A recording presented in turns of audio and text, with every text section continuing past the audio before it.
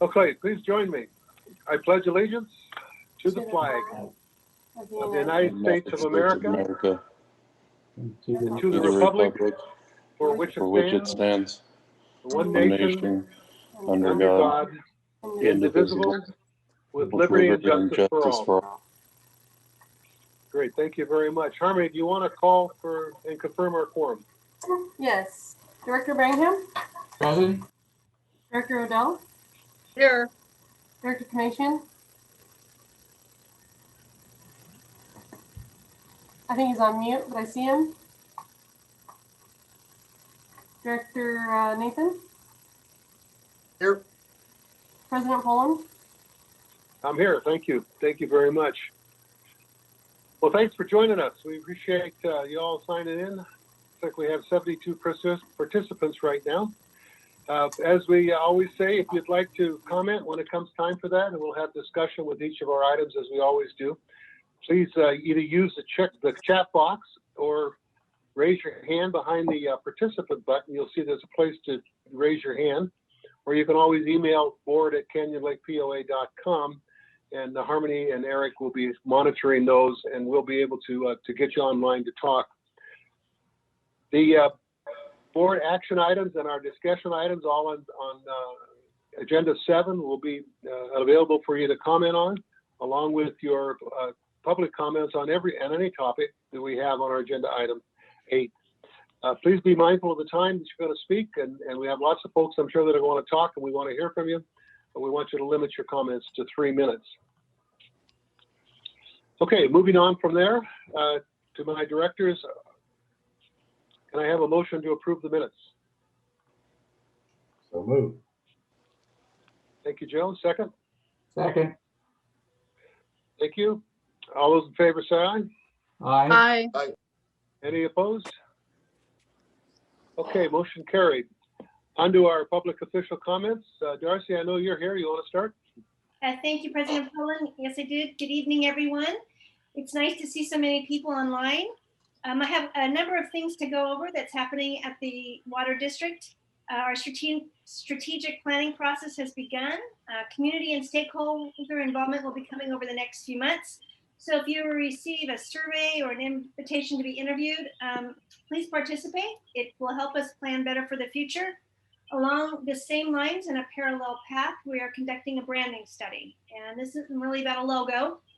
This is about understanding the experiences our customers and stakeholders have with the Water District and identify ways that we can get better. If we don't know what's broken, we obviously can't address it, and make sure that you're getting the best possible service and have a good experience when you deal with the Water District. After the recent rain event, the lake spilled. You probably all know that. With no plans on operating the lake water treatment plant for the next 2.5 to 3 years, the lake level should remain high. And for most residents, I know that's something that you're happy about, but I also know for others that kind of can impede their recreation. So realize our job is really to keep that drinking water reservoir full as possible for as long as possible. We are launching a pilot study program to remove the PFAS that's in the lake. That's the reason the plant is offline. And that process will take about a year. And from there, we'll be able to redesign our capital improvement program, our project there, and integrate some of the recommended treatment processes that we're exploring currently.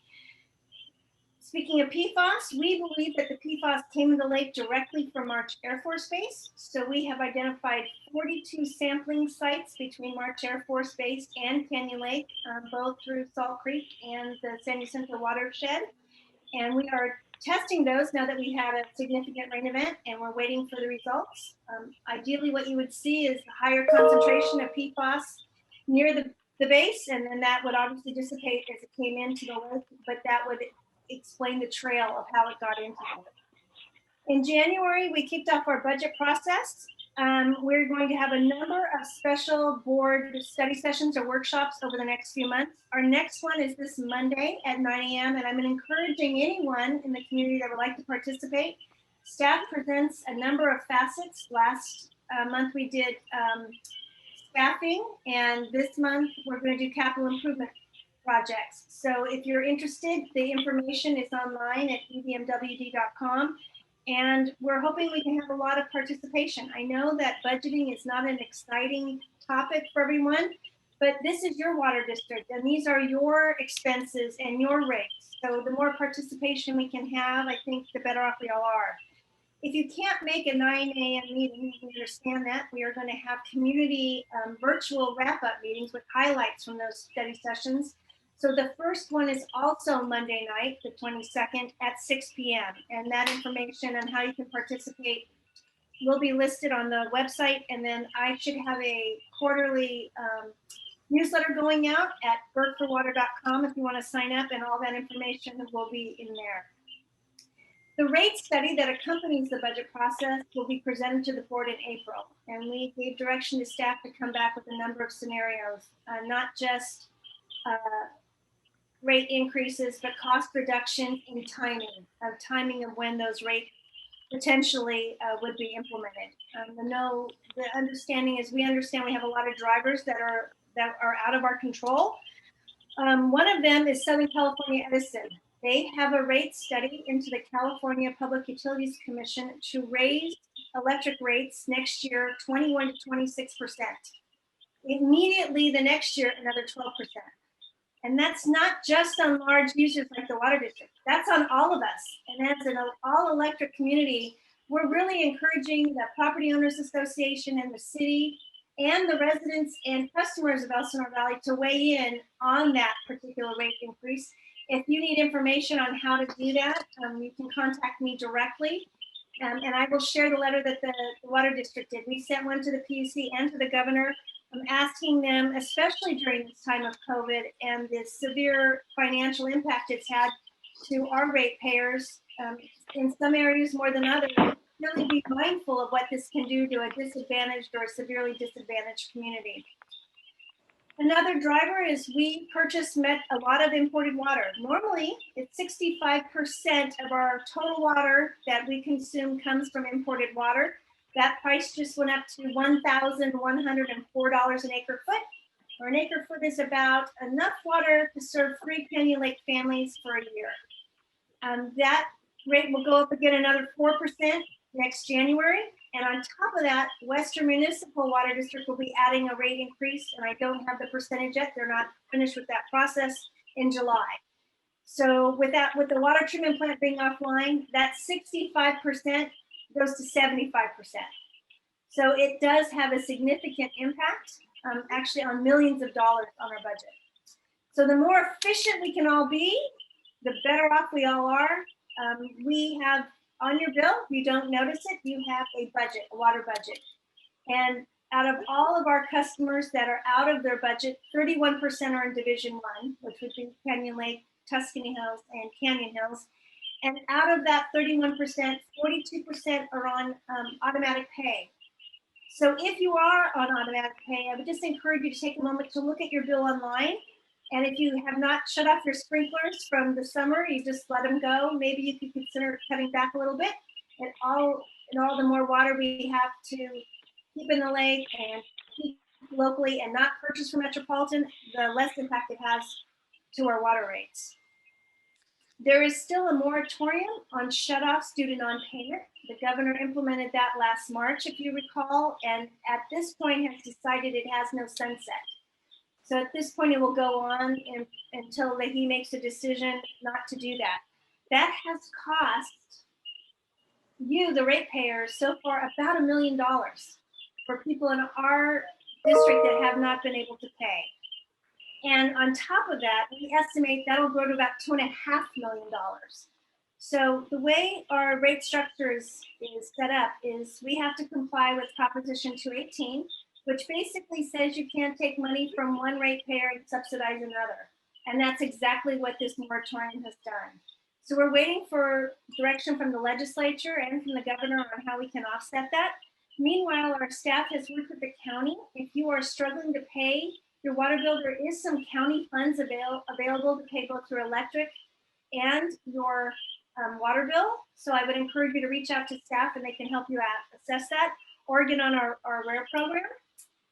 The last thing I wanted to mention is when Elsinore Valley bought Temescal water company back in the 1990s. With it came water rights in the Colton San Bernardino area. And we don't have a pipeline to move that water down into our local area currently.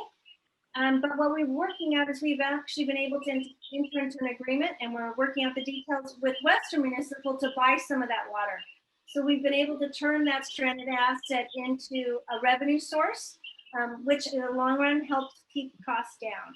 And that's all I have this evening, President Paul. I'm happy to take any questions.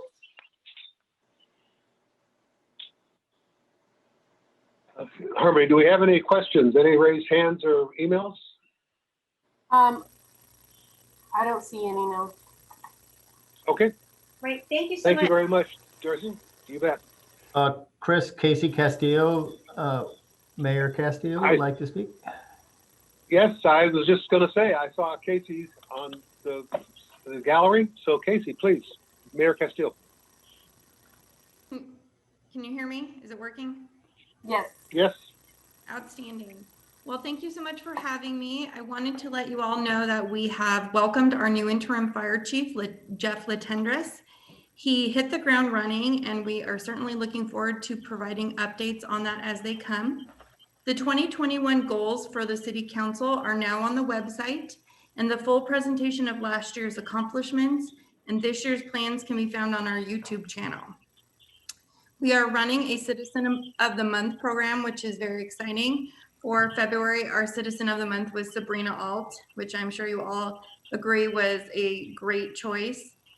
If you are interested in submitting a name for Citizen of the Month, please email us at media@canyonlakeca.gov. And then lastly, we have a special City Council meeting on the 17th in the evening for our mid-year budget workshop. Exciting stuff. So thank you all for having me and have a great meeting. Thank you very much, Mayor. Appreciate you stopping by and giving us the information. Do we have any other public officials that would like to make comments?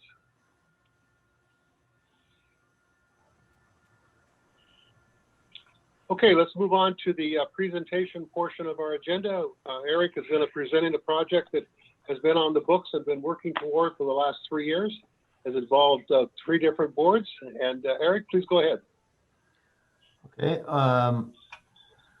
Hopefully you can hear me. I have too many screens going on here. I have a Facebook screen, a meeting screen, and my sharing screen. So hold on, let me sort this out here.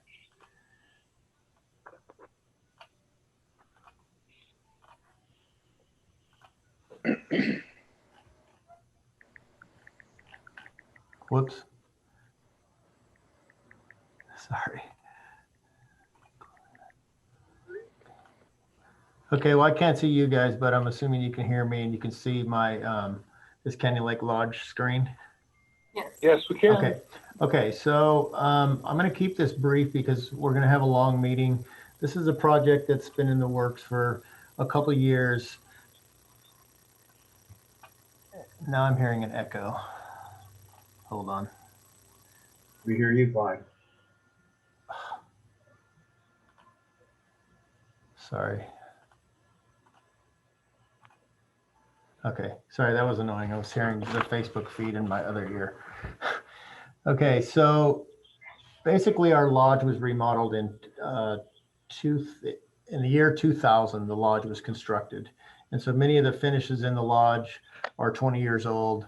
The limestone flooring when you walk in and outside the holiday bay room is badly cracked and dirty and seriously 20 years old. There's carpeting in there that's very old. There's furnishings that's very old, and in general, our repair and replacement reserve funds are our duty as managers of an association is to maintain and keep up all of these common areas. And because the lodge, there are many finishes in the lodge that need updating and repair and replacement. We hired design professionals who specialize in restaurants to choose those finishes for us. And so that's kind of been in the works for a while. And then probably over a year ago, the board asked that I add the front patio area the exterior part of the lodge to this project and sort of combine them and do them at the same time. So I'm just going to run through here the current status of this project. Assuming you can still see my screen, this is a cover sheet. Here's some design inspiration things. This roof structure you see here is an element that you'll see is incorporated inside the lodge. We have, camping here, we have lake here, we have water sports here. This window feature here you'll see is something that's been incorporated as a utility and a form and function. Here's a layout of the a basic design layout of what's going to happen in the lodge bar area.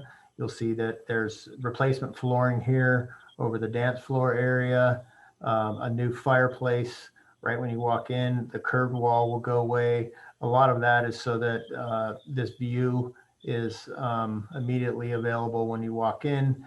Over on this side of the dance floor area, we have a sound issue. We have bands here on Friday nights, and sometimes we'll have an event or a function in the Holiday Bay Room and dining happening in the restaurant. And so we have sound issues between the bar area, live entertainment, and everything, whatever else is going on at the lodge. And so along this row here now, you'll see there's glass doors between what is now the dance floor and say the hallway to the restroom, and the hallway leading right here to the restaurant. So this window wall here, right now, this is a solid wall that bands perform in front of. Another thing this will accomplish is there's a view right through here. If you follow my cursor, half of the view of the lake is obstructed by this wall. And so now when we open this up and this becomes a window wall, it takes care of sound, and it will also allow us to take advantage of the view of this side of the lake that the restaurant sees. So new flooring here, new flooring here, new furniture here. A big portion of why we're doing this project is right now the bar in its last iteration is a U shape that goes up against this wall, and there's no way for servers to go out to the front patio. So what we've done is we've taken double doors here leading to the front patio. We've enlarged the size of this back bar area and made a door here and pass-through window here so that the bartenders and servers can serve out a window here to either the servers or the customers on the front patio. The bar is now away from this wall so that there's a path of travel here for bartenders and servers to go either this way to the front patio or this way to the front patio, and customers. And then there will be a large doorway added here, sliding doorway going out onto the balcony. So when it's a nice day, we can open that up and everybody can take advantage of the views and the weather. So that's just kind of a quick overview of what's happening in this area. Here's this window wall that I mentioned. If you imagine you're standing on the dance floor looking towards the restrooms in the lodge, you would go out this door to the restrooms, and this door and window wall now will prevent sound from traveling from the dance floor to the Holiday Bay Room or to the restaurant. This area right here is currently a wall, and so the view of outside all the windows in the restaurant is currently blocked from anyone except for people in the restaurant seeing. And this window will now open that view up so you can see the whole view up from the backside of the lodge. And this is just kind of an overview of the dining area. We're still finalizing picking finishes. This is a reflected ceiling plan. I showed you there's kind of a roof structure, a suspended ceiling in the restaurant area. You'll get a better idea of that in the next image. Looks something like this. Just kind of a ceiling feature. This would be the hostess stand when you walk into the lodge. And we'll go much more into this later. I just want to give a kind of a quick status overview. This is a plan view looking down on the restaurant from the ceiling. This is private dining room, the all new furniture and carpeting. Same thing here, all new booths in the restaurant area. And then we'll go to, here's some of the finishes. This is a proposed finish, wood flooring on the dance floor. It's badly needed replacement, carpeting in the restaurant, and these things are still being finalized. This is this restaurant ceiling concept that I mentioned, where kind of an outdoor campgroundy feel, a little more lake community. This is representative of the window wall that I mentioned that will take care of sound and also allow us to take advantage of the views outside the restaurant. And just a few other finishes that we're working on. None of these are finalized. Nothing is final until we go out to bid. I present cost to the board, and then the board would choose down the road whether or not to fund this project or not. But all these finishes need to be replaced. And then outside, this is kind of an example of, this is the existing topography. The fountain is here. The stairways down to Sunset Beach is here. And right now, this is our current lawn area that you're all familiar with, that we have Fiesta Day and the car show, and there's a big tree here. So the idea is that we're going to build retaining walls, which you'll see in the next image, that will go out here and allow us to create new free real estate that's flat and usable out in this area, and get rid of a few trees, increase our view, and create a larger dining and event space. Here's kind of the idea. We'll go back and show you. Here's the fountain. This would be the enlarged patio. These would be new retaining walls, which will be on what is now the slope, and there'll be planting in between the retaining walls. This area here will be the new dining patio with a shaded patio cover, and there'll be lounge seating here and dining seating here. And then next to that will be a stage with bandstand, wedding space. This would be where the band would be for Fiesta Day in the future instead of renting a tent and renting a stage. And then there'll be another little trellis here to kind of tie all this together, leading to the holiday bay room. You'll see better in the next images. Again, here's the fountain. Here's the additional real estate that we will be creating into usable space. Right now, this is completely unusable slope. And so a good portion of the new dining patio will be new real estate created by the walls. And then here's the stage. And then this is representative of what that dining area will look like. Again, this area where my cursor is the fountain, existing fountain, which will stay. There'll be some lounge seating and then some dining tables. This area would have a fixed patio cover. These tables would have permanent umbrellas. And then this would be the event space, bandstand, weddings. That will also have a patio cover and some shade. And this is a better look at kind of an overview of just the floor plan. Again, here's the fountain for reference and the stairs. This area across here, all of this is new real estate created by building retaining walls on these slopes, flattening this out. This is be the floor area, the concrete pad for the dining and lounge area. And then this would be the permanent bandstand.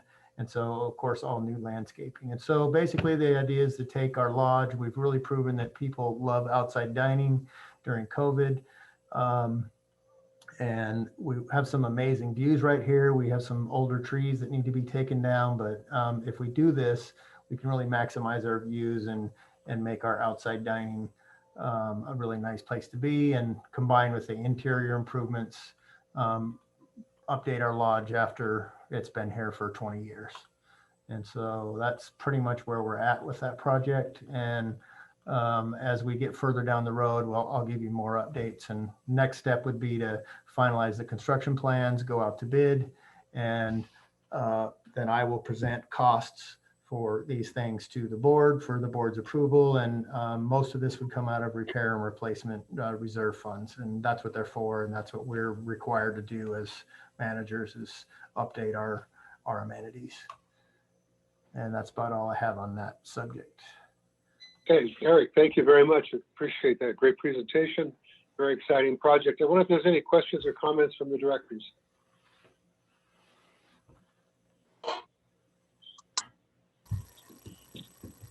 Okay, we have time for one or two questions or comments from the members. Please let us know if you'd like to say something. We have no hands raised. Yeah, I don't see anybody want to talk about that. I will, Okay. real quickly, Chris. I think the pump track was on the published agenda also. Yes, it was. Okay, so I'll just give a 30-second update on the pump track. Next month, we should have renderings for the pump track. which we can show the public, and where we are with that project is we're addressing the last couple civil engineering comments on our 4th city plan check.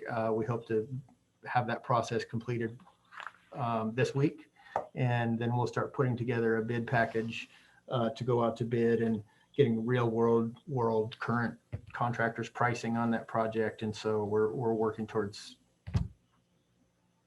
building or getting ready to build that, having the board approve it, and finalizing what that will really cost.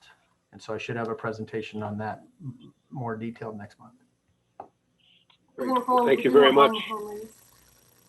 Okay. Renee? Hi, Eric. The plans for the lot, everything looks stunning and beautiful. And I don't know if this is too early to ask, but how long do you think, like, let's say everything's approved and we're a go, how long will it take to do all of that? Is that a 6 month from, do you think, from beginning to end? Because it's stunning. I think we could do it in 6 months. This started a long time ago, and it's veered off course a little, and we've added to it. And we actually hired an architect who passed away, and so we had to replace some members of the team. And everybody's regrouped, and we're full steam ahead. So I would assume that if I present all this and the board approves it, that whatever, I can't tell you how long the RFP and the bidding is going to take. Right. Let's skip that point. Right. I could see 6 months. Okay. It's beautiful. Thank you. I would love to do it this year. Yeah, ideally. All right. Thank you. Thank you. Okay, I'd like to move on from there. Have a couple of announcements for you. First, Dale our budget Wilkie raised a hand. Sorry. Well, I guess that's fine. Let's have Dale Welty. Chris, you're going to give me a minute. Thank move you. on. I just wanted to say I'm excited about the patio. I know that it's going to cost some money, but I think we're going to get a solid return on investment. There's nothing better than the POA spending money where we get a return on not only improve the community and make it a much nicer place, but I also see that we can get a fairly decent return on the money that we invest. The patio, I think, will be a real draw. We have the opportunity. I think we can do a lot of events, maybe a beer gardens or a wine tasting. I'm just excited. I want to say great job and thank you. Well, I'd like to give credit to Dale and his board for pushing this forward with all the outside dining. So Dale, you're seeing the benefit of your work there. We appreciate that. Okay, I would like to move on to the announcements. I wanted to let you know that we have our annual budget workshop is going to occur on February 18th. It's just a couple weeks away. It'll be 6 p.m. It'll be a Zoom meeting, as you can imagine. It's going to be based on the budget that has been presented to the Finance Committee by our staff, and the Finance Committee, along with their own committee that has been studying our reserves, are going to present all that information to the board. The board really hasn't seen it for discussion. It gives us an opportunity to look at it, to review it, solicit comments from the members if you'd like to come and join us. And then we'll take and structure a final budget that will be considered for approval in the following month. So please think, if you're interested in that, please plan to attend February 18th. You'll see the notice come out. It'll be on the website soon. The other thing is, I hope you all realize that the election cycle has started. Intent to run forms have been made available as of yesterday. They're due March 11th, I think at 3 o'clock. I would really encourage you, if you have interest in really making, having an opportunity to deal with Canyon Lake and all the issues. It's a big job. Believe me, it's a big job. We are moving forward. We have vision and purpose. We know what we'd like to do. And we'd love to have some more folks come alongside of us and work with us. I can say for myself, if you have any questions about just what's involved and you'd like to have some conversation about that, please feel free to give me a call. I'd be glad to talk to you. Okay, I'd like to move on to the consent agenda. Are there any items on the consent agenda that members of the board would like to pull?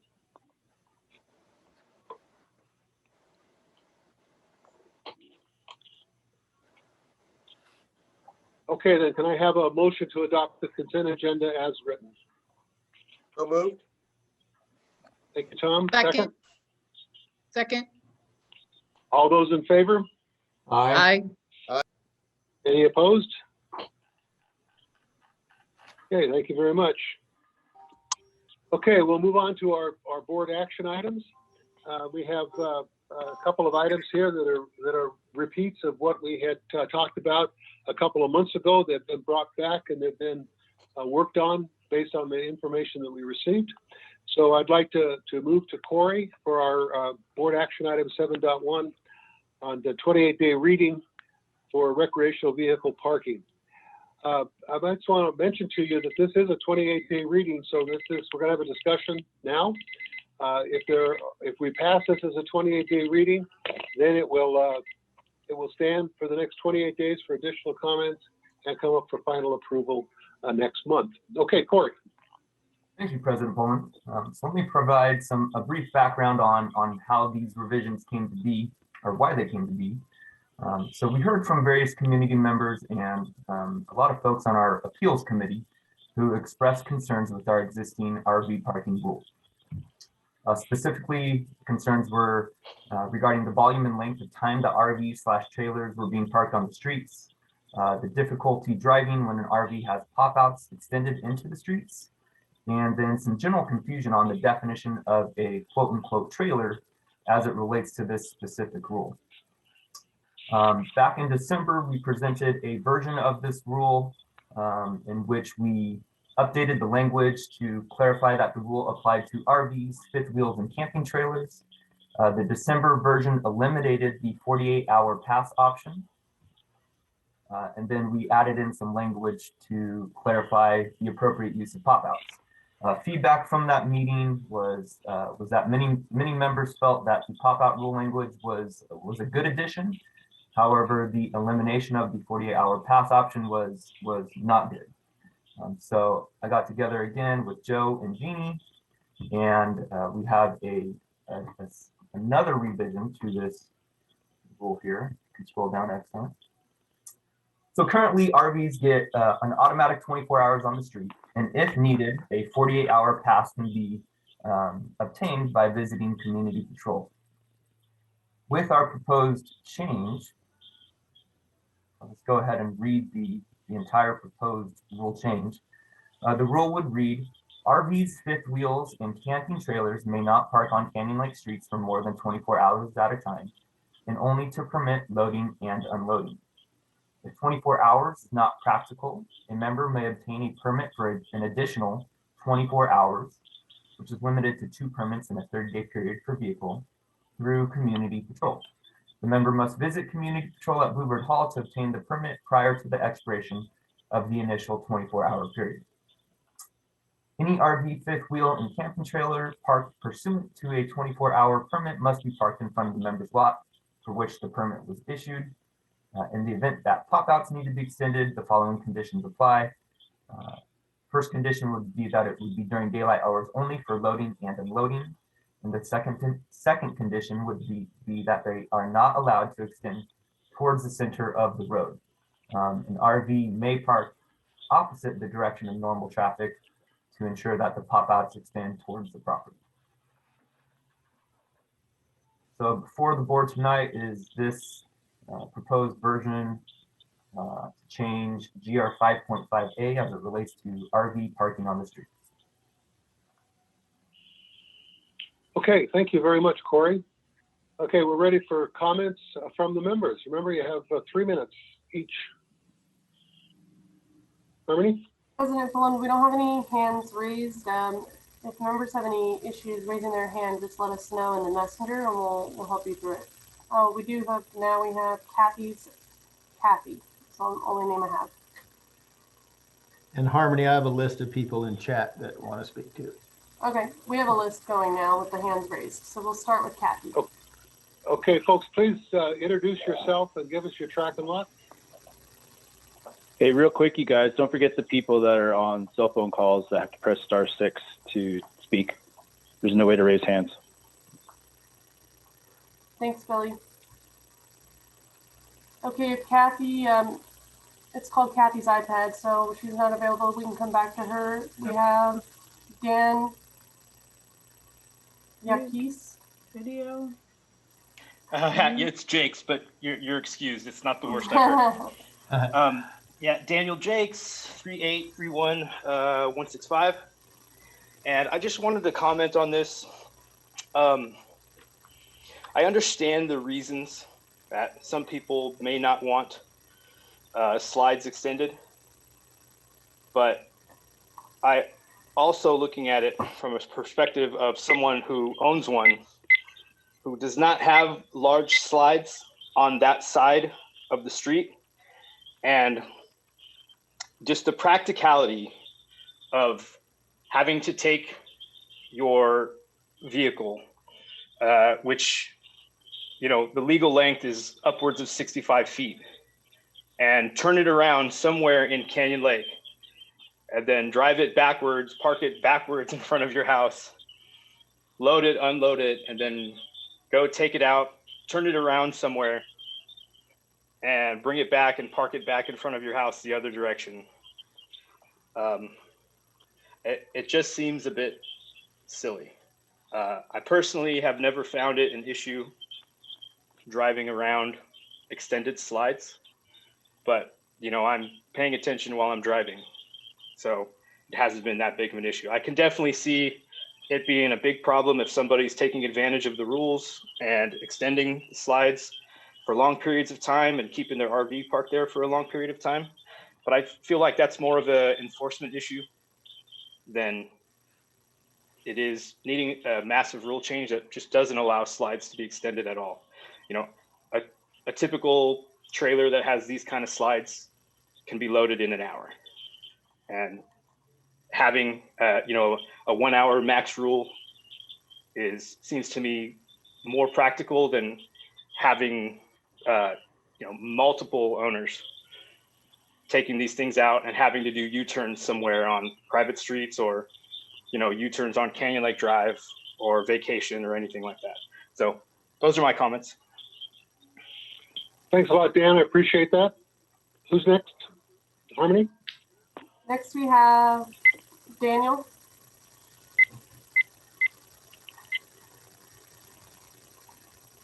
Yeah, Daniel. There we go. yeah. This is Daniel Hardcastle, Dragon Lot 3804-230. We had this come up 2 months ago, and we all said it wasn't a good idea. So I'd like to reiterate, I have an RV. I have a slides on both sides. Without opening both slides up, you cannot walk down and load your vehicle. People drive around in their golf carts around cars that are parked in the street. I mean, if you're paying attention, I don't see why there's an issue. Also, we're changing the rule for people to have 24 to 48 hours. For people that work, to get to Bluebird Hall within the 24 hours or the 48 hours, and people that travel and things of that nature, you're putting a hard time. We need to look at, have we ever had an accident and you running into the back of an RV? And if, well, police statistics, that I'm pretty sure there's a no there. So I don't see why there's an issue. But again, we're revisiting the thing that we said was watched 2 months ago, and it keeps getting brought up. Thanks a lot, Daniel. Let me just comment and say that the whole purpose of the 28 rule reading and our discussion periods is to listen to the members, and we have lots of different opinions, and to bring things back. So don't ever be surprised that things come back, because they will, until we get them settled out to where we believe we have a good rule for the community. So I appreciate your comments. I just had one question for you, Daniel. How long do you need to load your RV? For loading and unloading, that's not really the issue. The issue that we talked about a couple months ago was when you go, you have to plug them in to get your refrigerator to cool down. That's a minimum of 24 hours. And then you're going to, once it's cooled off, you come home and you're getting ready to go out for the weekend, or a week, whatever you're using it for. You need to put the food and everything in there. Well, that's already beyond the 24-hour period, especially if you work during the day, then you're coming home at 5 o'clock, loading it up, getting ready, take your family out. So there's the 48 hours. Maybe 36 hours is a better rule. Maybe not 48. I think we could agree on that, but 24 hours is definitely not enough time. Okay, thank you very much. Any other questions from the directors for Daniel? Okay, let's move on to the next member. Okay, we don't have a hand raised, but Billy, did you want to comment, Billy Spencer? Yes, I'd like to say something. As an RV owner, I'm sorry, my name is William Spencer. I go by Billy, and I live at 3719221. I would like to point out that we don't hear anyone that agrees with this. Everyone's always disagreeing, and that's why we always have such a huge head count when it comes to these Zoom calls. Somebody's got like a timer going off. It's really annoying.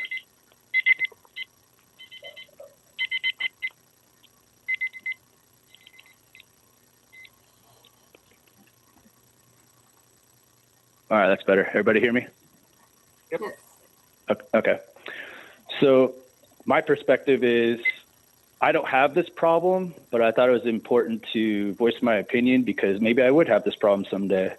I think people should have the right to prepare their camper, their trailer, their motorhome, and have it overnight, just like it always has been. And if everybody's not familiar, if you need more than 24 hours, you go to Bluebird and you get a permit for 48 more hours. Why are we taking away that privilege? Again, it comes back to enforcement. That's the key. 3 days is not asking too much out of a month, 30 days. One lady commented last time, well, first I'm going to take it here, and then when I come home, I have to unload it too. So I'm in the same situation. And I agree with her on that.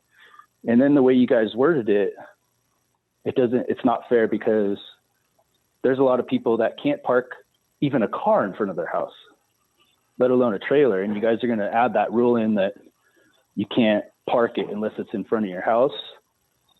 You're making it harder and harder and harder to live here with these types of rules. You're not thinking about every situation. So hopefully everybody considers that. Thanks. Okay, thank you, Billy. Any questions for Billy? Okay, who's next? Scott Reedus. Hey, Scott Reedus, 3716 Lot 12. So I guess I heard Corey say that you could park the opposite direction if you have slides, which is great for some people. Unfortunately, some people, both their slides have to be out. And I guess the problem that I have is loading at night, especially during the winter. If you're going to the desert, you get home at 5:30, it's already dark. You want to leave in the morning, or you have to go to work the next day. It's going to be dark when you're loading your food and unloading your food. But I think there's some options, right? One of the options is the slides don't have to be out all night long. If I'm sleeping, there's absolutely no reason my slide needs to be out. That's just common sense. And anybody that does that when they're not in their RV pretty much deserves the ticket. I'm on a cul-de-sac, and it's very narrow where I'm at. So I try to watch out for my neighbors. I don't want anybody getting in an accident. But how about putting in the rules some sort of a lighted device on your slide so people can see it? It can be as cheap as taking one of those glow-in-the-dark sticks that we use during Halloween and taking a clothesline and clipping it to the slide. It can be a cone with a flashlight in it pointing upwards so the slide so people can see it. It can be a spotlight. I think there's a lot of ways that we could light the slide for the safety of the people passing by. So it's safe for everybody. We're able to load the RVs and they're able to see it. And somebody mentioned before, I don't know if there has been an accident or not because of slides, but I think that'd be something good to look into. I think there's options though, with some sort of a temporary light on the slides. That's all I've got.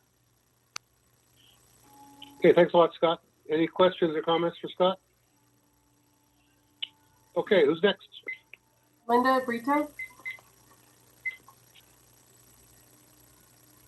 I'm at 3863 213. Your name, please. Linda Brito. Thank you. I actually think 48 hours is enough time. having owned 5 travel trailers, some with slides, I must be the only person in Canyon Lake that actually plans and takes time off work to load my trailer. As far as the slides going out in the street, I do think it's a problem. And I also think it's a problem that's not being addressed is people parking in front of their driveways with their huge units. Because when they're parking in front of their driveways and they have their slides out in the street, that makes it harder for the people with the driveway across the street to even pull out of their driveway, especially if you've got a large truck. And I agree with the 48-hour rule. I don't think that you need 72 hours to load your unit and then go away for 3 days, come back and leave it on the street for another 72 hours. So I actually agree with the new rule. Okay, thank you very much. Any comments or questions for Linda? No, I guess I would just say that if something breaks out in the desert. I don't know, who's speaking now? Oh, sorry, Scott, read us. Scott, this is not a discussion, please. We need to hear from everybody. Who's next, Harmony? Richard Franczyk? Yes, thank you. Richard Franczyk, lot track 3716042. I'd like to say I really enjoy living here. I moved here in October of last year, and this is an amazing community. Part of going camping for me is to go on vacation and to be able to have the adequate amount of time to load my RV. Now, when it comes down to the slide issue, the only thing I'll comment on that is some of these slides on these RVs aren't meant to open and close and open and close. If anybody knows, RVing, they know these things aren't made like they used to be. So someone mentioned a comment as far as putting something out there. I think if you are gonna have your slide left out, put a cone, put a light, something like that. It really comes down to just the ease of loading, feeling like I'm going on vacation. And then when I come home, I'm coming back from a vacation and my vacation home in Canyon Lake, not to be essentially rushed to get everything out. I work all day. Sometimes I don't get to load until the evening hours. My kids are in, homeschool. So it really comes down to just, I understand that, we have to look out for the other members that don't have RVs and the safety. But the other, the other end of the spectrum is, as a resident, I like to just feel comfortable when I go on vacation. And sometimes these things, I can't load my RV without my slides out. So the only thing we'll point out, and I'm not going to beat a dead horse, so to say, everybody's made comments, is the neighboring cities, Murrieta, Menifee, Temecula, it's 48 hours before and after a trip. So I know we like to follow the city of Lake Elsinore, but I think the 48 hours is a little bit better than the 24. But again, that's just my opinion. But I thank you for your time. I appreciate it. Thank you very much, Richard. Any comments or questions for Richard? Okay, who's next? We have, it's under Kathy's iPad.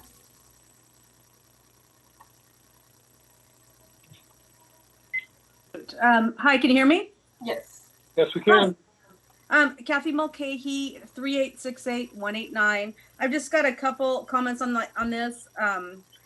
I would like to keep the 48-hour pass. I think when you're coming home late and you have a lot of cleaning to do after being out of the desert all week, it's not just unloading, it's also unloading and cleaning. I would like to see no slides at night, and I would like to see cones, some kind of safety device required at the end of the motorhome so that traffic doesn't hit it. And I also, on the parking in front of your street, we're able to do that and we're really lucky, but there are a lot of other people that are not. And I would like it to say as near as possible to your home. And that's it. Okay, thank you very much. Thank you. Any questions or comments for Kathy? Okay, who's next? Holly Birdsall. Hello, good evening. Track and lot is 3868-242.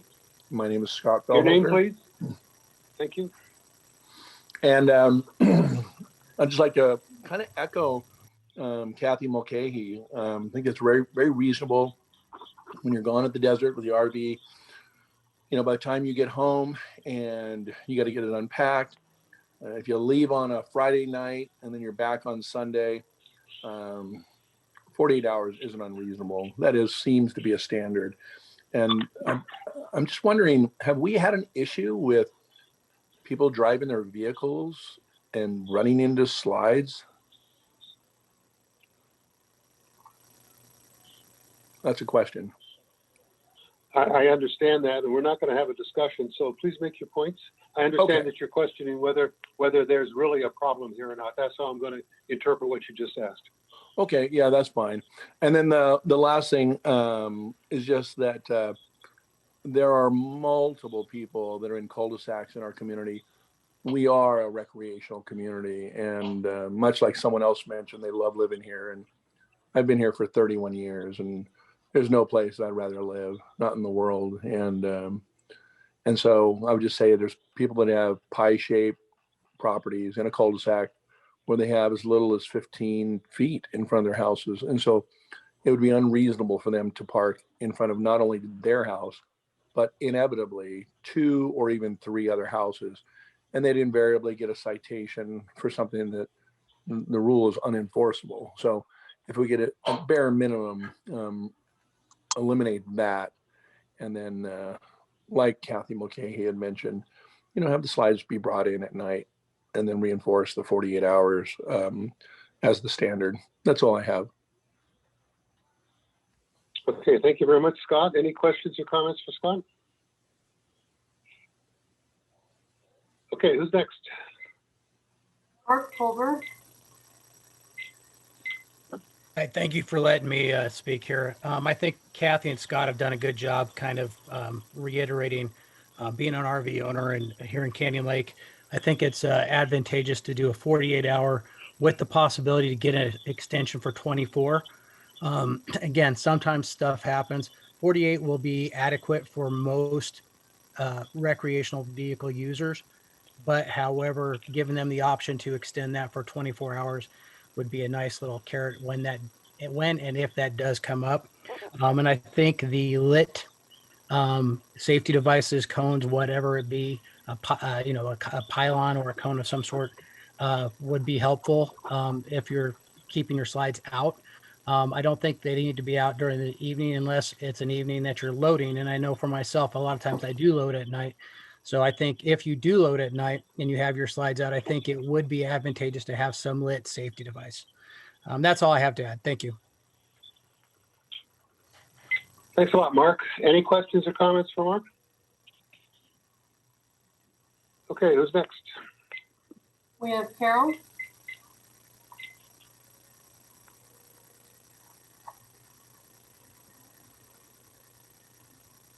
Carol, if you could unmute.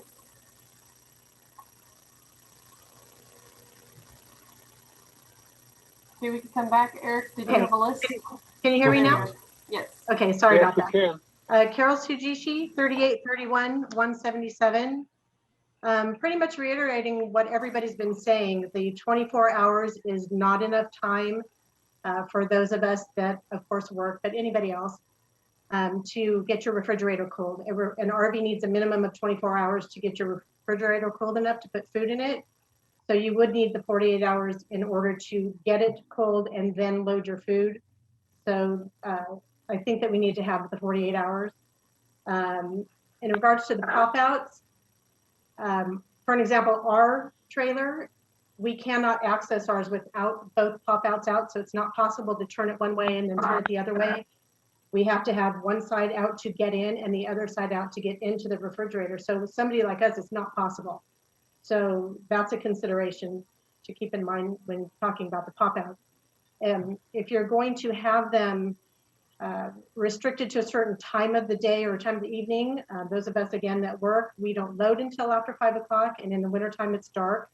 So I do agree that Scott Reed's suggestion of having lighting or some kind of safety cones or something out there would be helpful with that.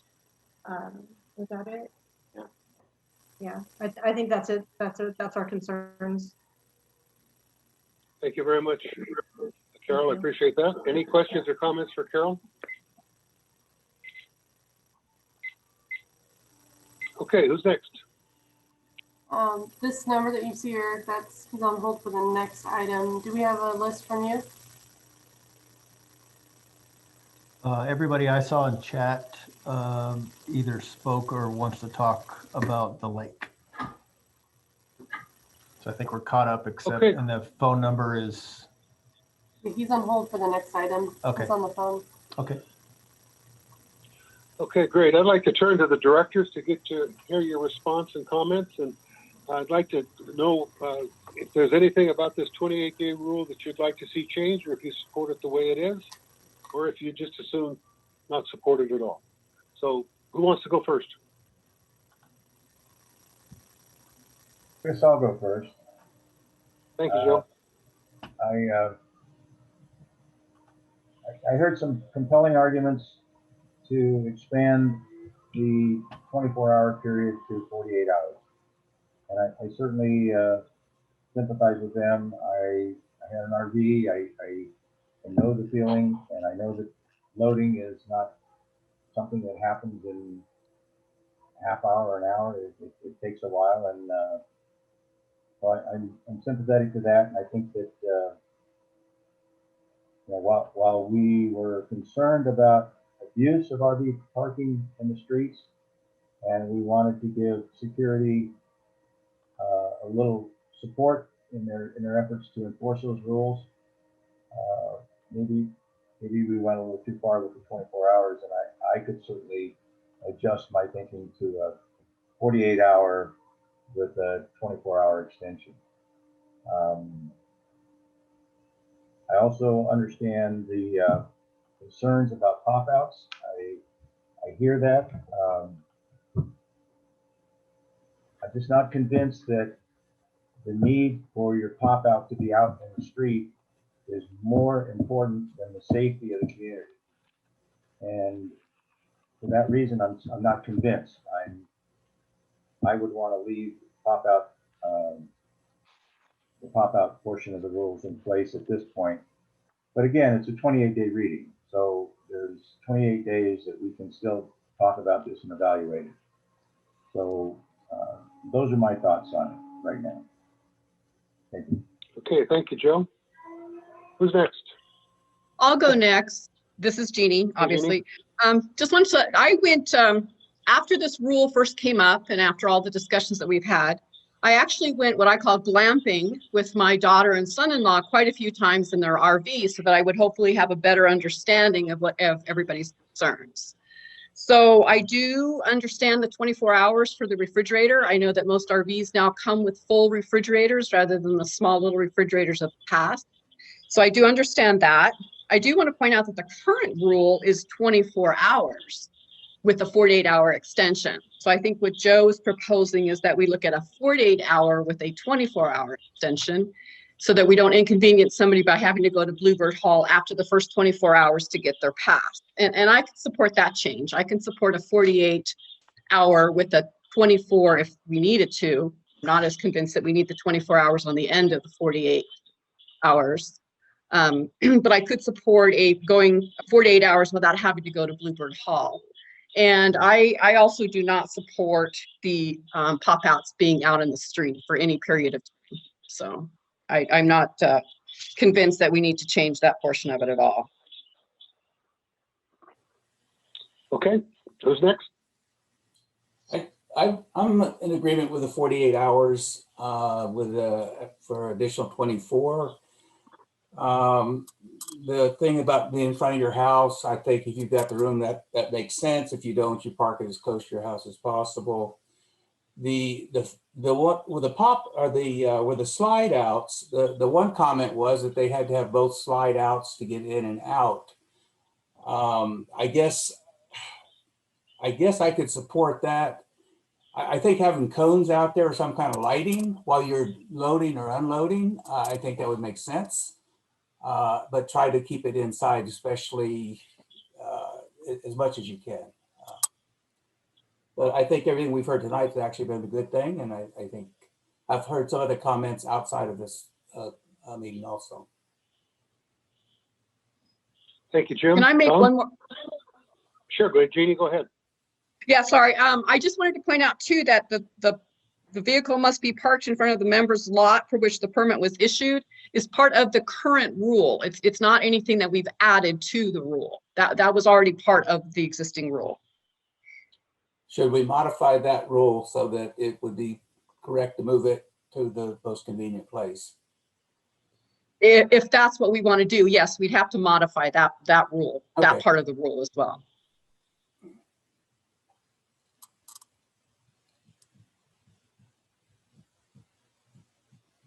Tom? Thank you. People sort of commented tonight about how nobody's complaining or they haven't heard complaints. I think, that's the reason we have these issues and rule changes come up, is because there is talk and there is conversation about this. So just because you didn't particularly hear it or it's not happening at this meeting tonight doesn't mean that the association doesn't receive comments and concerns.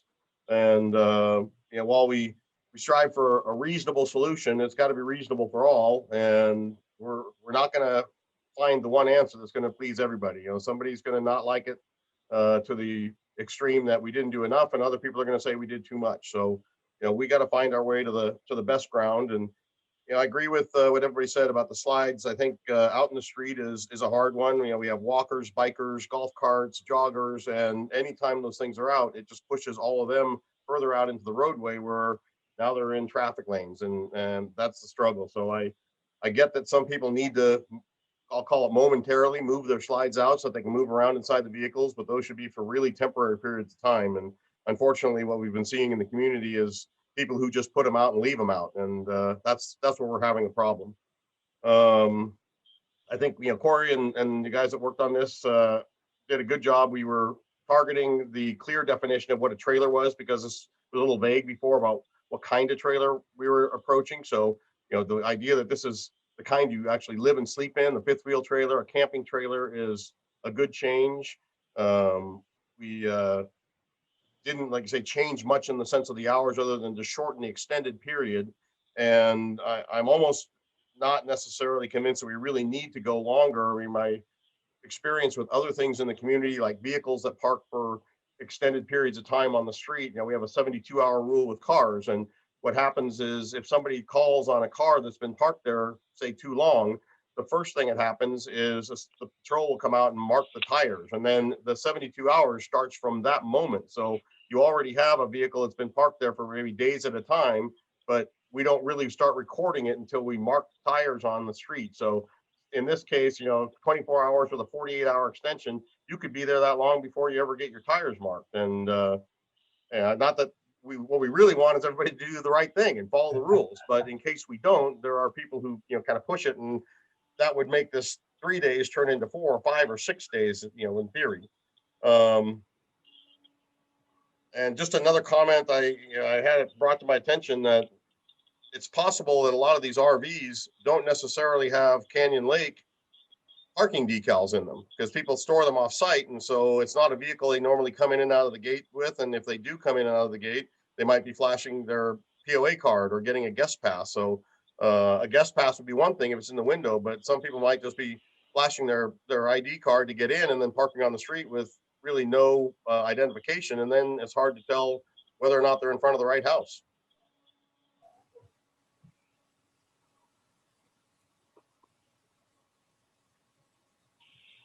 Okay, I'd just like to add a couple of comments. I live over near Early Round Drive, and there is there's an RV that parks on the blind corner with its pop out. Whenever we drive around that, which is often, you're driving around a blind corner with a pop out, and honestly, I always think, boy, if somebody's coming, one of us is going to either run off the road or we're going to have an accident. And it's never happened, and I hope it never happens, but it is a reality. And I agree with Tom. I have heard a number of people who talk about the concern they have because of the particular situation they have in their part of the neighborhood. I am in support of the 48 hours with a 24-hour extension. I think that's a great idea. I think it would be nice if we could write in here that the pop-outs can be extended for some reasonable period of time, an hour or two, or however long it takes to get done what you need to do. I think that's something that we should be able to consider. So what I'd like to do is ask my fellow directors, we can either table this 28-day rule based on what we've heard, or we can make a couple of suggestions to how to change this so we can pass it with a 28-day rule with those suggested changes. Does anybody have a feeling that they'd like to try to do that? And if so, could you make a motion to adjust the 28-day rule? I'll make a motion to adjust the 28-day rule. Okay. I'll second that. Okay, so tell me what we're going to adjust. All right, so I'll go with your suggestion that we make it a 48-hour with one 24-hour extension instead of what's listed now as 24 with 24 hours. I think adding another section to the pop-outs that says that it's okay to have the pop-out out for immediate loading and unloading, just like we hear at the airport. You know, when somebody really needs to have that one facing the street out, it's only when you're actively loading and unloading, but at no other time. I'd like to stress that if I'm going to vote for that, I got to know that the community patrol pulls up and they are there to write a citation for a pop out that's in the street. The homeowner had better be there. If the homeowner's not there, then they're going to get a citation. I mean, that's how I feel. Because we see too many people take the rules that we give them and abuse them. And I just don't want this to be one of those opportunities to put your pop out, go in and have lunch, and then come back out and load up your RV. I think I agree with you you, need Joe. to know I think the seriousness of this if I'm going to vote for it. Like you said, the spirit of this is that if you were to pull up with a patrol car, you better see somebody walking back and forth to that RV rig, or else they get a citation. Okay. Okay. Yeah, just to ask Tom. Go ahead, Jeannie. I was going to echo what Joe had to say too, because to me, how can we enforce this? So, you know, if we modify it so that they can be temporarily extended into the street, it also has to include language that says they must be actively loading or unloading the vehicle, or they will receive a ticket. That is what my amendment is to say, is that it's not just okay temporarily, it is that you must be actively using it. Or a citation will be issued. That's the whole point of a rule. Okay, so I have a motion to accept this 28-day rule with the amendment that we adjust the period of time to 48 hours with a 24-hour extension when requested, and to add language that the pop-out can be out for immediate loading and unloading with the owner present. Do I have a second to that motion? Should we put a time limit on that? Sure. What time would you like?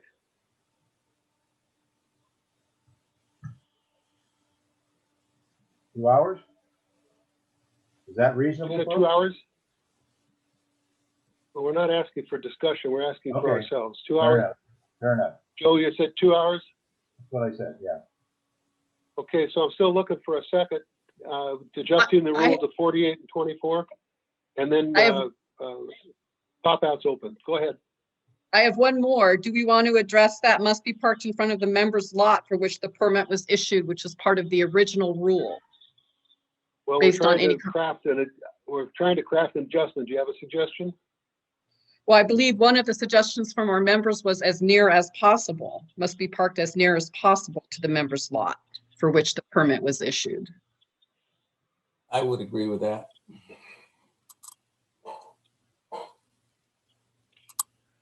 Okay. Anybody else? So I now have a motion to make I had one other question. When the pop out is out, do we want to put any kind of language in there to have a safety device or some kind of a warning that is out? Would that make sense?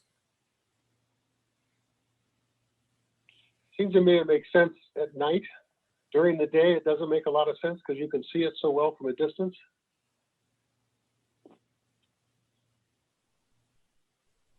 I mean, I could go either way. It would seem like it certainly wouldn't hurt. The way this already reads though, is it does read about during daylight hours. So I'm kind of inclined to just leave it with the daylight hours. And if it's out, like Chris says, it's pretty obvious, but that's again, up to a member. If they know something is in harm's way or could be a hazard, I would think that they'd want to protect their property too. Well, we did have a number of comments, though, that we have folks that are coming home from work in the wintertime at night and loading their RVs for morning departures. And I think that perhaps what we need to say is if it's at night, that it has to be properly lit, or obviously lit or something. I would agree with that.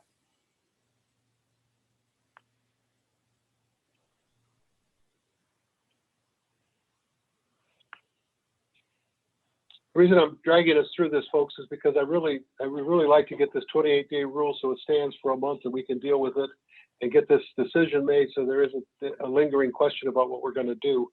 Right now, I have 4 adjustments to the rule. One, changing 24 hours to 48 hours in the 24 hours extension. Adding that it's okay for the pop-outs to be out for immediate loading and unloading with the owner present, but no more than 2 hours, and if at night, properly lit. And the third thing is to say that the unit has to be parked as near as possible to the owner's residence. I had a motion. Can I get a confirmation on that motion? That sounds good to me. We had How Director about a Birmingham. We had Director Birmingham and Director Nathan. Okay. All those in favor say aye. Aye. Aye. Aye. Any opposed? Okay, so we've passed a 28-day rule with those adjustments. We will make the adjustments in this 28-day rule and get it posted on the website absolutely as soon as possible. So folks, to our members, if you'd like to comment on it, please write to us or be prepared to speak with us at the next meeting when this comes up for final approval. Okay, I'd like to move on to the 7.2. This is a 28-day reading on trailer parking for no trailer parking for more than 24 hours. Corey, would you pick this up?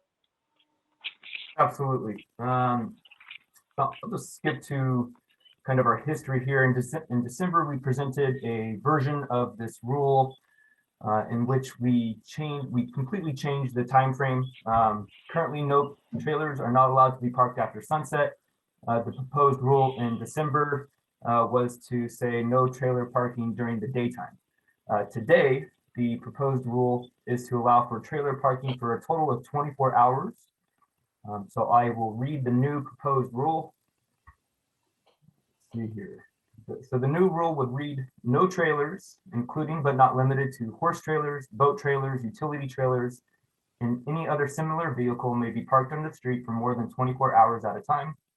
All trailers and any other similar vehicle must display rear lamps and reflectors, as well as rear side reflectors, and must be attached to the tow vehicle.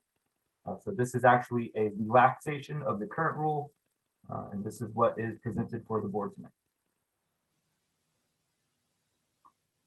Okay, thank you, Corey. Do we have any member comments? Harmony? Sorry, I was on mute. We have Billy Spencer. Hello, I'm here. Okay. All right, so I'd like to address this. Do we have your name, please, and your Latin? She just said Billy Spencer. 3719221. And your name, please? Billy Spencer. Billy Spencer. Okay, Billy. Okay, hi. So I have a question because I don't want to speak out of context here. When it says no trailers overnight for more than 24 hours, does that also include my boat trailer hooked to my truck over the weekend if I was camping at Happy Camp?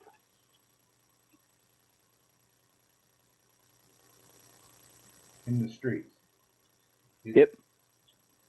It refers to just parking in the streets. Right. I'm talking about, I launched my boat. I drove it home, the trailer, with the truck, and parked it in front of my house. And then I get a ride to go get my boat, and I go to Happy Camp, and I spend the weekend there. Because you guys have made a rule where I can't leave my truck and trailer at the boat launch. for the weekend or even overnight. I have to leave it at sunset. I have to take it away. Okay, so I understand what you're saying is that you would like to be able to park your boat trailer in front of your house for a weekend. Is that your comment? Yeah, that's what I'd like to do if that's what you guys are trying to write out of the rules. So I was right. That's what's happening here. Well, I can't say that this rule was written to eliminate your ability to park your boat trailer on your truck over the weekend. I haven't heard that before. The basis of this came from a different place, but I understand what you're saying. Okay, well, I'm asking, does that eliminate? Okay, well, I think the way I understand what you're saying, it reads that way. If we want to adjust this to accommodate your concern, then that's a conversation we're going to have when we get done hearing from all of our members. Okay. So I'll use that. I'll use that as my example. And then also, just for the fact, keep in mind, if somebody's remodeling their house and they rented a trailer and they loaded it all day, they worked really hard, and then they're going to wake up in the morning and take that trailer to the dump, they're not going to have that option anymore. Why is that not within the 24 hours? Well, what do people do on the weekends when they're not working? They spend the weekend doing that. So they're going to have the trailer. They're going to have it Friday. They're going to have it Saturday. And they're going to take it back Monday. Okay, so I understand what you're saying about a weekend. I got it. Yeah. Okay. Thank you very much. Thanks, you guys. Who's next? We don't have any other hands raised. Eric, did you have a list?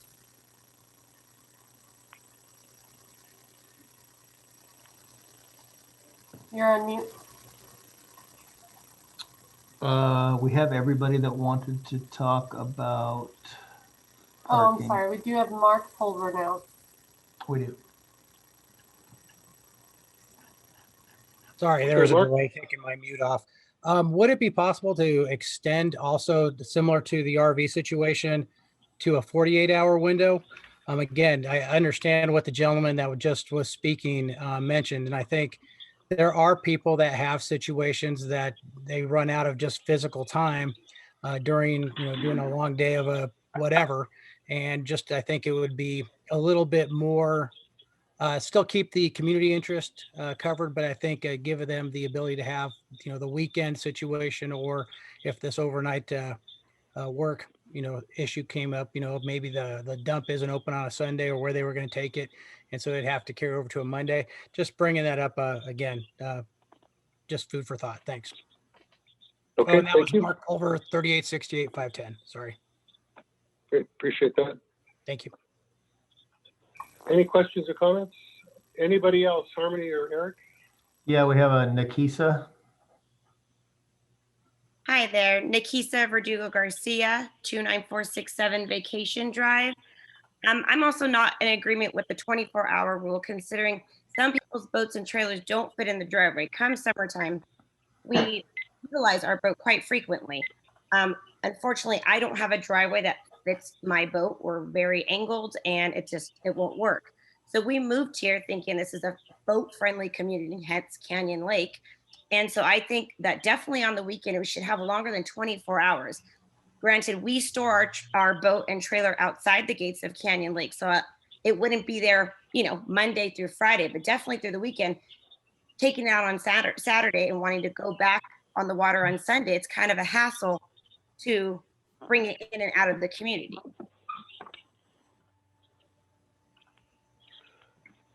Okay, thank you very much, Nikita. I'm just curious, the way the rule used to read, you were given one period of time from dusk to dawn on any given day. I wondered, what have you been doing? Because I don't think that includes the whole weekend, does it? Currently, right now, we take it in and out of the gates back to storage. Each day. Okay. Yes. That's what I was wondering. Thank you very much. Thank you. Okay, do we have other comments? We do. We have Scott Reedus. Okay, and then I have another one, Joe Washley after that. 3716 lot 12. Before, I think when we would able to keep our trailer parked in the parking lots, our boat trailer parked there, correct? Did that change? I heard somebody say that. Corey, can you help me with that? For instance, when I would go to Happy Camp, I'd launch my boat and I'd leave my boat, my truck and my trailer in the parking lot all weekend long. And then when I leave Happy Camp, I just go get my boat and trailer and hook it up. I don't know if that changed. Somebody said that we can't do that anymore. No, that didn't change. One comment that we've received recently really pertained to Holiday Harbor. We have signs there that say no boat trailer parking overnight. And for certain situations where we have like a fisherman who's just launched the boat and is still out fishing on the lake, we do allow them to, park their or have the trailer there, not overnight, but into the night hours until they're done fishing and then they leave. But no changes to Happy Camp. Okay, got it. So I would be concerned about on the weekends, especially holiday weekends, if people are having to take their trailer in and out multiple times and their boat in and out multiple times, the congestion that would, occur at the gates, that could be dangerous. Also, people could get upset and, try to get around somebody without enough room and stuff like that. And Joe, I know that concerns you, so that would be my comment is if we could just do the whole weekend, that would be a little bit better. Okay, thank you, Scott. Who's next? Joe Washley? Yes, can you hear me okay? Yes, sir. Yes, you can. Usually can without this thing on. 3716-433. On these trailers, I think they're very dangerous being parked on the street. They're not that large. It's not like a big motor home. And I believe that, like Billy said, what he wanted to do, I would say you take it to your house, park it in your driveway, unhitch it, and go to the campground. And when you're ready to bring the boat back, you drive back and hitch it up and pull the boat out. But you can come up with all kinds of scenarios of why you cannot do something, but I really believe the trailers parked out there shouldn't be on the street. If somebody wants to load up their car with a bunch of wood or junk or whatever to haul away, put it in your driveway and load it up there. And the next day when you're ready to go, then you drive it to wherever and get rid of it. So that's my thought on it. And that's all I have to say. Okay, thank you, Joe. Anybody else? No one else. Okay, can I get some reaction and comments from the directors? Who wants to go first?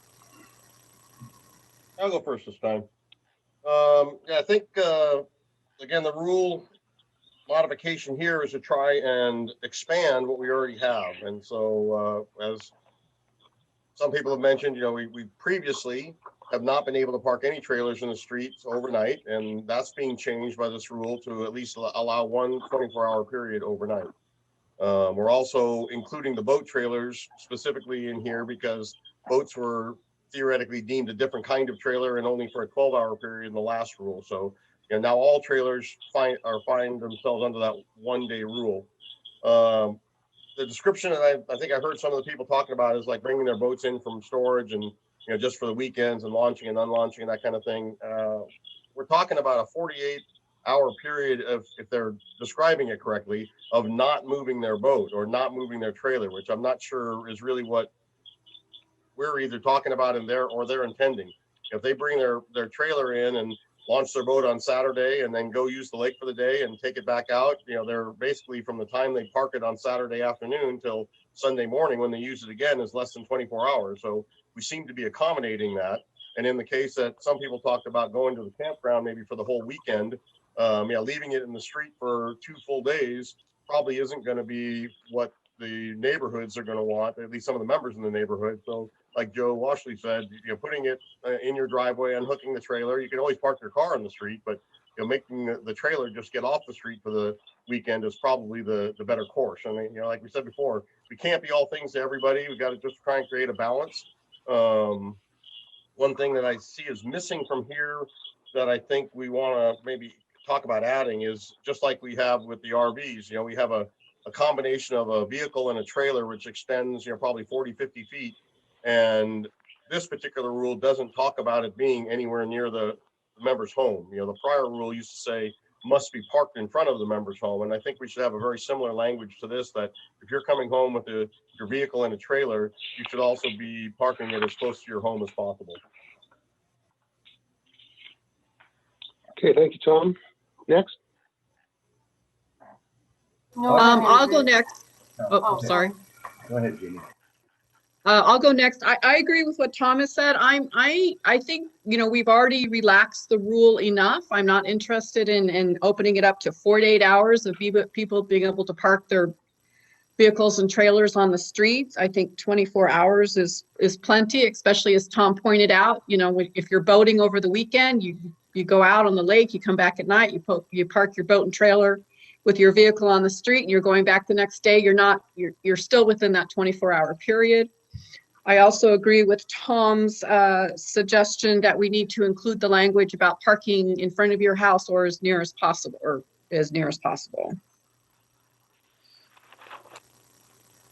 Okay, thank you, Jeannie. Next. And I'll go along with that. I know that one of the things we tried to do was merge boat trailers and utility trailers into the same rule, because boat trailers are kind of a thing on their own. And boat trailers had 12-hour overnight use.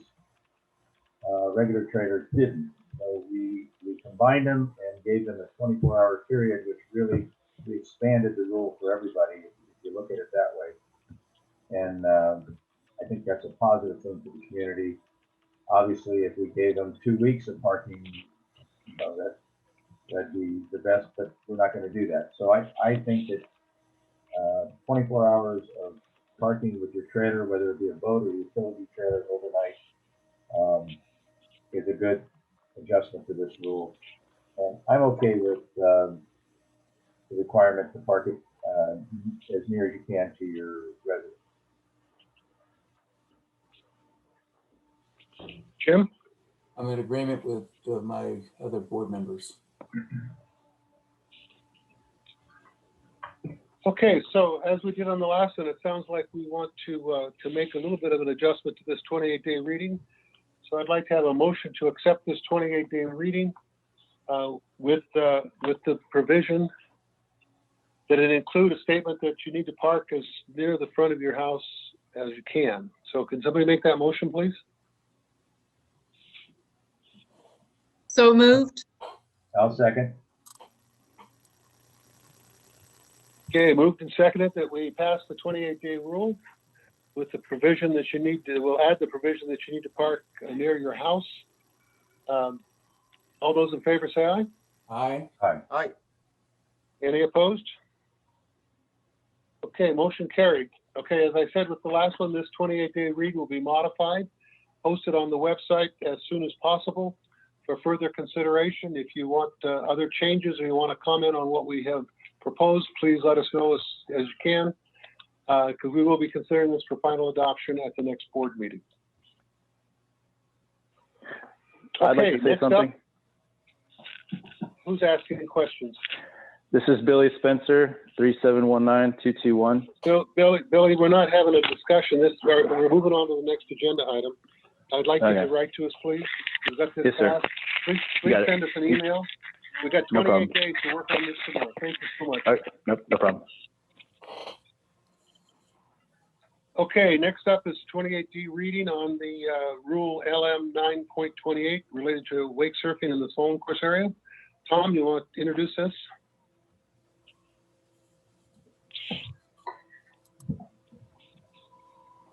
Tom, you're muted.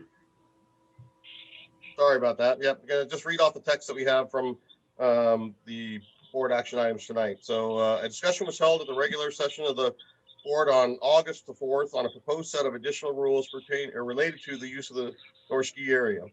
The rules were intended to formalize the unwritten rules that have generally governed the use of both the ski course area and the backwater. While these areas have been used successfully for decades, the growth in the number of users and the types of boats and related water sports have resulted in higher levels of damage to the ski course and the unsafe conditions during high use periods.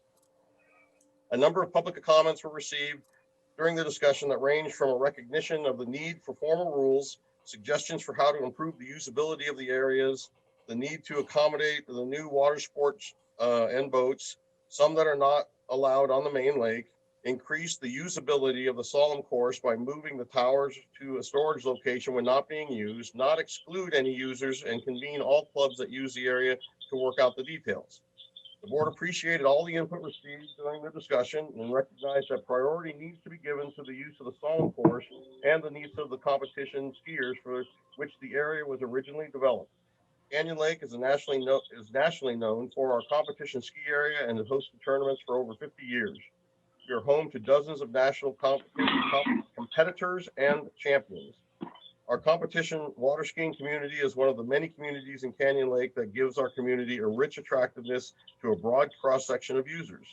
Each user group and their related amenity, whether they be competition water skiers, wakeboarders, wake surfers, tennis players, pickleball players, swimmers, golfers, boaters, RVers, horseback riders, and others, are due the respect of the community, protection of their activity, and the maintenance of their facilities.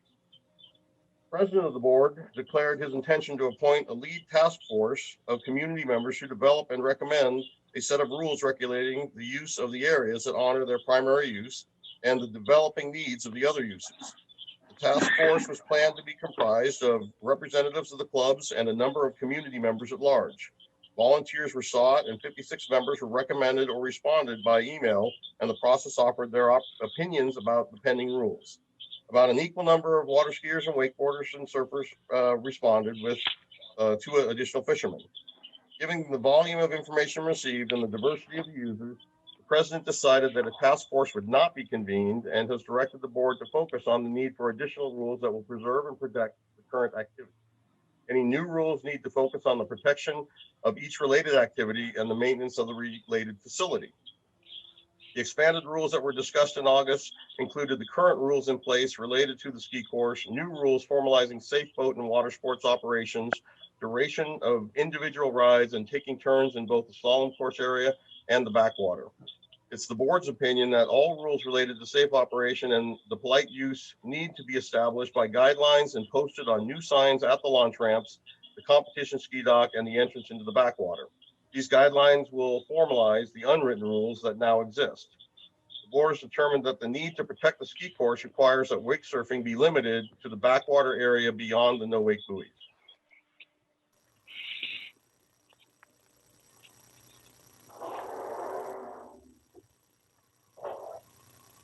So for tonight, we're recommending that we have a 28-day reading to approve a new rule, LM 9.9.28, which is to have no wake surfing allowed in just the slalom course area. Wake surfing remains available to the backwater area. And in addition to that, we're going to be posting signs at the docks and in the area that help describe some of the other already established and accepted practices by the people who have been using that area for decades. Okay, thank you, Tom. Harmony, who's first? We have Jason Vogel. Hi, this is Jason Vogel, tracking lot 14973-001. To the board, I appreciate the time. And this is probably, I think, maybe the 4th or 5th time I've had the chance to comment on this particular topic. And I am an avid water sports enthusiast. I grew up slalom skiing, wakeboarding, wake surfing, kneeboarding, air chairing, you name it, I've done it. I'm an advocate for all water sports. In fact, from a view of my deck, I can watch the slalom skiers run the course, and I very much enjoy what was a great pastime of mine. I will say this, though. I do believe that the growth of particular water sports, in particular wake surfing, has opened up a whole new market for Canyon Lake. And I think that we do need to consider the adoption and the utilization of particular amenities while not necessarily restricting enthusiasts like wake surfers. By no means am I suggesting that we restrict what is being used currently as the North Ski Lake slalom course. What I would say though is that we have the capability, especially here in Canyon Lake with the vast amenities that we have, to be able to leverage, the unutilized time in the North Ski Lake area to be able to allow wake surfers to advance their sport, and especially those that are pursuing competitive tournaments. I'm a father of 3 daughters, 15, 12, and 9. All 3 of them wakeboard and all 3 of them wake surf independently. They have aspirations to compete. And what I would ask is that this board consider the fact that just like a slalom skier would have the capabilities to be able to, and the opportunity to advance their sport, to advance their level of skill, that wake surfers, which is the fastest growing water sport today, be able to also spend the time to advance their skills and progress their sport by leveraging the North Ski area when it is not being in use for current slalom skiers. So I'll stop with that to the board, and I appreciate the time and consideration to not restrict what wake surfers are using today, which is the front half of the slalom course when it is not in use. Thank you. Thank you, Jason. Who's next, Harmony? Danny Martin.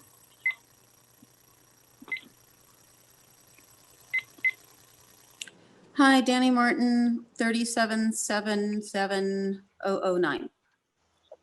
And my comments are, there's a lot of things that go on with the skiers that I've enjoyed in the past at the North Lake. One is the camaraderie in the dock. I've also been doing announcing in the past for the ski show and others, and utilizing that area builds community.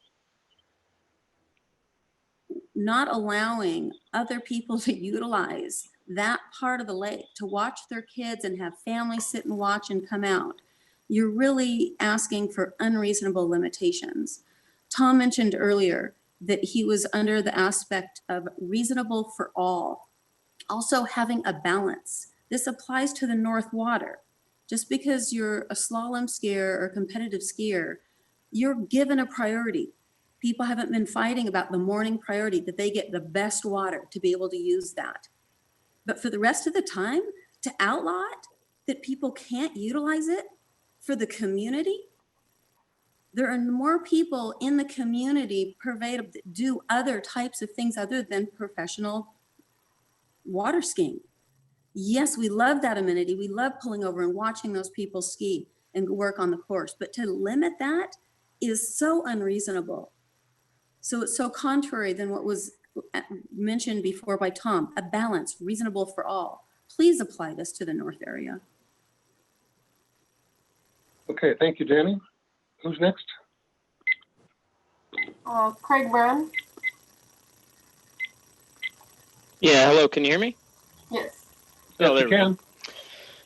All right, Craig Brown, 38688, implementation of new and proposed rules for the North Ski area with little to no opposition, in which the skiers continually benefit, allowing a select group of people even more exclusive usage of a common community area, whether they are using it or not, making it difficult for any resident who enjoys sports such as wakeboarding and wake surfing to practice their sport so they can be competitive in that sport if they choose to. Banning surfing in the slalom area would further exclude all community members from using a specific amenity that they pay for, even if the amenity is not being used at that time. This new ban would also not allow us to host competitive surfing events for spectators to see and community members to participate in. The North Ski area in its entirety is a POA amenity that all community members should be given the same opportunity to enjoy equally, not discriminating against the rest of the community or any other recreational sport. Water skiing essentially has precedence over 2 POA amenities, one being the North Ski area, as well as the Jump Lagoon, while wakeboarding/wake surfing is secluded to certain areas upon the discretion of the continued additional rules that are being proposed by an elite group. I don't see any community benefit or direct need by the community as a whole for this rule, therefore no reason the board should even consider it. I appreciate your time. Thank you. Thank you, Craig. Who's next? Steve Halger. Hi, can you hear me? Yes. Yeah, it's Steve Hogger, 3719227. Yeah, I'm just basically echoing Craig and Jason. It's not going to benefit anyone in the community to not be able to use a amenity for the sport we choose. Also, I understand the damage portion of the ski course and their scoring towers, and I'm sure there's someone here today that's going to speak about it. But we've got to understand those towers are only used one day a year. So to have them out there and have them be an issue is, it's kind of not the wake surfer and wakeboarder problem. It's a ski club problem. They provide the course, and they're utilizing the course. They should maintain the course. Thank you. Okay, Steve, thank you. Who's next? Mike Herbert.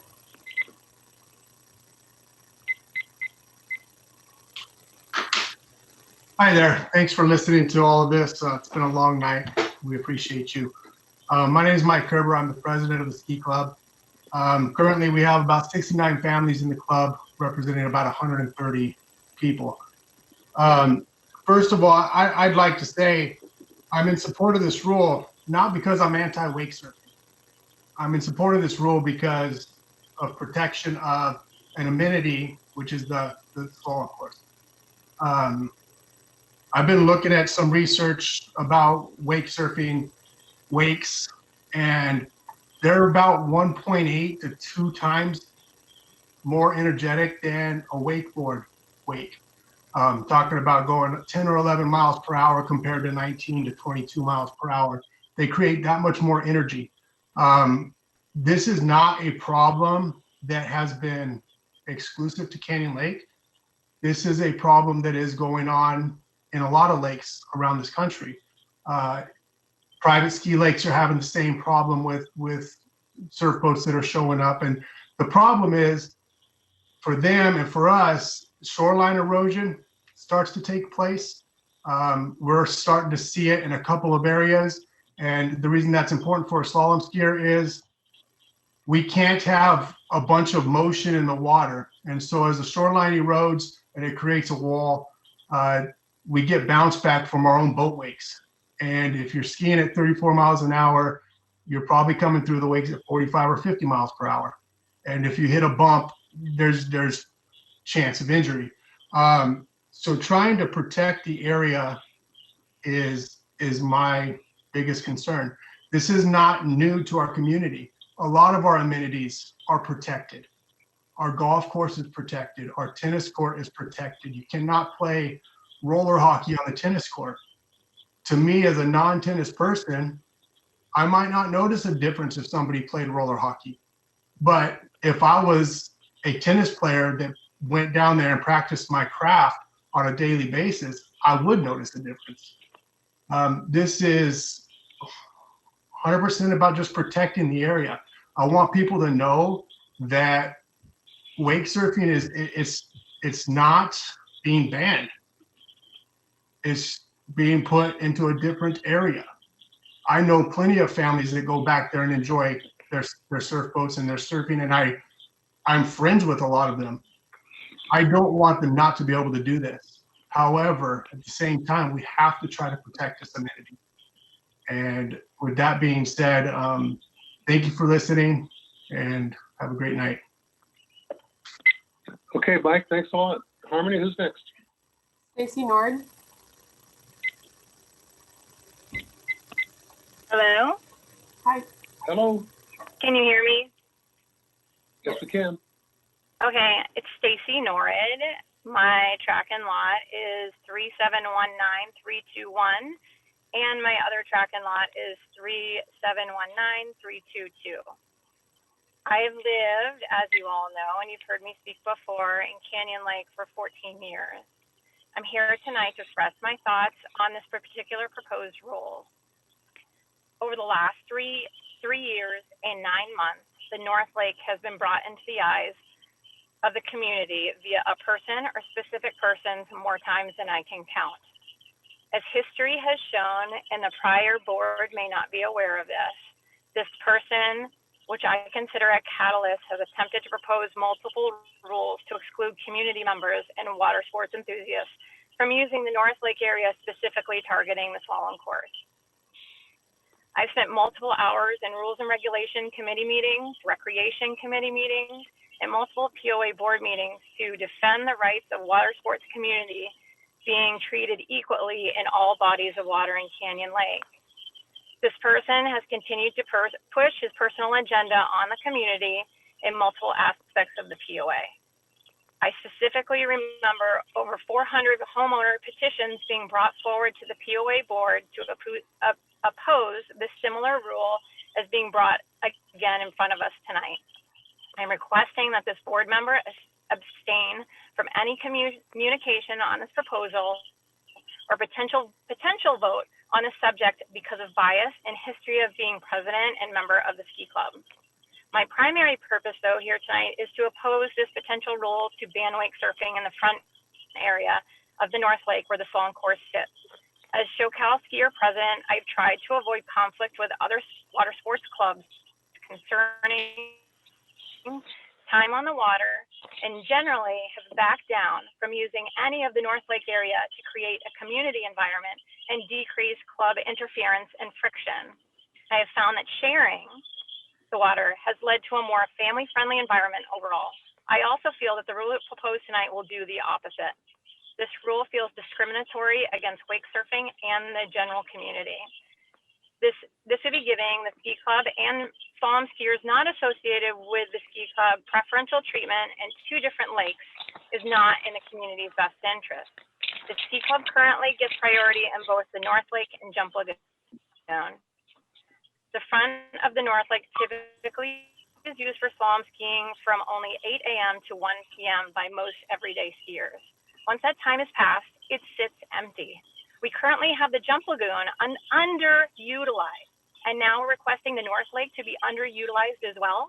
I do not want to be redundant over reasons why, and many others are opposing banning of the wake surfing in the front of the North Lake, but there are so many more reasons why. I'm going to further email you in a later discussion. Wake surfing has become one of the most popular sports in water sports today. Why, you ask? It's easy to learn and it's fun. Kids and adults can learn to ride after a few tries. Stacy, your 3 minutes is up. Could you please wrap up? Yes. Your 3 minutes is up. Could you please wrap up? So what I was going to say is, yes. I said, the only other thing I was going to bring up is ADA. I think it needs to be addressed. Stacy, your 3 minutes is up. Please. Of water. I understand. Okay. Stacy, we're going to have to cut your mic off if you don't stop, and I don't want to do that. I'm trying to hear everybody. Okay, I'm just going to email you. Thank you very much. I'll email you the rest. Okay, thanks. Who's next? I think it's Kathy Mulcahy under Kathy's iPad.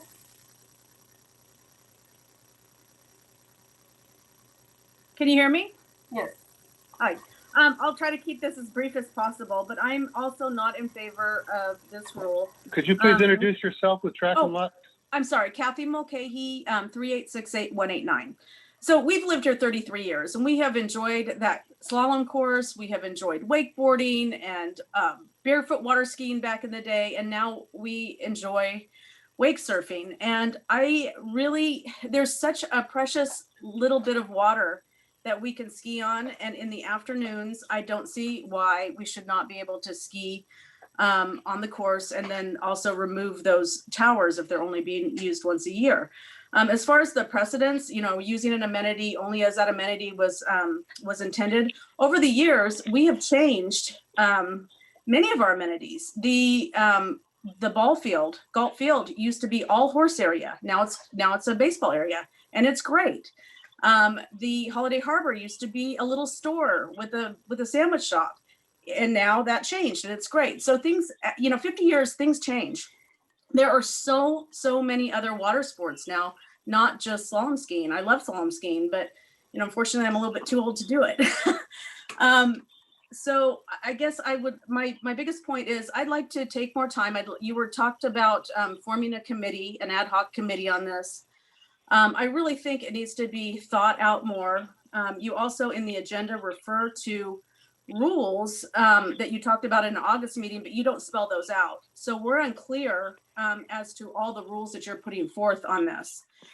So I really think this needs to have a little bit more thought. I think it needs to, get a little bit more community input from all the disciplines. And I really think that it should be put on hold tonight. Thank you. Thank you very much, Kathy. Could I just say, please, that this 28-day reading is about one rule, LM 9.28, no wake surfing in the slalom course area. That's all. It also proposes that guidelines be developed by the staff that cover safe operation in the area. And this is just to write down on the signs what you all have learned how to do, so those folks that show up who are uninitiated or don't understand will understand. The other thing I must say, because and the write-up was very carefully written to make sure you understood that I did say that we were going to have a North Ski Task Force that was going to decide this. But then I had 13 people nominated for it, but then I had 56 people write to me, and I read everything that they wrote. I cataloged who they were and what their preferences were, and it became very obvious to me that we were not going to have complete concurrence over this. And that's why I focused this whole conversation on whether there was damage being done to the slalom course. And for the sake of the slalom skiers, we have to talk about damage to the slalom course. And so I just wanted to clarify those 2 points for you, because it's not uncertain. And I understand that you've asked us to put this on hold. Okay, who's next? Yeah, but the thing that sucks is a lot of people that are on the boat, Like her right here, this little girl. Can we have you? Her? That's daughter. That's dad. She's that wakeboarder. They're the Yeah, one with the teal. we need to have everyone put them on mute, So please. they were all on, and the mom, because she's a wakeboarder who wants to. Okay, next we have Matt Poland. If you can unmute. Yeah, hi. My name's Matt Poland, and tracking lot is 2006004. I'm a member of the ski club, but we also, with my family, do all the other sports. So I like to slalom. My son wakeboards. My wife and daughter like to surf. We spend a lot of time in the backwater when we're out in Canyon Lake. In the weekends that I spend in Canyon Lake, after about 1 o'clock, the wind comes up, and there's nobody in the front section of the backwater where the slalom course is. So what we typically do is wake surf to the outside of the slalom course. And I would like to ask that there be no change to the current rules. And then a couple other points I'd like to make is that as far as damage to a floating course, a wake hitting a floating course, the resistance to the course can only be as much as the buoyancy of the slalom balls. So I don't think that's very big. And from a shoreline erosion standpoint, there's studies out there that show that one storm, like a windstorm, causes far more damage to the shoreline than any amount of boat wakes. So I don't think that the argument that this is really damage to the ski course is one that could be proven. However, I would also like to say that or ask that the rule could be wake surf to the exterior of the slalom course, because when you're driving one of the big wake surf boats, it's very difficult to get the thing turned around when you have thousands of pounds of ballast and if the wind's blowing. So if you're in the course and you try to turn around, I would say that most of the damage caused to the course is from driving over the buoys, not necessarily the wakes. So I think it would be prudent to have people be on the outside, left and right, running up and down the course in the afternoons, and not just shutting down half the backwater for half the weekend when it's not being used anyways. Thank you. Okay, thanks a lot, Matt. Who's next? Ava Jo. Hi, I'm Ava Hymas at 3720241. As you can tell, wake surfing is like a really big part of my life, and that's basically like the whole reason why we moved here at Canyon Lake. And we love it here. It's paradise at first, but now trying to take away surfing is just like, it's going to be really hard just because like it's a big aspect. And a lot of people here are for wake surfing and want to. It's going to grow. As wake surfing grows, it's going to grow with the future of Canyon Lake and with the kids here. Like how wakeboarders grew up to become pros, they lived here recently, and that's how wake surfing is going to be here. So I just wanted to say that it's going to be hard if you guys take it away, just because it's a really big part of the future and what everything is like going on. And I think that if the skiers are having a really big problem with waves and everything, I think that we can share the water. And if not, they can move over to the jump lagoon where the water is smoother for them. And they can have the whole jump lagoon to themselves, and they can still go to the backwater. Thank you. Okay, thank you, Ava. One thing. Who's next? I also wanted to show you yesterday I went around. I wasn't out for a while, but I was out for like I don't an understand hour. who's talking, and I can't understand this. Harmony, who's talking right now? I can't understand them. Yeah, we had to mute that. So now we have Dan Jax.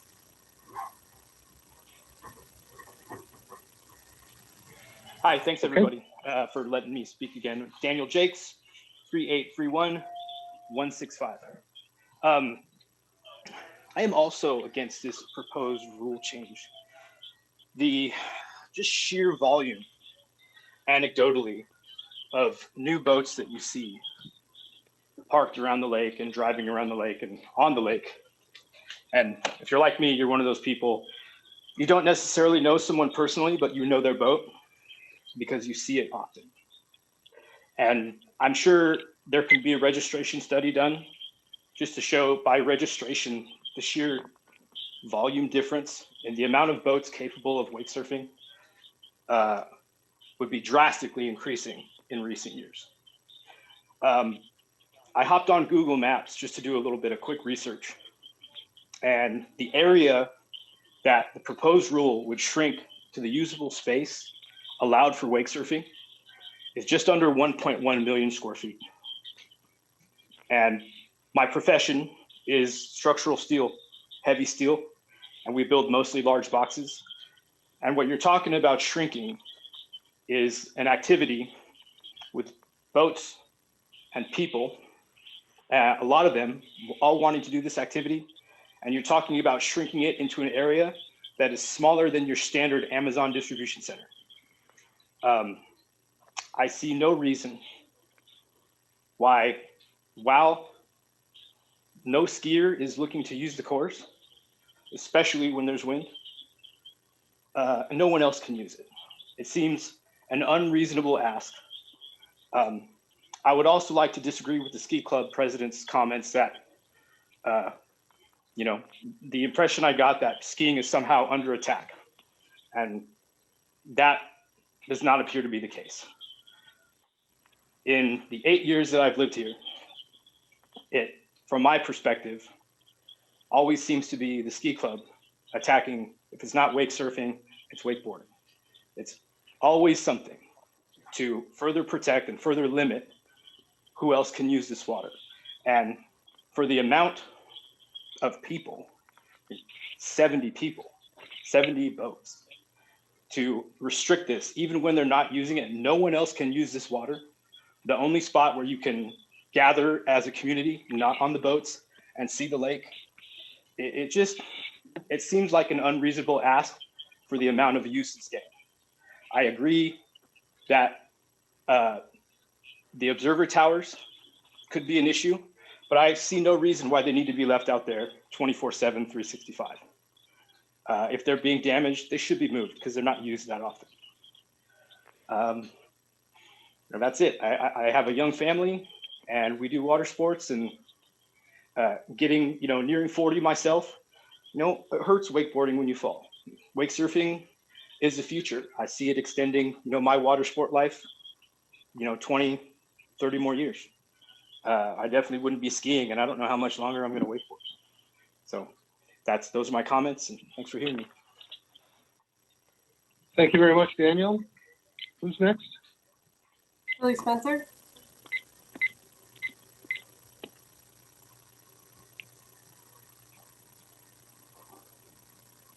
Billy, if you want to unmute. *6. Hi, can you guys hear me? Yeah. This is William Spencer, 3719221. Go by Billy. This is my last time talking this evening, and hopefully I make a big impact on this one. I don't own a wakeboard. I don't own a ski boat. I love doing both.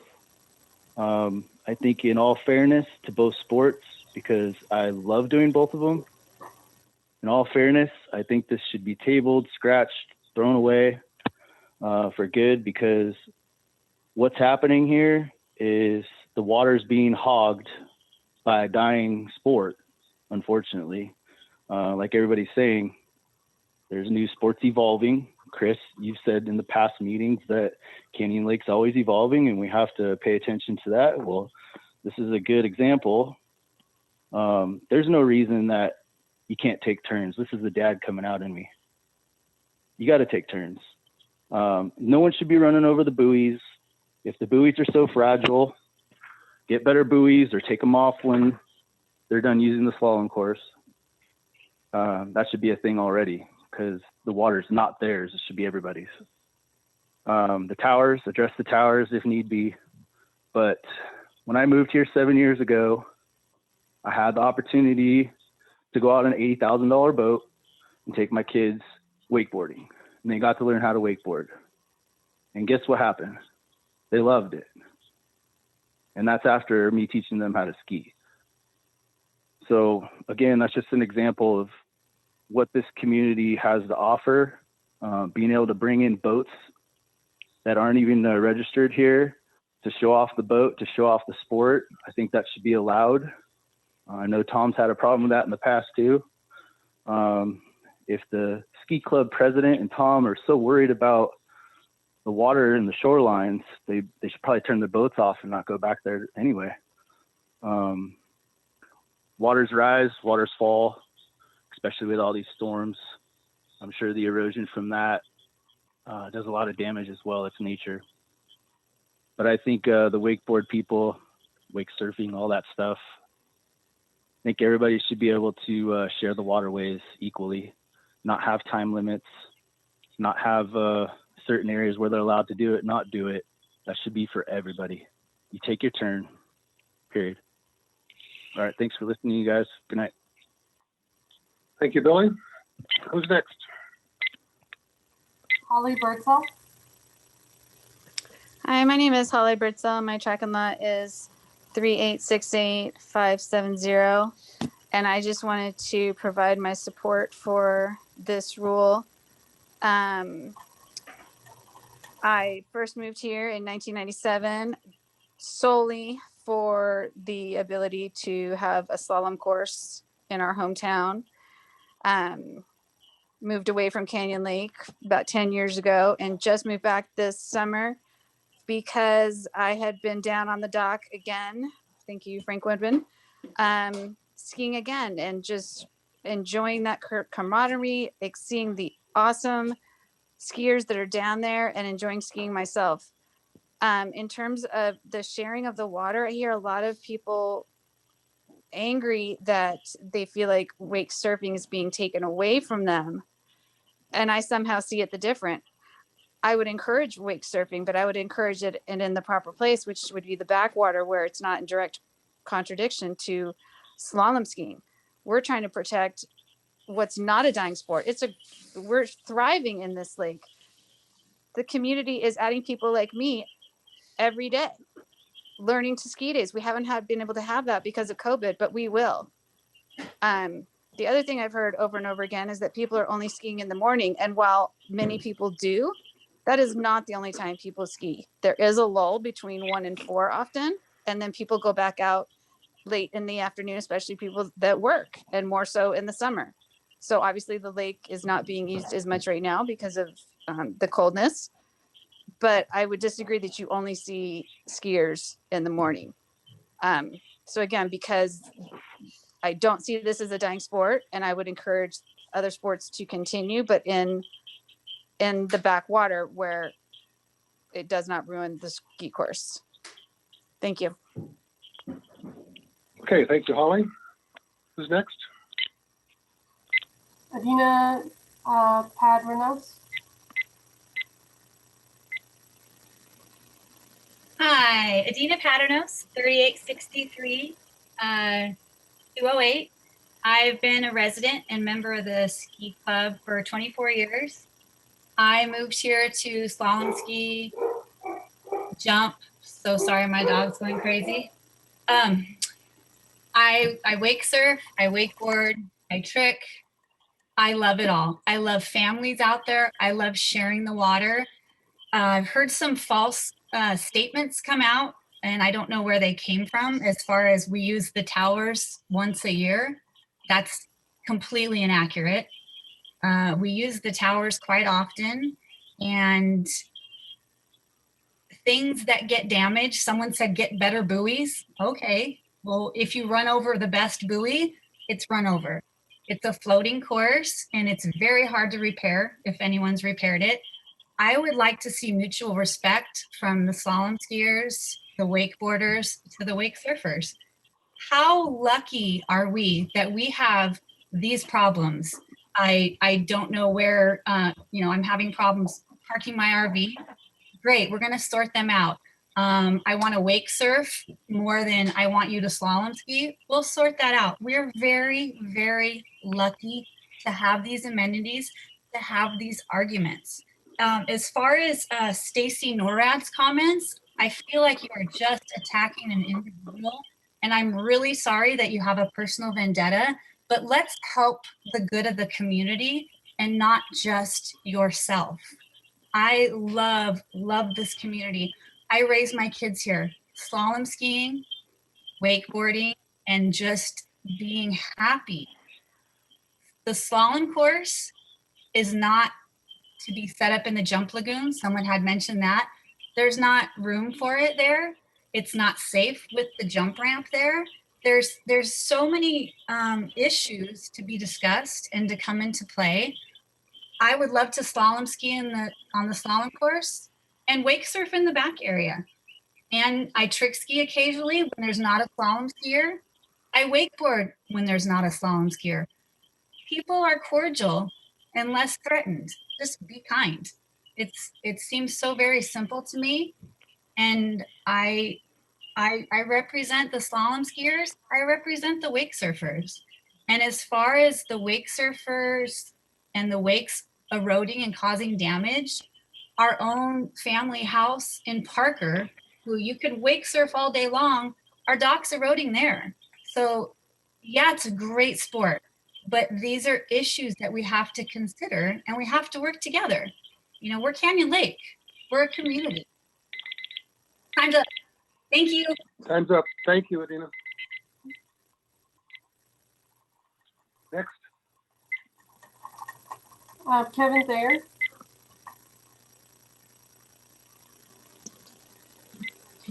Can you hear me? Yes. Yes, I can. Kevin Thayer, 3860-507. Thanks for having me on. The North Lake is a common area, and it's been described a lot like a tennis court is for tennis, and that's not the case. It's a common area of our POA. We happen to put a slalom course on the North Lake.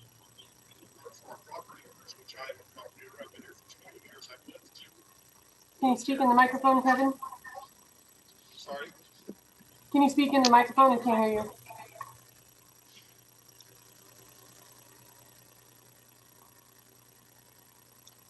How about now? Is that better? Yes, thank you. I'm just talking louder. Sorry. I moved here 20 years ago to ski in the North Lake to ride my sit-down hydrofoil. And I can't tell you how many times slalom skiers have told me point blank, you can ride your hydrofoil on the North Lake. Well, I'm a really good hydrofoiler and I need good water too. And now I do ski on the North Lake. But the point is, the North Lake should be used by all water enthusiasts and we should all get along.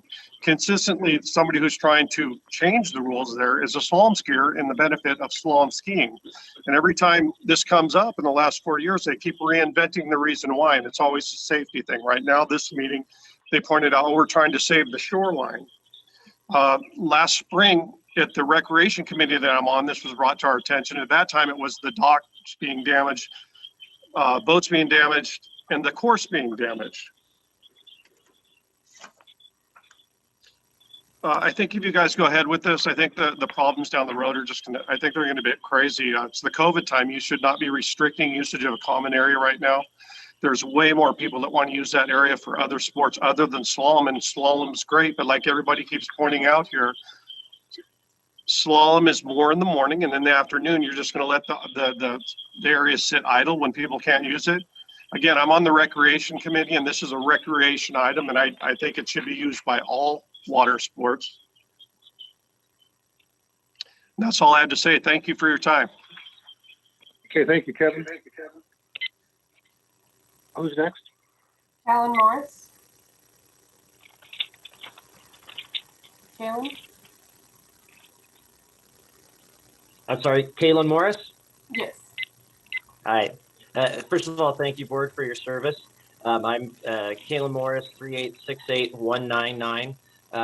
I'm a professor of wave physics and fluid dynamics at Saddleback College. I have a bachelor's from Harvard in earth science and a PhD from Scripps Institution of Oceanography in geophysical fluid dynamics. So perhaps I can shed some expertise light on the whole shoreline erosion, damage from boat wakes. It is complete bullshit, pardon my language, but the energy that is received from these structures from wind and wind waves is orders and orders of magnitude more than boat wakes, even if boats were going essentially nonstop.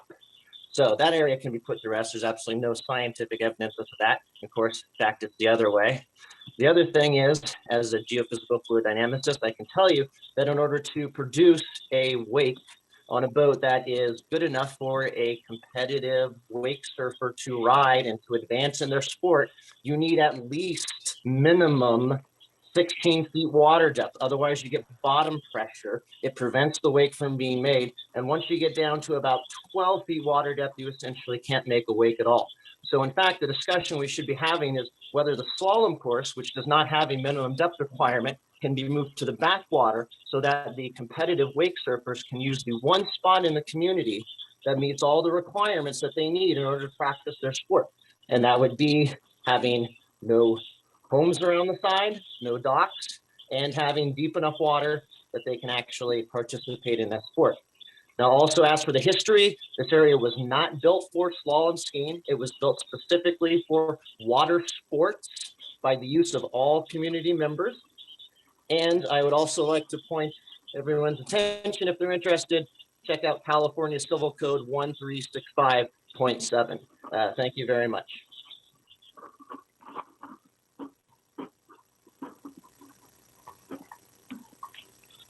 Okay, thank you. Who's next? Mark Fulver. Again, thank you, directors, for letting me speak. So I think the last speaker. You know, Mark, Mark, this is your third time up. We still have other people to speak. Could you please stand down until everyone has had a chance to speak? We don't want to leave anybody out. Will do, Chris. Thank you. Todd Friedland. Next. Thank you very much. And I've sent an email to the board that I think explains my position in a little more depth, but I will hit a few bullet points. First of all, I don't like hearing the term North Ski Area. It should actually be referred to as the North Recreation Area. That's what it's for. It's one of the very limited resources that we have here between the lake and the Jump Lagoon and the North area. We're built around the lake. It's our #1 amenity, and restricting it is certainly a problem. This rule should not go any further. It's a real test here. If after everything the board has heard, it continues to move forward, I would wonder why. And this one rule, why now? What's the emergency? There's been discussion of a lot of unwritten rules for the North Recreation Area. Why aren't we taking a holistic approach and dealing with it all at once, as opposed to having to advance this rule now. Now, we've got to support all sports. We have a duty to do that. Jason Vogel, I thought, kicked it off speaking quite nicely about that. And wake sports are growing faster than skiing. At some point, and if they haven't already, they'll probably overtake skiing. Just like snowboarding overtook snow skiing, and then there was a balance at some point. But everyone's got to share the slopes, and everybody's got to share the water as well. We're holding it back. We don't allow it on the main lake, not even rope assisted. So we are cramming everybody into the backwater that wants to wakeboard on a decent wake or wake surf with or without a rope. And that's a lot of people in that back area. It makes it not conducive to families because it makes it more dangerous, crowded. It takes longer. As you're taking turns, you got to spend the whole day. And that's not conducive to family togetherness either. And I've heard some really great things from the skiers here. I've heard about the camaraderie on the dock and the ability to watch the slalom skiers.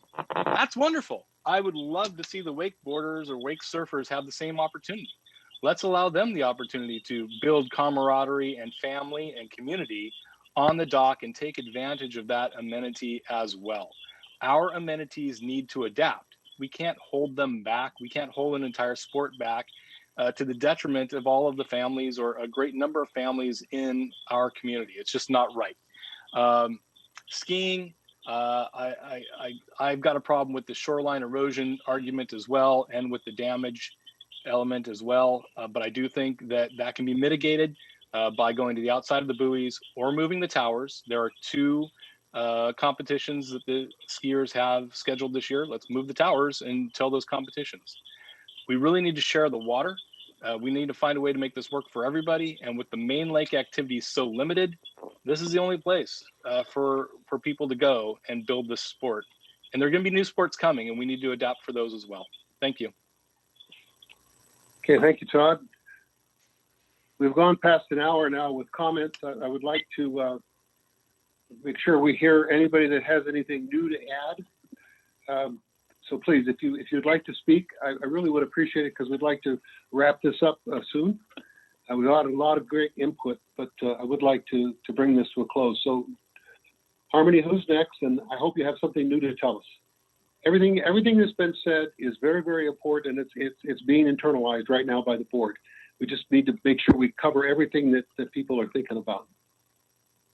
Okay, Pat Rogers. Hello, Pat Rogers, track and lock 3720031. Moved here in 1996 for two specific reasons: the slalom course and the jump course. It makes our community extremely unique. My daughters, my wife and I, we competed nationally, regionally, internationally. It's a big deal, and the whole family and the camaraderie. That being said, we wakeboard too. We go on the main lake, and I would like to wake surf as well. But I wanted to just bring up the discussion about sharing. We have possibly have the ability to share, but it's difficult with the large wakes when they go back and forth down the course. They take a time to settle. Even a wakeboard boat that's fully loaded comes down, takes like 5 minutes for it to come down to settle. Perhaps we could figure out somehow to deal with that, but it's, in my mind, it's not the shore erosion. I'm not sure about, what's stated. I know that a big wakeboard boat that goes by my dock here, damn near puts it on the shore. So it does affect that. I really would hesitate to compromise the amenities that we have. Or the people move here, they move here for the golf course, they move here for the tennis course, they move for the equestrian facilities and the Solomon and Jump Lake. We certainly have new sports, but you just can't trample on what we have. And the thing that's unique about the jump and the slalom is you have to have a jump ramp and you have to have a slalom course. You can't go back. You can't do it on the main lake. You can't do it in the back area. So that's the only where we can practice. So, you know, is there a way to share it? Possibly, but you know, certainly there's a lot of us that have moved here, you know, specifically for those amenities. And just to say that, oh, hey, there's new sports and they're more popular. I'm just going to, you know, quote somebody else, bullshit. You know, it's everyone wants to slalom ski. Everyone wants to, you know, jump or wakeboard or something, but there's just a specific areas that we can slalom or jump. And so I think, you know, there could be a compromise, but be aware that we can't run a slalom boat alternated by a wakeboard boat, alternated by a wake surf boat. It's not going to work. Thank you. Okay, thank you. Again, if you have new information to add, well, we'd like to hear from you. Harmony, who's next? Matthew Moorhead. Good evening. Can you hear me? Yes. Thank you. Thank you guys for taking the time to put this together and letting us all speak. You know, I've heard a lot of good things tonight, but I hear a lot about the camaraderie. Please introduce yourself and give us your track and lot, please. I thought she introduced me. My name's Matthew Moorhead, and it's 3716 643. And I keep hearing a lot about the camaraderies on the dock, and you know, we would like to experience that too. It's hard to bring family members down to want to sit and use an amenity like the ramp or the docks and the viewing area. You know, being pushed back in the back is great, I understand, but this lake was built for everybody. And, you know, I don't know the numbers of wake surfers. You know, and I appreciate actually Mike Kerber bringing the numbers of skiers. That's what these debates should be based on, is actual facts. But I'm sure if you grab the numbers of people that are surfing now in this community, that it's growing. And I'm not saying it's outweighing skiers, but it's approaching that number. So I think that we have to approach this with everybody in mind. You know, we need to look at this as a community that could potentially host wake surfing competitions. It's a sport that's on the rise. Sorry, one second.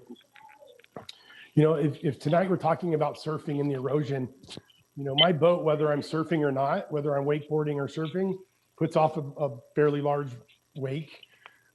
So, you know, this month we're talking about eliminating surfing on the course, and then next month it's going to be no wakeboarding, and then next month it's going to be no wakeboard boats, only a particular boat because the wake is too big. I think if you really need to bring some science, like Callan did, that really either supports or doesn't support the wake. You know, that's what we're just debating here, is erosion of the shore. Get some scientific facts whether we're really eroding the shore or not. We can't just come into this and go, hey, you know what? This is a ski lake. It's not a ski lake. I've been yelled at. My wife's been yelled at. You go back to that lake, you're intimidated by the skiers. It's not a ski lake. It's a public amenity. I understand the damage to the course, and we really need to work on a way to work together rather than separating two sports and pinning them against each other, fighting for a piece of property that we all pay equal dues to use. So, you know, I enjoy this community. We've been here a couple of years. And I respect the skiers and what they do. And I think that we just need to figure out how to do it together, because pushing us to the back of the lake, not letting family members use the docks, use the viewing area when the lake's not being used is ridiculous.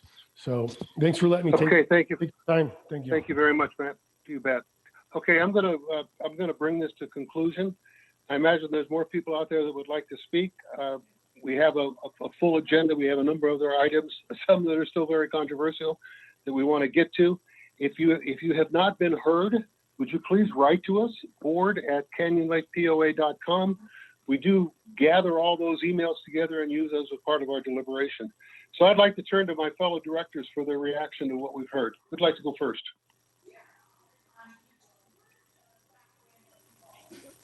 Well, I'll go ahead and go first. Just listening to all the people that are commenting back, I think you know, there's some basic and unfortunate assumptions that are being made here. You know, one, we had people talking about this being a ban on wakeboard or wake surfing, and that's not at all the case. The amenity is still there. The availability for people to wake surf is still there. We have a slalom area that people typically work through, and it's just like wake surfing. There's one place to do it. One place which is just on the north side of the North Causeway. There's one place that we're talking about trying to keep wake surfing to, which would be in the backwater area. And the reason would be to help protect the slalom area. Not in any of the comments that I heard tonight did people seem to express much concern about what's happening to the slalom course and to the slalom skier. It seems more like, the people are talking like they deserve not only the back, but they also deserve the front, and, kind of the skiers don't like it too bad. The slalom course is a 50-plus-year-old amenity. It's been here and people have been skiing on it since before the golf course even started getting play. It's only in the last 2 years that the POA changed the rule about no wake enhancement at all. So this last couple of years has been kind of an experiment or a test period, I think. And this is where we've come, is finding out that there are things that are occurring that we weren't aware of or we didn't consider, and now we're seeing them. And so it's time to take some action to at least try and help preserve that which we've had for so many years and not harm or hurt anybody in the process of taking something away. That's not at all what's happening.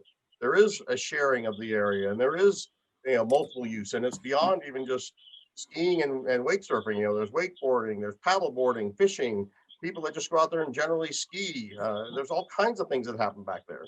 And what's being proposed here is simply just that when there isn't anybody using the slalom course in the front for any purpose, regardless of what it is, just to keep wake surfing out of there, because it's the most invasive of all the waves that are being created by the big boats. People are still able to use that area for all other activities, just not wake surfing. So again, the argument that we're trying to close it down for nobody to use is just preposterous. And it's unfortunately, I think it's excitement, and maybe it's fueled by people that have put some information out there making it sound like the ski club or skiers are trying to control the area. But all this is about is protecting. Just like we have no driving of the golf or golf carts on the greens and the tees at the golf course. Just because a lot of people got together and said that it should be okay because it doesn't cause any more damage doesn't mean that we would do it. People mentioned the tennis courts. I mean, it's everything that we have. Anywhere that we have an amenity, it's about trying to keep it for the people who really do like to use it. And again, the comments coming from the people who were against this aren't the skiers. They're not the ones who are actually using the slalom course. They're not the ones who are feeling the impacts that are happening over the last couple of years. We've been out, looked at the shorelines. There's been pictures that have been circulated. If you aren't aware of them, you can go out and look at the shorelines yourself. This is happening in the backwater too. It's not going to be probably as much of a concern for the people in the backwater, at least not yet. And maybe that time will come too, because as it was mentioned tonight, this is not just happening here in Canyon Lake. It's happening around the country in waters all over the place. And you got cities, counties, states that are wrestling with how to control and even restrict and completely eliminate some of this activity. Canyon Lake has been pretty accommodating. And like I said, in the last couple of years, at least opened up to the idea that we could allow some wake enhancement in an area that's away from the homes and the docks that are on the main lake. And now we're realizing that maybe we need to do a little bit more also to protect the slalom course. And that's the effort here tonight. So I appreciate all the comments that people have made. I'm saddened by what, people talk about how the skiers are trying to attack the wakeboarders, and it almost feels like exactly the opposite. The wakeboard group, and I think most of the people in this community are probably pretty at least accommodating and considerate in the sense of how they operate in the area. And that's what I hope to see from everybody. I understand that that's not always going to happen, but we hope that everybody can get along and understand the needs and the wants of each other and the protection that we're trying to provide for the amenities as we go forward. Okay, thank you, Tom. Who's next? Tom, you're full of it and a liar. I don't know who said that, but it was certainly out of line. Which of our next directors would like to Actually, speak? no, it's not. The guy's full of it. He needs to go.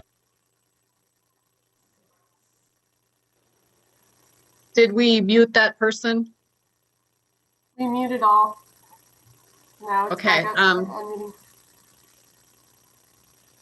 unmuting. That was very unprofessional, whoever was interrupting us. Go ahead, Jeannie. Okay, thank you. you know, this has been such a hot topic for the 2 years that I've been on the board. And, you know, I'm trying to look at both sides of the issue as been presented by everybody. I know that there's not going to be a solution that everybody is going to be happy with.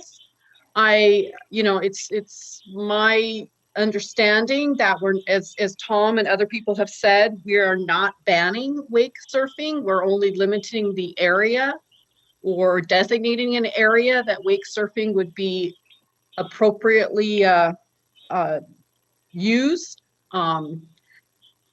So you know, as I said, I know this is not going to be something that's going to make everybody happy, but I'm in support of this rule. Moving forward to the 28-day reading. Okay, thank you, Jamie. Joe, you want to go next? Yeah, I do. It's my understanding that the backwater area is actually larger than the slalom area, or longer.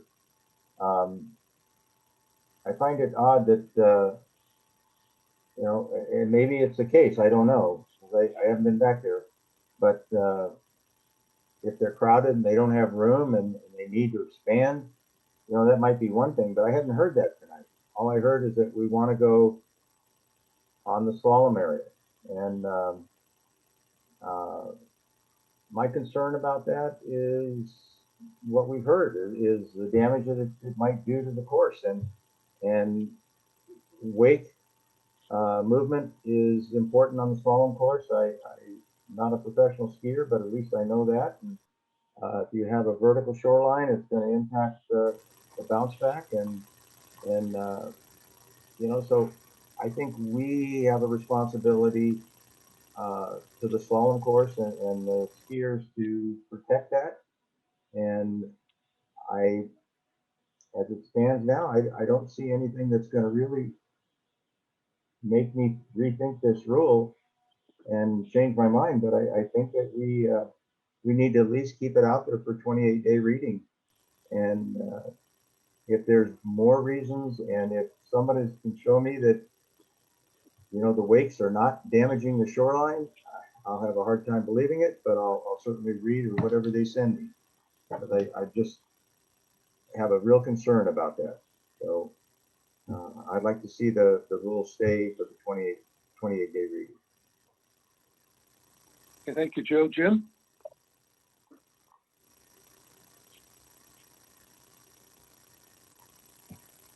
Are you on mute, Jim?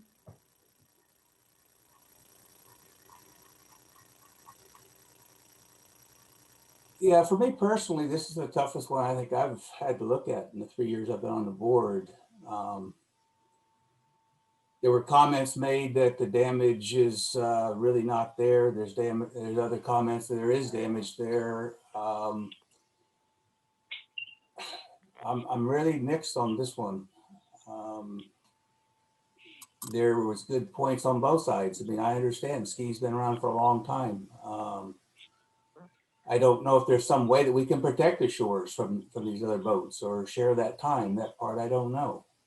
So I'm kind of still in that area that I've heard a lot of stuff, but I don't know what's true or false. And I kind of wish that both groups could sit down and try to help us out with maybe sharing that area where the damage isn't being done to the ski area. If it can't be, then you can't do it. But I am very mixed on this one. That would be my point.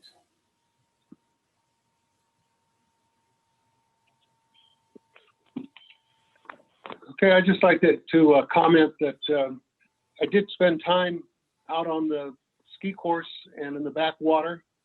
I listened to lots of different points of view, talked to folks that some of I talked to you, heard your concerns. I'm not a competition water skier, but I am a water skier and I ski in a course. I used to, gotten too old for that now. I owned a portable course for 15 years. We used it at Lake Shasta. We'd put it out, and because it was a public lake, we had to carry with us extra balls and repair kits and repair that course 2 or 3 times a day to keep it so we could use it just from the other boats that came by. So the idea that a course doesn't get damaged, That's not true. They do get damaged, and somebody has to fix it. When you think about it, if you're out there and you're one of the 69 family that's out there working, and I don't know how many people in the ski club know how to repair that course once it's damaged, but if it is damaged, then nobody can use it until it's repaired. And it is a volunteer group that repairs it. And so it makes sense to me to be very, very concerned about the damage to that course, because I know it occurs. I've been told it occurs. I've observed that myself on my own course. The issue about the towers, you notice we didn't write about towers. The issue about the other rules, we said we'd like to have guidelines set out so that we didn't have to fight our way through rules. We'd like to be able to focus on safety. So I'm very concerned about protecting the amenities that we have. I think it's important for us as a board to consider this. I really believed, as I wrote with Tom in the board action item, that if we brought all of you together in one room, we would have this same conversation over and over and over. And if we voted, we'd have a split vote. And so it's really going to be up to the board to listen to all of this and to make a decision. I like what Joe had to say. He'd like to see it stand for a 28-day rule. I think Jeannie agreed with that. Tom certainly agrees with it. So I'd like to call for a motion from one of the directors to do something. And we could do a 28-day read. We could do a 28-day read with amendments, as we have done this evening. We can decide to table this, but I need a motion from someone about how we're going to progress. I'll move that we have a 28-day reading on the rule as it's written. I'll second. Do I have a second? I'll second. I have a motion. I have a motion and a second to let the 28-day rule stand. All those in favor say aye. Aye. Aye. Any opposed? And I will say, like I said before, this is a 28-day rule. It's extremely important that we hear from you. Please write to us, board@canyonlakepoa.com. If you post it on Facebook or complain about us on Facebook, it's not going to do a lot of good. We need to hear from you directly by email. As you heard me say earlier, it was the 56 emails that I received before with long dissertations that caused me to come to this point.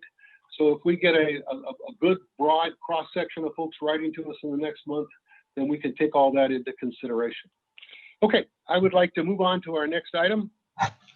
And that is item 7.4, the approval of the Sierra Park Shade Project. Steve?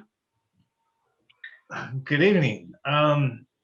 Okay, so this is funding for the Sierra Park Shade Project. POA has been requested to install shade structures at our major parks and facilities. 2 parks have been selected in this project, and it's proposed we install 2 20 by 20 metal park and recreational style shade structures at Indian Beach, along with concrete slabs, walkways, as shown in the renderings, raised planters, new barbecues, trash receptacles, and concrete benches, along with to go with the barbecues, along with concrete coal receptacles, hot coal receptacles. We received actually 5 bids, not 3. The low base bid was $69,025 for all concrete work, electrical, irrigation, drainage, shade assembly, demo, and temporary fencing. The 2 red hip roof park recreational shade structures to match existing playground, including freight and engineered drawings, permits, 8 concrete benches, 2 waste containers, 2 barbecues, and 1 hot coal container will be ordered by the POA and has a lead time of 8 to 12 weeks.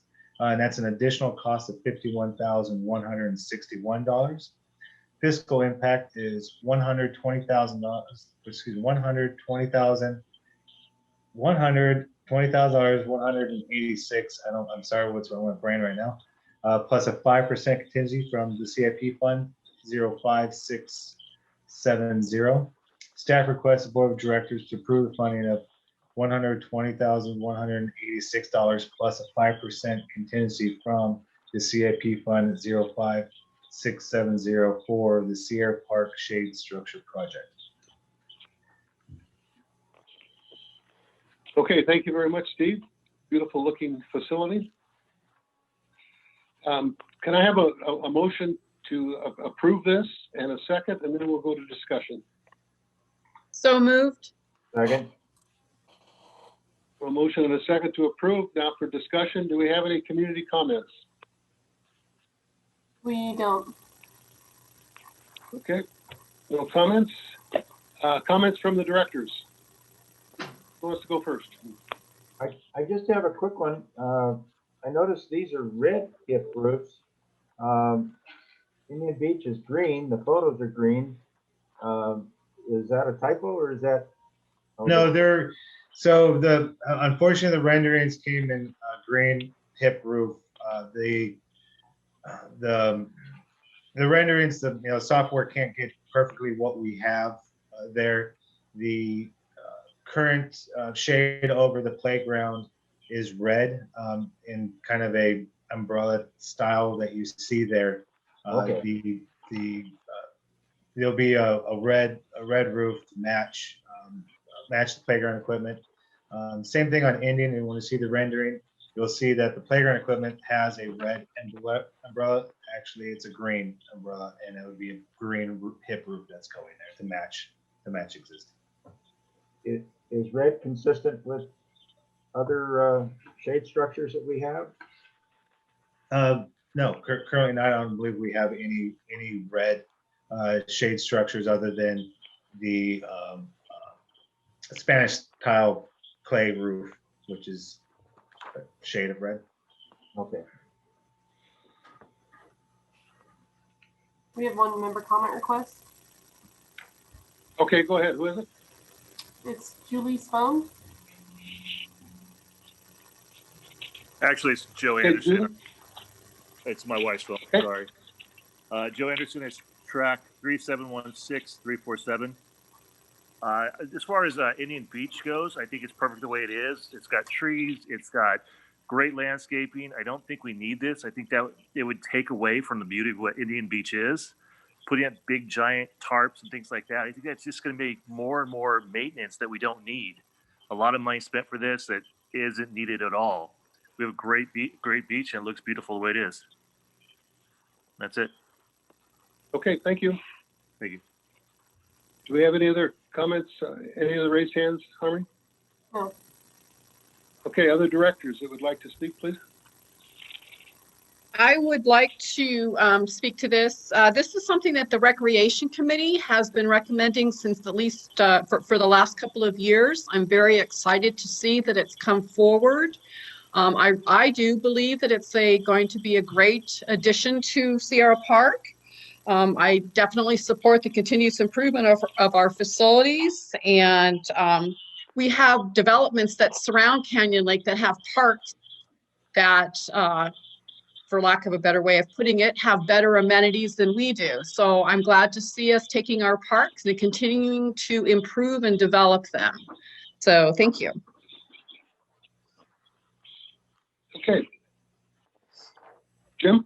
Yeah, I'm in agreement with that too. As we make our parks better, I think it makes our whole community better. So I'm all for it. Tom? Oh, yeah, I mirror the comments. I just want to point out, I know we've seen some new structures go in with the campground. They've got a large structure that's in yet. The head of the playground equipment, I think, is going underneath it. And we put a structure in at the North Ski area over the picnic benches that were added this year. They seem to be themed. We're getting like color coordinated, following our architectural guideline. And even noticed that they had some poles next to the North Ski area shade that they painted them to match too. So everything seems to be kind of really coming into alignment, and I really like the way that they've come out, and the company we're using, I think is doing great quality work. So I'm hoping to see more of the same stuff with what we have coming here. Okay, I'd like to call for the question. We have a motion and second to approve the Sierra Park Shade Project. All those in favor say aye. Aye. Aye. Any opposed? Okay, motion carried. Back to you, Steve, for 7.5 Indian Beach Shades Project. So this is a very similar project to Sierra Park. I'll just throw the background in there. The POA has been requested to install shade structures at our major parks and facilities. 2 parks have been selected for this project. This is the second park. and it's the same 20 by 20 metal park recreational structures. And that goes on with the concrete slabs, walkways, as shown on rendering, raised planters, new barbecues, trash can receptacles, trash can benches, and also a concrete, I say trash can benches, concrete benches, and also concrete coal dispensary. We received 5 bids. The low base bid was $72,670. With all the concrete work, electrical, irrigation, drainage, shade, structure assemblies, demo, and temporary fencing. The 2 green hip roof park recreation style shade structures to match existing playground, including freight engineer drawings, permits, the 8 concrete benches, 3 concrete waste containers, 2 barbecues, and the concrete hot cold container will be ordered by the POA. Has the same lead time of 8 to 12 weeks. That's an additional cost of $52,146. The fiscal impact is $124,816 plus a 5% contingency from the CIP fund 05670. Staff requests the board of directors approve the funding of $124,816 with a 5% contingency from the CIP fund 05670 for the Indian Beach Shade Project. Okay, thank you, Steve. Can I have a motion to approve the Indian Beach Shade Project? So moved. Second? I'll second. Thank you, Joe. Discussion. Do we have comments from the members? No. Okay, comments from the directors. Who'd like to go first? I'm good with it. Again, it's increasing, for young people and for our community. I think it's great. Okay, thank you. Yeah, I also, once again, this is a recommendation by our recreation committee, and I support their recommendation. Like Jim mentioned, we need to continue to improve our amenities to attract our families, and we must remain current if that's what we're going to do. So I like it. Thank you, Jeannie. I agree. It's another positive improvement for our community, and I just love seeing that we're getting this kind of stuff done. So look forward to seeing it completed. Tom? Mirror the same comments I had about the last item. These things are, I think, going to be, really good looking and an improvement for our community. I agree completely with that, and all I'd like to say is that this is why we have a capital improvements reserve. This is why we save our money every year. There's plenty of money in that reserve to cover these kinds of projects. These represent a very small percentage of what's in the reserve. It serves our families, which is something that we're very interested in doing, provides more places for our kids, and I strongly support it. So I would like to call for the question. All those in favor of approving the Indian Beach shade structure, say aye. Aye. Aye. Aye. Any opposed? Okay, motion carried. Let's move on to the 7.6, the mailbox lighting project. Steve? Right. In October of 2020, the board of directors approved 2 solar mailbox lights for testing and community feedback. In December of 2020, operations installed the 2 test mailbox lighting locations at Longhorn Drive and Absolute Court and Continental Drive and Cruise Circle. To complete the project, the community would require 102 fixtures at $1,200 each and a contract labor allowance of $400 each for the first 40 fixtures. This is roughly because they need to be installed 40 pretty much all at once, and that would tax the operations department to install those first 40. The additional 62 fixtures would be installed by the operations upon replacement of the remaining mailbox slabs. The first 40 fixtures would be installed within 6 months, and the balance of the fixtures would be installed within a year after. Fiscal impact is $138,400 plus a 5% contingency from the CIP fund 05670. It is recommended the Board of Directors approve the complete project and funding of $138,400 plus 5% contingency from CIP Fund 05670 or place the project on hold. Okay, thank you, Steve. Could I have a motion to approve the mailbox lighting project? So moved. Second? I'll second. Okay, can we have comments from the community? Harmony? Yeah, Danny Martin first. Okay.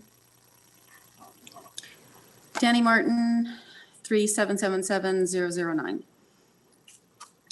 This just got a lot of different comments on Facebook with regards to the amount of money on this. There is upgraded motion detector with high-grade adhesives that run $30 to $50 each that could be put on the mailboxes that are less of an eyesore than the huge things that we put up. I don't understand why everything is always over $5,000. And I think it's a ridiculous amount to only test this one. Why don't you go get a package of some of the other ones and test them out, saving a great amount of money and maintenance, because if something gets broken, it's easy to repair compared to these other structures. I think that it was a rush to let's try this, and you didn't test out any other things. I'm done. Danny, could you please describe again what you're suggesting as an alternate? I didn't quite catch that. They are motion detector lights that are quite bright and efficient with a high-grade adhesive, so somebody just can't break them off, but they could be adhered to the top of the mailboxes as are. I'll search the internet for some and send an email with some pictures and illustrations of them, if you would like that. Just so I understand, you'd put one of these at the top of each of the banks of mailboxes and it would fully illuminate the whole front of the mailbox? I'm just trying to understand. Yes. Okay, thank you. People are Do we using have them other up comments? in the neighborhood. If Okay. you drive through and see what they're doing in front of their houses and walkways and so forth, some are a little small, they're just down in the dirt in the gardens, but the ones that they're making that will illuminate the whole front of your house or a smaller area such as the front of the mailboxes. Okay, thank you. Other comments, Harmony? No. Okay, comments from the directors? A couple of questions, just whether it be Steve or anyone else who might know, we ultimately decided on this particular fixture. Was there some kind of either testing of other types of fixtures along the way that helped us arrive at this being the best of the options that we had available? This particular fixture was looked at and sought out from the FPC Facilities Planning Committee. They also looked at some other options and maybe some cheaper, but a lot of times they looked out of place or looked like I don't know, hokey is not the right word, but just didn't look professionally done. This is actually these lights are built for the purpose of going with the mailbox clusters that we have. That also clusters are throughout the entire United States in different communities. This light is developed for this particular purpose. All right, and then could you just kind of generally describe for the people who may not have seen them, just approximately what they look like, how high, what they are going to emit, and also just for my information, kind of expand on the 40 mailboxes that we're going to have a contractor install, why we're doing it that way with respect to them doing it, and then the 62 that we're doing. I assume that means that we have the ability, and for some reason I'm thinking we don't have the ability maybe to do it on the 40 that is going to be able to be done by a contractor a little more. So we've installed, we've replaced approximately 40 mailbox slabs to bring them up to ADA compliance. Those mailbox slabs, for us to install 40 fixtures at those locations already would tax the operations. what happens when we replace the mailbox slabs, the mailboxes get reinstalled by operations. And during that time, since this attaches to underneath the mailboxes, it's designed to go sandwich in between the concrete slab and the mailbox. Operations could assemble and install it during that time since the mailbox is already removed. So instead of going back, moving the mailbox, bolting these down. In some of the cases that there might be a little bit of modifications that need to be done. Again, it's just because we are getting a tax break, or not a tax break, excuse me, a price break for buying 50 of these at a time. The reason we can't buy all 102 at a time is we don't have facilities to store 102 of these lights at the particular time. So we were going to receive a shipment, if approved, of roughly half, 50. Those first 40 would be installed for a contractor, hence freeing up storage space to bring the other 50. And when we replace the mailbox slabs, operations will install them. And describe them, if you would, just like what they look like when they're roughly 10 feet tall. They match the same color as our mailboxes. Like I said, they're made to bolt to the same bases as our mailboxes. They are solar, so there's not. I saw some stuff online. There's not bringing in any infrastructure as in electrical lines, and we have to pay electric bill and whatnot. And they are motion, so they activate when they sense the motion from you walking up to your mailbox. They stay on approximately 5 minutes. They have different settings. I think we set ours to 5 minutes, and then they go off. Tom, if I could possibly add to your question or help you with your question, I was on the FPC or FRC at the time when we first started looking at these, and we did. We looked at a lot of different options because we realized $1,200 was a lot of money to spend on the mailbox lighting, and we looked at rope lighting. We looked at little makeshift hardware store solar lights and all those type of things. And Steve used the word earlier, hokey, and that's kind of what I thought when we were going to put a couple of $10 floodlights on a motion sensor on a 2-inch galvanized pole behind the mailbox. I mean, it just would have looked really tacky. The other option was to put the solar collectors on top of the mailbox, and then run exposed wires to rope lighting under the front lip of the mailbox.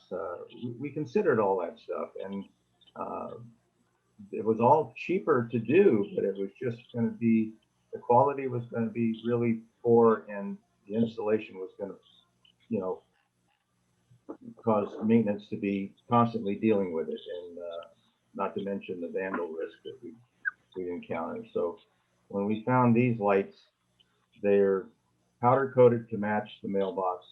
They're about 3-inch square steel. They're 10 foot in the air. They're 4-watt LED lights. I mean, they're minimal wattage. The battery replacement is about a $30 cost to replace the battery, and it's a simple project to do. The initial cost is the big ticket item, but I think this is the right thing for our mailboxes. I don't think it's going to be offensive to anybody. We've already had a number of positive responses from the community, and well, Eric's got a photo up, and that's pretty much what it looks like. And yeah, I think we had a number of negative comments, mostly people who just didn't want to spend the money, and I understand that. I mean, people are sensitive to that, and I understand that. We have the money in the CIP fund. It's not going to affect their dues. It's not in the grand scheme of things with 5,000 homes. It's under $30 a home. So I think it's a good thing to have in the community. And I'm certainly in favor of it. And if I may add to that, we've also had these same fixtures in place over on Black Horse and Sorrel since 2016. All of the mailbox users at that locations had very positive comments. They were very satisfied with the install. Some of our member comments at that time, back in 2016, were that they couldn't wait to have them installed at their mailboxes. And like Joe said, since I've been on the board, usually when we ask for member comments, we get their concerns. But for the first time, we had a lot of very positive comments regarding installation, especially from the people at the locations where we installed the test fixtures at. So this is something that FPC worked on even before Joe was on the committee. It was a discussion. So, because I was with FRC at the time as well. And I think this is something I definitely support, both because it's a committee recommendation, but I think it's the right thing to do for our community. We have a member request. Okay, who's up? Joe Washley. Okay, Joe.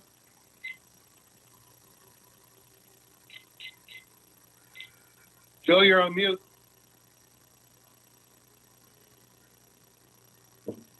Joe. Now There you you go. can hear me. Yes. All right. I have two questions. One, when are the slabs going to be redone, all of them?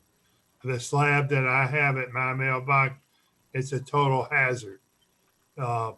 Number two, have we checked it? Can you go up at night with the light on? Can you actually read the numbers on your mailbox to see which is yours? Those are my two real questions. I can tell you personally, I went up to the one, well, I went to a couple of them, the one on Black Horse and the one on Cruise Circle. You drive your car up right in front of the mailboxes, the motion light is not triggered. You have to get out of your car, walk up to the mailbox before the sensor will actually turn the lights on. And at that point, there's enough illumination to, yes, see the number on your box, see your keys in your hand, and you know, I didn't physically look in the mailbox because those weren't my mailboxes, but I got to think that the view in the mailbox will be even better than it would be without it. So they will be helpful. And keep in mind, this is just a 4-watt LED light. That's all it is. Okay, now my big question is the slabs. When Joe, to answer your question, Yes. I believe, since I know where you live, your slabs are actually scheduled to be placed not next week, but the week after. So you should be seeing signage going up by the end of this week. Okay, that's the most important part. Thank you. Sounds like a great idea, though. I Okay, did do we have forgot other to forget. comments? I Go ahead, forgot to Jeannie. ask Steve. I forgot to ask Steve one thing. When you say the 6 months plus, is it a total of 18 months or is it a total of 12 months? I knew you'd catch that, Jeannie. I know. I'm So, sorry. I'm asking for a total of 18 months 18. for all 102 locations. Yes, Okay, 18, right? correct. Yes, 1/8. Okay, thank you. When we did the original mailbox project, I was in that same mode where we talked about doing it over a period of like 2 or 3 years. I said, you know, if we're going to do it, let's figure out how to do it and do it quickly so that we don't have it take forever. And I'm sure you'll do the best you can. I mean, one mailbox a week would be 52 in a year, and you're talking about doing 62. So hopefully we can do better than one a week, but you know, we'll make that the goal. And if you take a year, that'll be hopefully the outside. Okay, listen, I wanted to hear from Jim about Yes. your comments on this. We're in the middle of a motion. Yes, I'm for it, so I'm good. Harmony, do we have any other member comments? No hands raised, and I didn't catch the second. Who seconded the motion? Do you have a second? You need a second. Unless someone gave a second, I think we need one. Joe Okay. seconded it. Okay, thank you. Okay. Have a motion and a second to approve the completion of the mailbox project. The mailbox lighting project, excuse me. All those in favor say aye. Aye. Aye. Aye. Any opposed? Motion carried. Okay. How we doing, directors? You want to take a break? We could do a 5-minute break if you're okay to keep going. Jeannie wants 5 minutes. Okay, I've got 7 minutes after, I've got 8 minutes after 9. Let's reconvene at 9:15. I suggest you just leave your system set up. If you'd like to turn your camera off, that's fine, but we'll be back online at 9:15. Okay, I'm the one that was on mute. I'm sorry. I would like to restart our meeting now. I see that all of our directors are back. We're ready for item 7.7. Steve, do you want to take this, please? Yeah, let's do it. So the golf course irrigation system is needed replacement. It was installed in 1996 with a typical useful life expectancy of 15 to 25 years. Each year, the POA spends more and more time and money on repairs of the aging irrigation system. Furthermore, the new irrigation systems can be designed to be more efficient. In July of 2020, the Board of Directors approved $87,000 to design a new irrigation system. The engineer identified a 14.6% water savings plus a power savings and a reduced annual maintenance cost for a total estimated $105,000 per year savings. There is also potential for increase in membership, golf membership, and country club revenue. Currently, there is a potential grant to the POA that may receive for this project of $98,000 from MWD. The project will pay for itself within 17 years, assuming the water prices stay at the current 2020 rates. However, projecting the water rate increases, the payoff could be as little as 12 years. In early December of 2020, an RFP was put out by our design engineer for all new lateral lines, irrigation control, weather station, and heads. We received 4 bids from reputable golf course irrigation contractors. The bids range from 1.56 to 2.06 million, with an additional $320,000 for 2 pump stations and soil sensors that were outside the contractor's scope. The contractor's base bid was for 1.56 million, with 2 alternates given. Base bid is to complete the project from start to finish in pretty much one lump sum. First alternative was 1.5 million. This is to complete the project to be billed over 2 different projects, pretty much straddling our 2021 fiscal year to the 21-22 fiscal year in 4 months. The second alternative was a $1.6 million, and that's to complete and build a project over 2 years. Fiscal impact would be, and this is for the base bid plus the 2 pump stations, is 1.88 million, with the soil sensors, pump station, and the base bid, plus an 8% contingency from the Repair and Replacement Fund 02670. It is recommended the Board of Directors approve funding for $1.88 million plus an 8% contingency from the Repair and Replacement Fund 02670 for the golf irrigation system described above to be completed as one project. Okay, thank you, Steve. Whole other order of magnitude for us, I understand. Do I have a motion to approve the golf course irrigation project as presented? Yes, I'd like to recommend the Board of Directors approve the funding for $1.88 million plus an 8% contingency from the Repair and Replacement Reserve Fund 2-670 for the golf irrigation system as described before. Is there a second to the motion? I'll second. Okay, thank you, Jeannie. Now that we have a motion and a second, we can entertain discussion. Do we have comments from the members? We have no hands raised right now.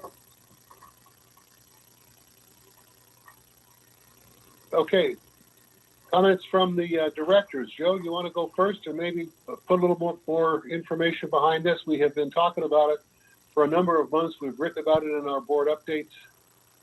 So just give us a few more words, and you made the motion, so I assume there's a support there. Yeah, it's only been a big part of my life for the last 3 years, so I'm committed. Yeah, no, it's a great project. It's way overdue.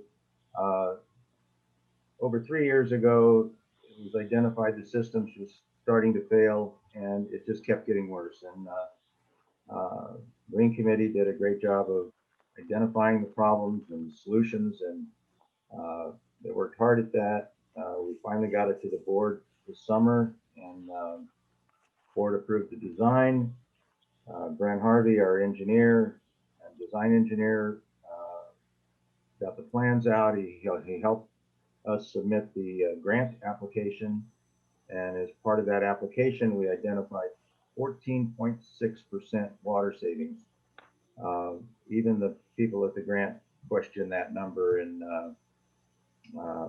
so we were wasting a lot of water, and this new system is going to save us a lot of water. So it's pretty impressive to hear those numbers. The project will be a 4-month project. If all goes well, the schedule right now is to start the project on March 1st. It would end sometime in the end of June. We propose that this goes as a one-time project, so we can save about $40,000 right there by not breaking it up over a period of years. And we will have minimal impact to the golf course and the golf players. And one other thing that I want to mention is that the contractor has verified that they'll work on a single hole at a time, so there'll be minimal interruption in that regard.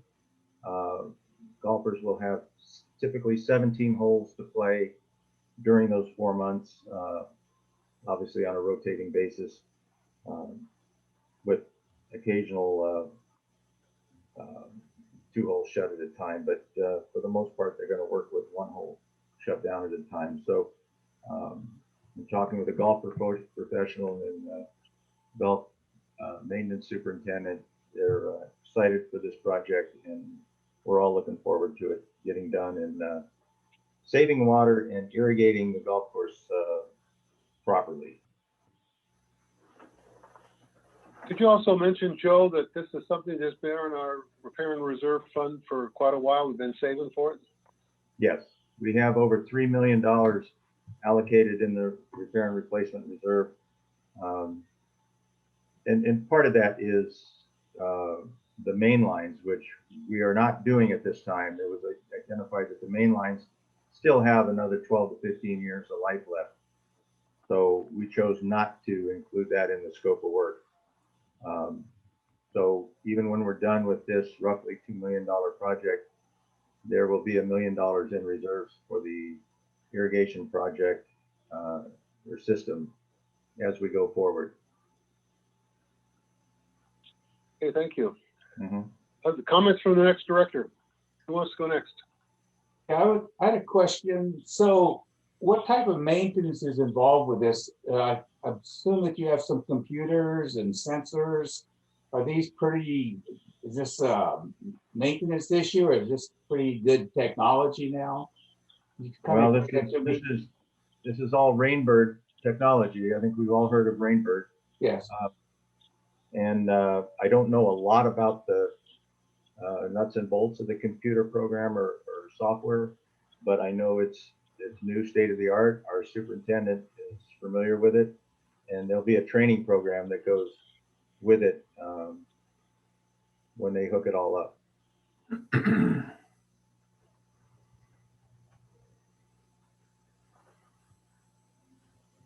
Any other I comments, can go Jim? next. Go ahead, Gene. Joe, can you reiterate again? I know that Chris asked the question about the repair and replacement, but it's my understanding that this was also on the list to be replaced funding wise about 2 years ago. So we've actually deferred it now 2 more years on top of when it would originally should have been done. Is that your understanding as well? Yeah, I wasn't actively, well, I think it was more than 2 years ago that they had gotten bids on it. But I'm not talking bids, I'm talking about where it was in the repair and replacement study to be done. I believe it was identified to be funded 2 years ago. So it kind of ties in with Chris's question that the money has already been accounted for in our current repair and replacement fund. That's correct. And then my second question is, because I'm sure we'll be asked, is what about tournaments that have already been scheduled? I know you said that regular play will only be impacted 1 hole at a time. Will there be any tournaments that are going to be impacted?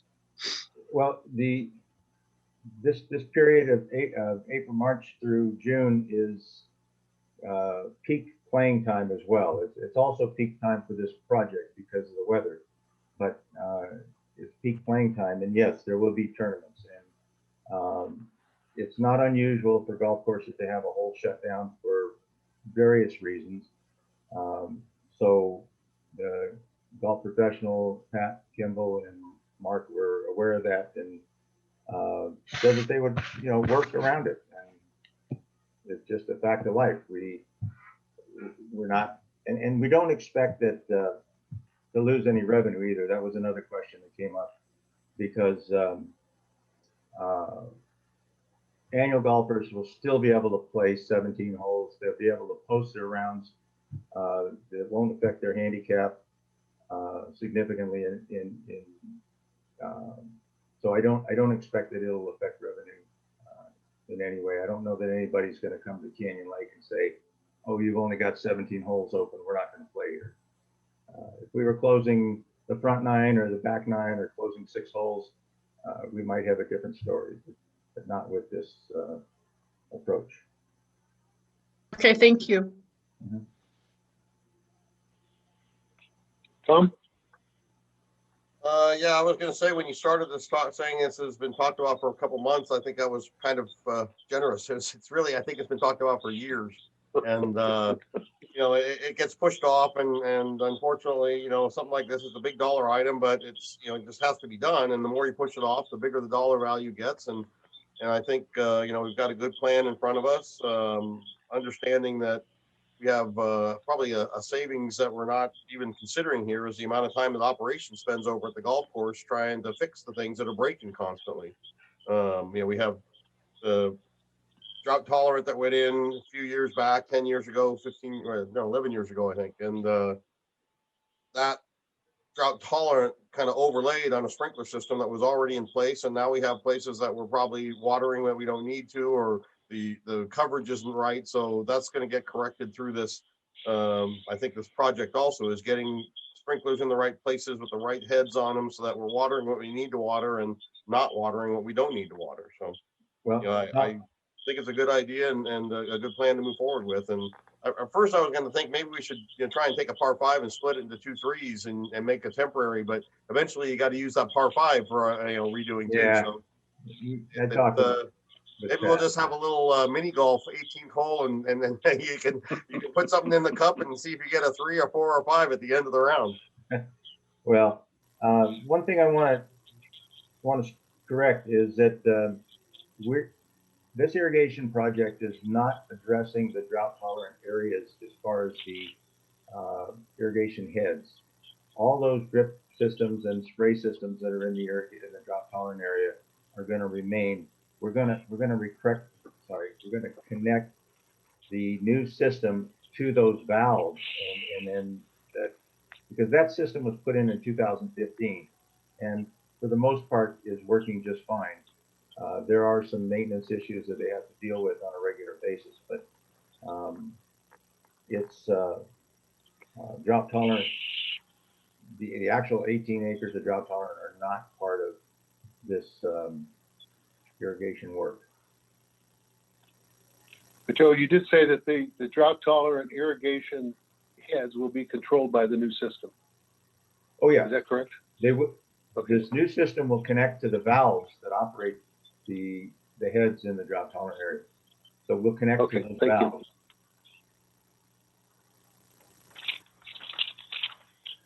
Okay. We have any other comments from the members? We don't. I have a comment. Go ahead, Jim. Or Eric, is that you? Yep. Before we lose Steve for the night, did we lose him already? His video's off. There he is. No, you didn't lose me. I was just Yeah. grabbing a bite to eat. I'd like to thank Joe for all his hard work on this. As a volunteer board member, he's volunteered a whole awful lot of extra time working on this, he and Steve.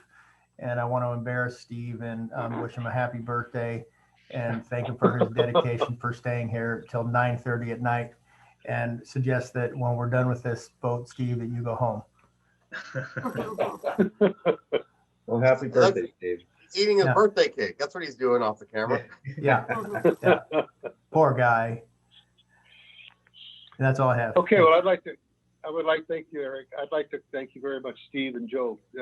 Well-deserved thanks there for all the hard work that's been done.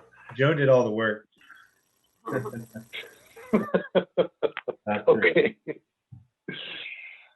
So I'd like to call the question. All those in favor of approving the golf course irrigation project as presented, say aye. Aye. Aye. Aye. Any opposed? Okay, motion carried. This meeting was scheduled to run until 9:30, which it's 9:30 right now. I would like to keep going unless the directors have a different desire. Let me know. Press forward.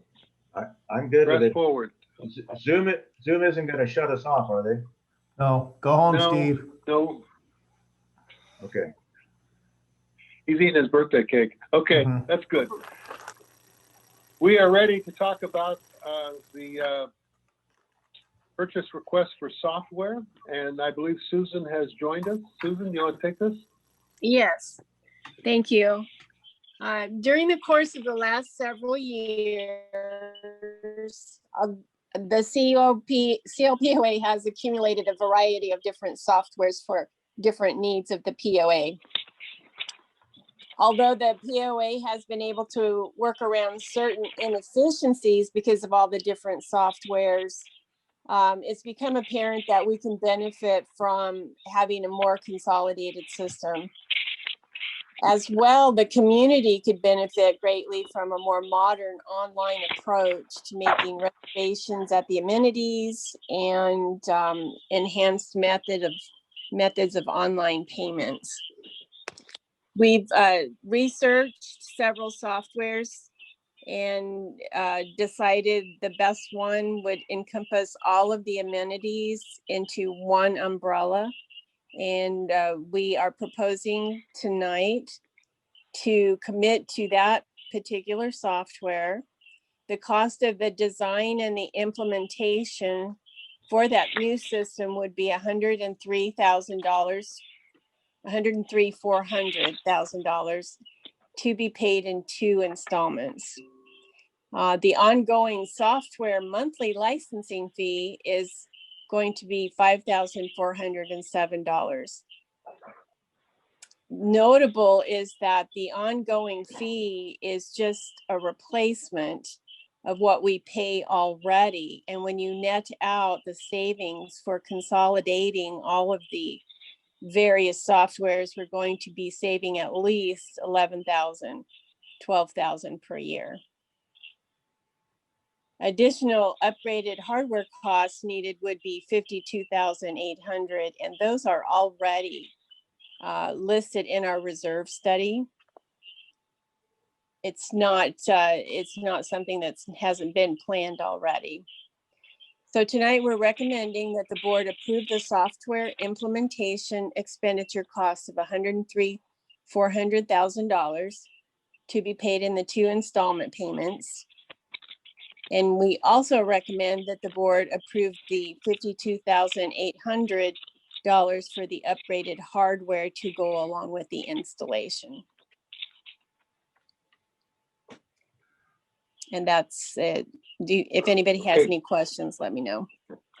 Okay, well, let's see if we can.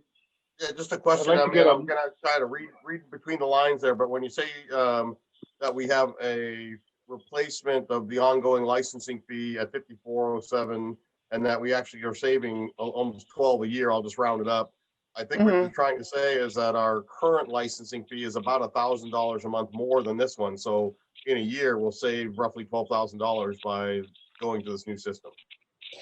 Yes, when you lump them all together, all the different software packages together, yes. Thank you. You're welcome. Okay, could I have a motion to approve the purchase of software as described here in this action item? I'll make a motion to approve. I'll second. Have a second? Okay, there was, Susan, you left out the part about taking this money from the repair and replacement reserve fund. I did. I did We talked about that some. Yes.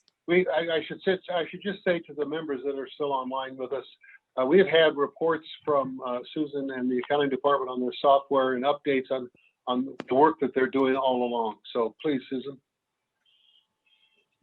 Yes, I did mention the fact that these items are listed in the current reserve study as an individual line item. That would be the repair and the replacement fund. And I am recommending tonight, and it's up for discussion, that the funds be allocated from that fund.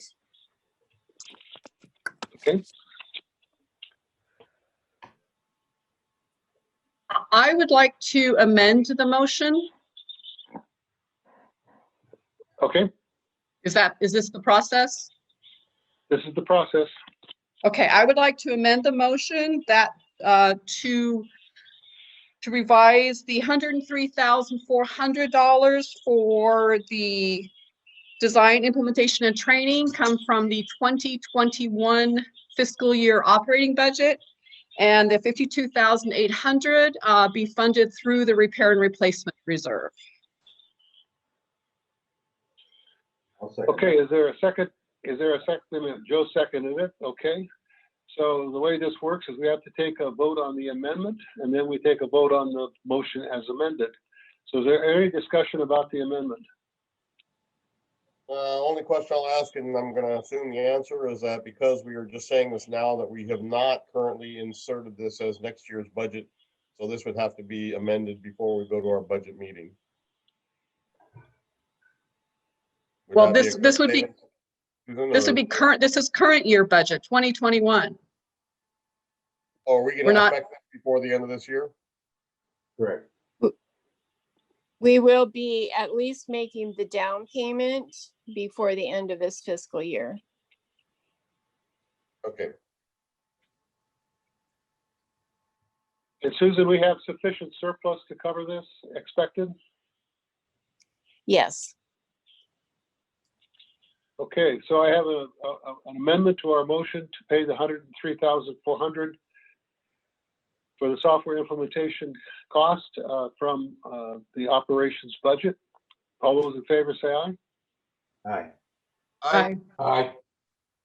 Any opposed? Okay, now we have a motion, an amended motion to pay for the $103,400 from operating and the $52,800 from repair and replacement. Any discussion on that? Please speak up.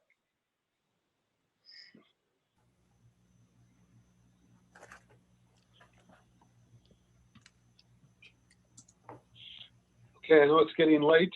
I guess I'll just point out that this is something that we encouraged Susan and her staff and the staff of the POA to look into to streamline our reservation process and bring it up to modern standards in terms of computing power and able to do reservations, etc. It was one of our goals for this year, and they've got this done, and they're saving us money on an annual basis in the process. So I think this is a very fine piece of work that we're all going to benefit from.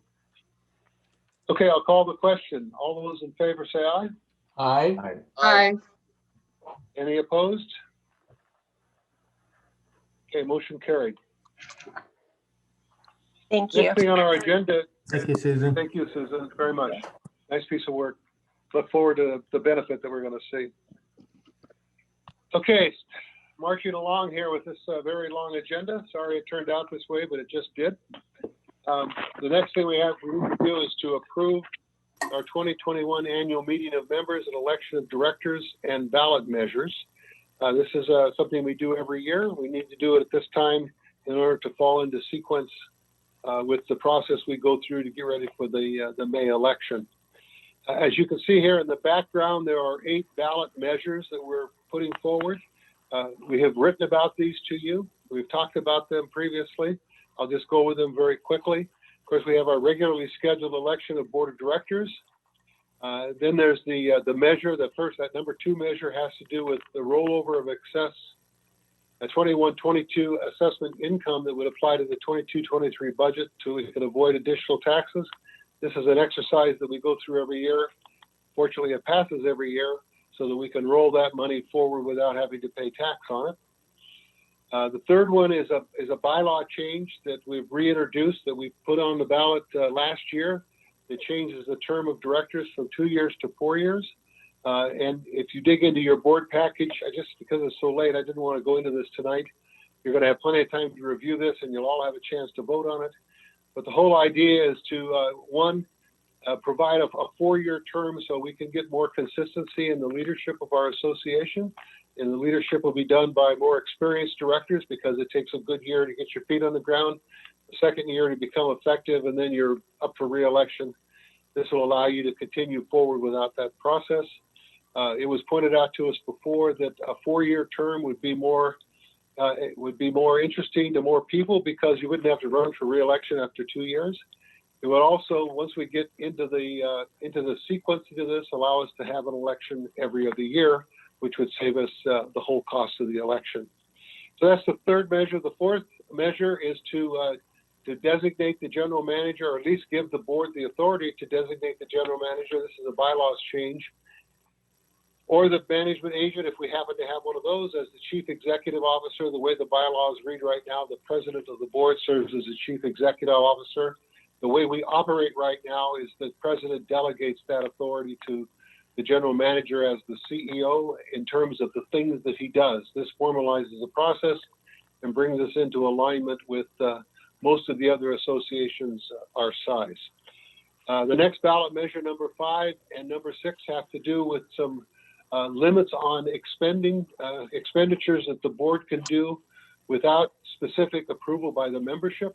These numbers were developed back in the 1990s after the bankruptcy. And we're suggesting that because of what things cost now and our ability to move forward, that we need to increase these amounts, not because we want to spend your money recklessly, but because we want to spend your money under the same kind of scrutiny that has always been in place. And the idea with the $800,000 increase is to increase that over 2 years, increase that to $1 million per year. And the $200,000 limitation that has to do with purchasing real property, purchasing, leasing, or renting real property would be increased to $400,000. The 7th bylaw amendment has to do with changing our debt limit from 5% to 15%. We are permitted to borrow money. We are a very healthy organization. We are in good position with our banks to borrow money. We meet their markers that they have right now. And this would allow us to borrow money to allow people to help pay for amenity modifications, capital improvements, or maybe for the solar system as it's being used, as opposed to waiting a few years to save the money up so that we can purchase it. So that's on there. That's on the ballot as the 7th measure. The 8th measure has to do with the Sierra Park North and the pump track. You'll know that this project has been with us for a number of years. It has been endorsed by boards along the way.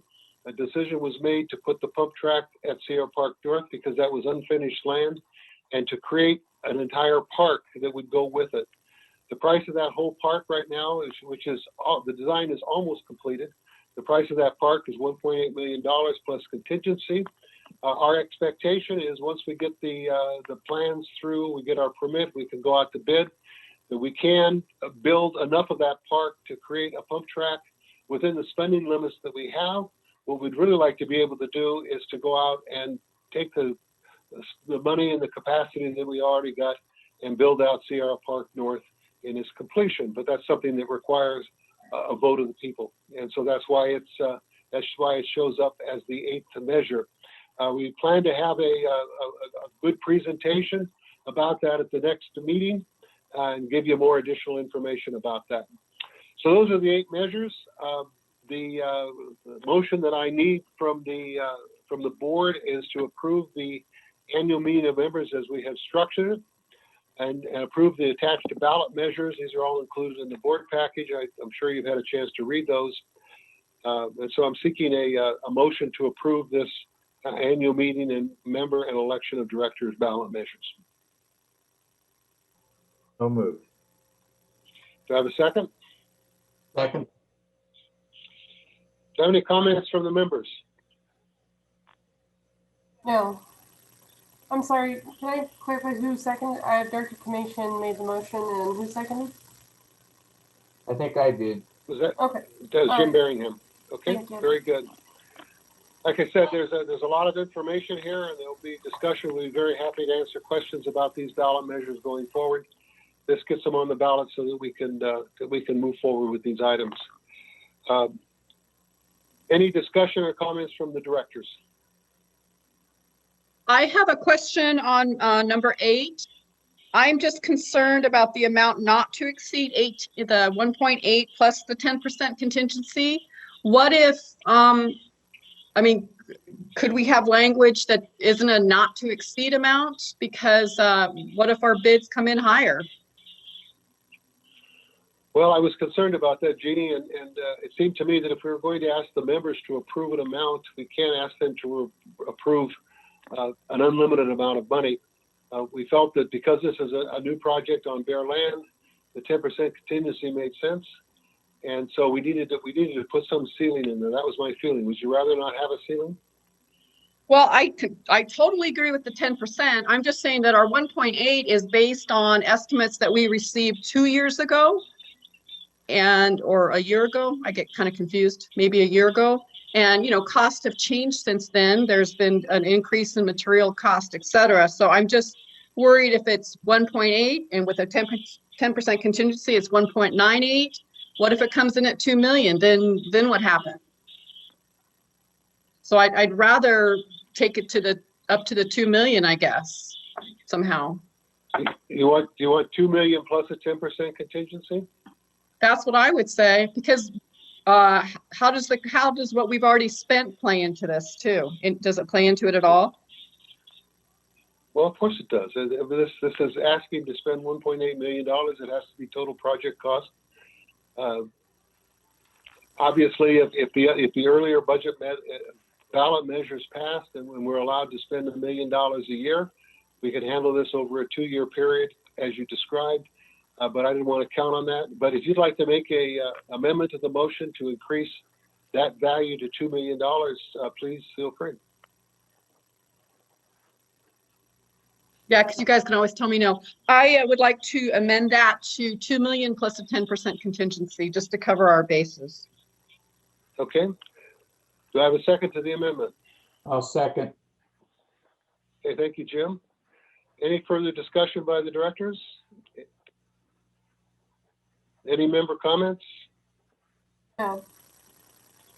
Okay, I'll call for the question. All those in favor of the amendment, increasing ballot measure 8 to $2 million plus a 10% contingency, please say aye. Aye. Aye. Aye. Any opposed? Okay, that amendment is carried. And now we'll turn to the motion to accept the entire package. 2021 annual meeting of members and election of directors ballot measures. We have a motion and a second. Any final discussion? Call the question. All those in favor say aye. Aye. Aye. Any opposed? Okay, motion carried.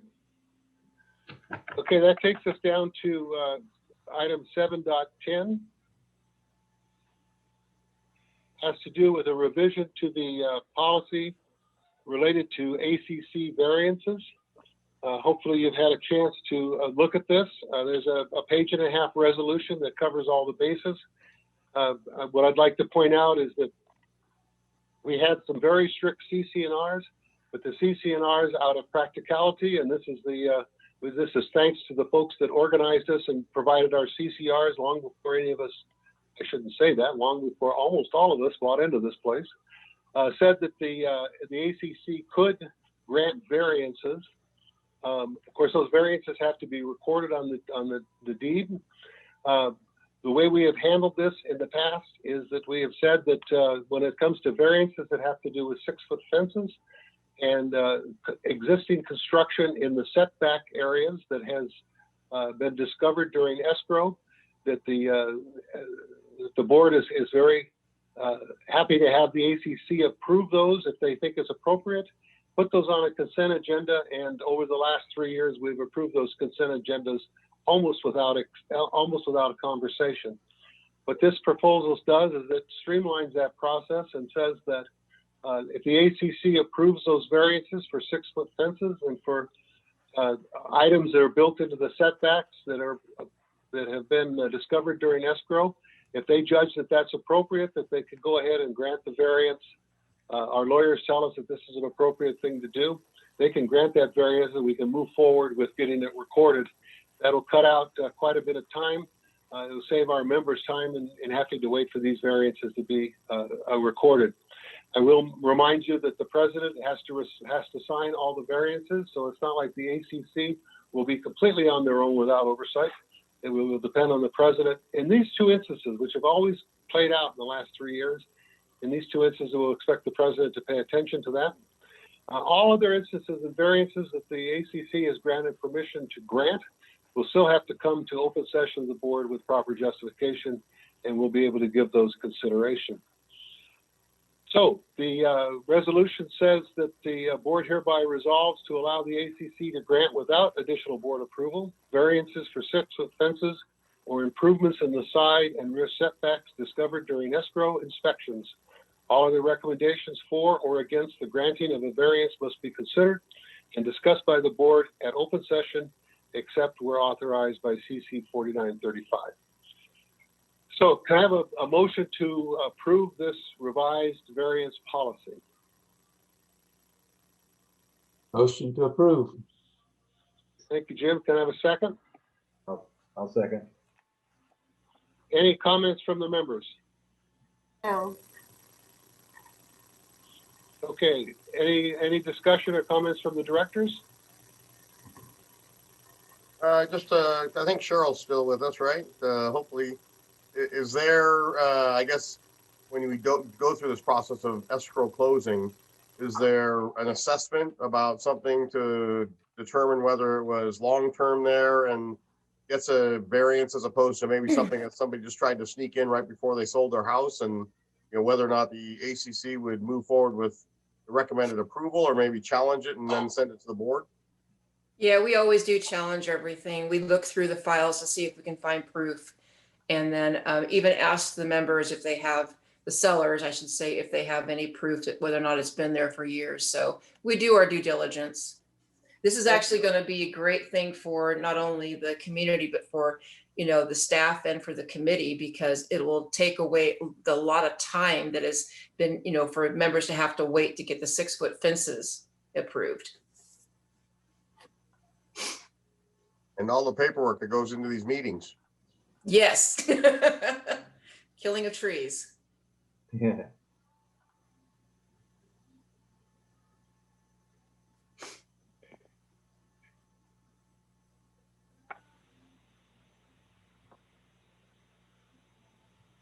Any other questions or comments? Okay, I'll call for the question. Could all those in favor of revising the ACC variance policy, please say aye. Aye. Aye. Any opposed? Okay, motion carried.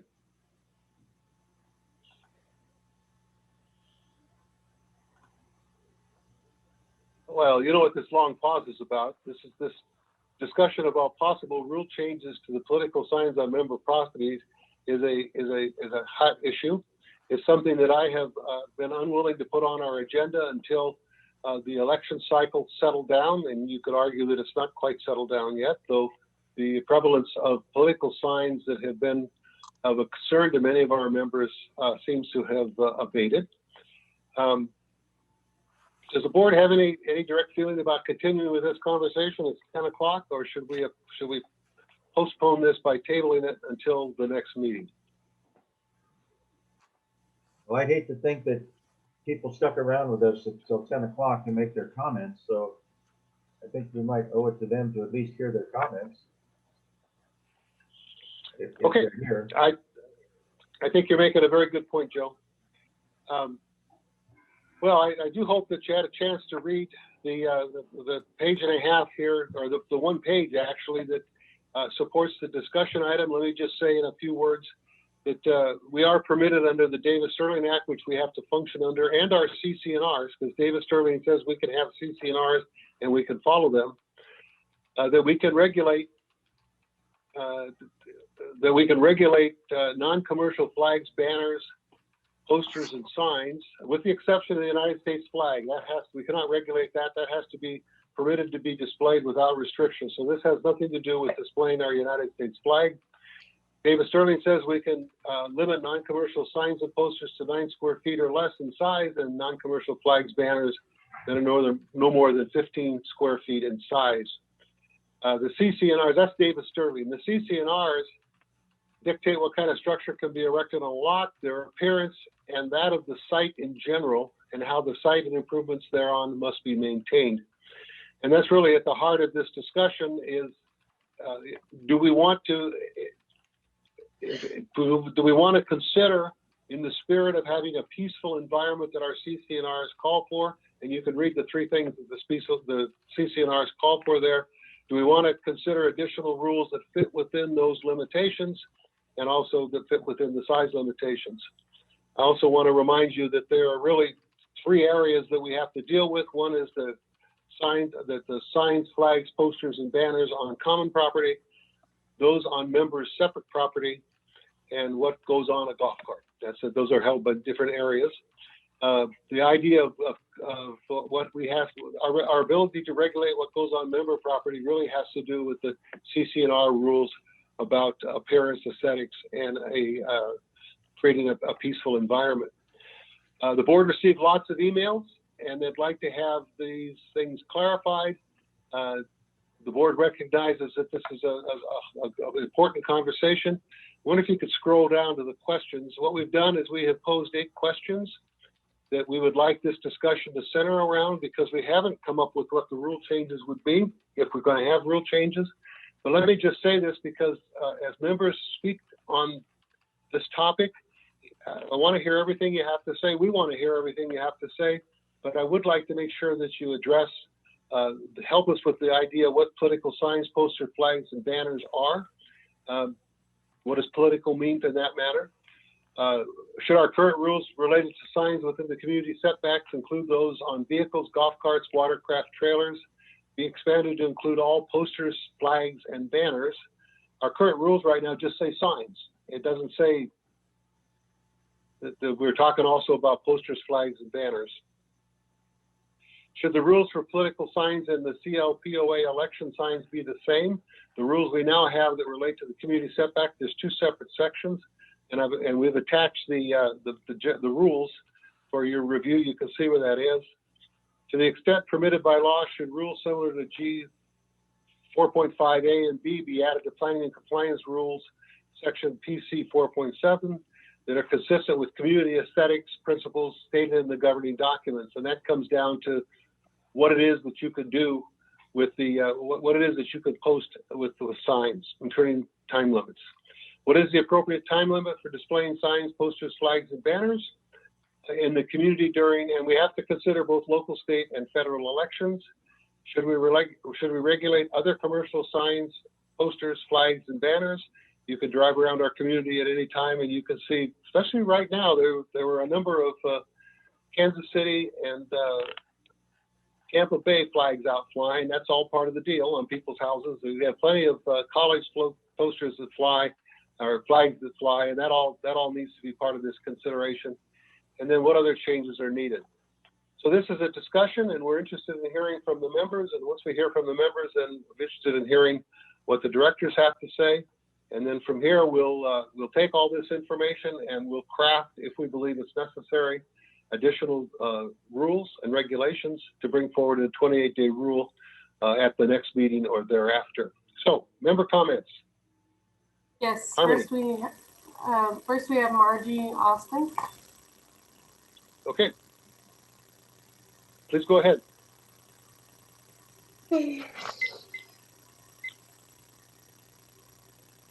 Hi, Margie. I think we had you there. You want to unmute again?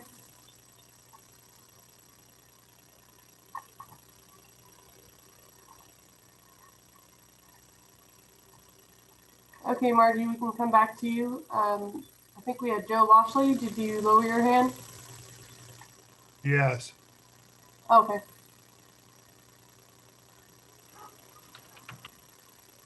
All right, Margie. Go ahead, Joe. We'll come back to Margaret. Oh, is Margie on? Not yeah, yet. Joe lowered his hand, and then so Margie, if we can get you to unmute. Okay, am I unmuted? There we go. Yeah. Yes, you are. Okay, thank you. Thank you, Margie Austin, 3716-217, and thank you for not postponing this issue. I'm going to forgo originally what I was going to say now that I see that we're ready to address the issue of what we're really asking for. We would like the rule changes for the flags to be on all flags, anything considered signage, flags, signs, banners on common areas, golf carts, and on private property. You have golf carts that are parked or driving through common ground areas that sport all kinds of language that are inappropriate for anyone, let alone children and grandchildren. Any political sign outside of a specific window, and I don't care if it's 60 days or 90 days, but there needs to be a regulated time before the election and then within 7 or 10 days after the election. Every sign, every banner, anything that displays a political candidate, or if it's it becomes a ballot issue or proposition, all of those need to be taken down. And obviously, just to add upon, I know that you have rules about fighting words and obscenity. Some of the signs that don't fall within the obscenity, I would constitute as fighting words. Signs and banners that show semi-automatic rifles, signs that say, signs that sport the Confederate flag, those are fighting words always. Flags that say, you know, Biden sucks 3 months after the election, those are fighting words. Don't tread on me, those are fighting words. Trump train flags 3 months after the election, those are fighting words.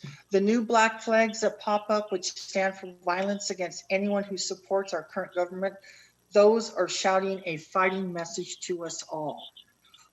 So it's not just a matter of obscenity, which should never be allowed at any time.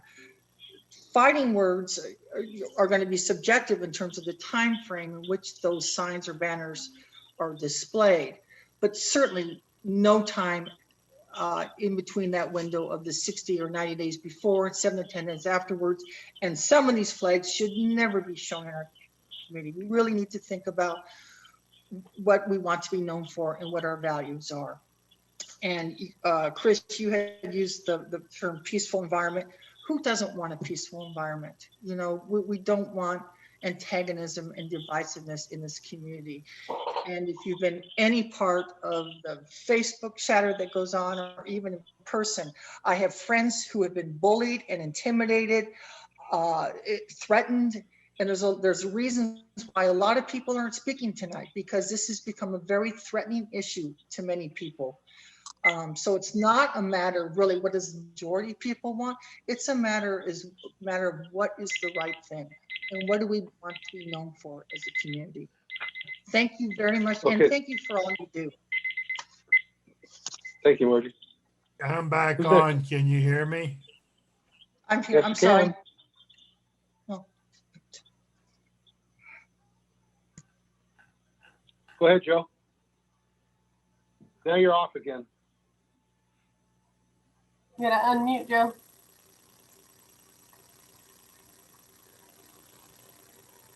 Am I now unmuted? Yes. Yes, you are. Okay. I agree with what Margie just said. Excuse me. And I want to say right off the top, I'm part of the 75% of Canyon Lake that's a Republican. But this idea of these banners and signs all over the place way after the elections, I think is ridiculous. Now we have signs, or we have rules here, and we have rules like, for instance, on our political signs that we have for POA people, whatever it may, city council, that are in the setbacks. The rule is that it has to be down in something like 7 days. You have to take your signs down. We have signs up that have been up since like February for the November election, and some of them are still up. And a lot of them, as she said, are fighting type of signs. Now we have plenty of other rules.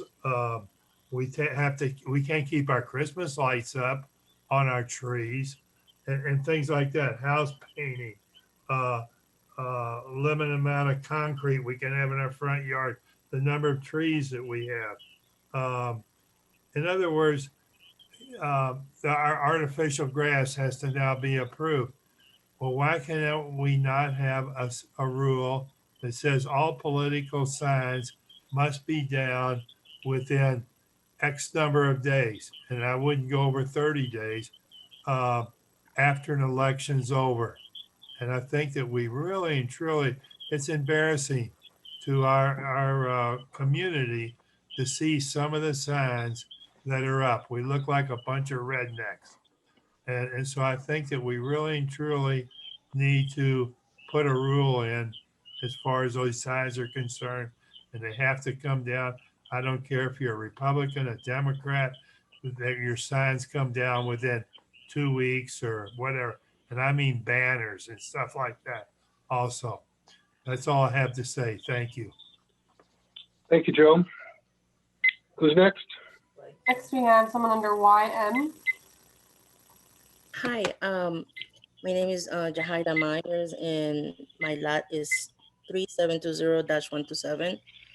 I wanted to comment on, on what Margie said. I am also, a minority member of this community, and one of the reasons why I'm here tonight is because it is extremely upsetting to see some of the banners and the flags that are displayed all over our community. I don't have a problem with people, expressing their support for a candidate or their support for a certain cause or whatever. However, I do have an issue when that support goes beyond, number one, the time allotted in the community, to show that kind of display, or when it really supports causes that are not in the benefit of all Americans. So really, like, I just wanted to come in, pop in, and say that when I had company coming over, I'm super proud of living in Canyon Lake. I lived here for like almost 5 years now, and I love this community. This is the reason why I purchased my home here. But it was extremely upsetting to have people that's coming from out of town, or family members, friends that come to visit me in Canyon Lake, say, wow, I mean, it's okay. I don't have a problem with anybody supporting who they want to support, but with the nastiness and the stuff that's been going around lately is extremely upsetting and hurtful, especially when you have children in the community that shouldn't be seeing this kind of negative commentary. Now, when you said that oh, this election cycle is not over, still, a hot button. I want to, I don't want to be annoying or get on your nerves, but the election cycle is over. It was over the day that Joe Biden was elected president of the United States. So there's no reason for anybody within our community, in our gates, in our common areas, or anywhere that can be seen by the public to be displaying flags that say F Biden, or the black flag that is now popping up all over our community that implies that they're ready for war.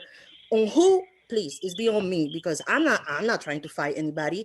All I want to do is come home and enjoy the peaceful community that I purchased my home, where I purchased my home. So yeah, that's basically what I wanted to say. And I hope that we can all as a community come together to an understanding of how to change these rules to make them more understandable. Okay, thank you very much. Who's next? Marha Kid.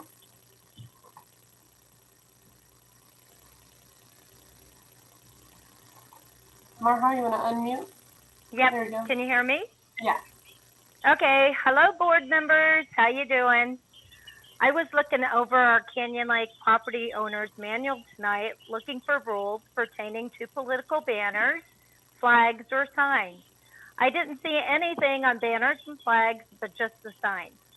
Having been a member of the Rules Committee before it was disbanded, one of our last tasks was setting up rules for the open house signs. There was a real concern about the aesthetic appearance of our community, and they did not want signs everywhere. Just looked trashy. So GR 4.5A pertains to political signs. It is stated that signs may go up 90 days prior and be removed 10 days following an election.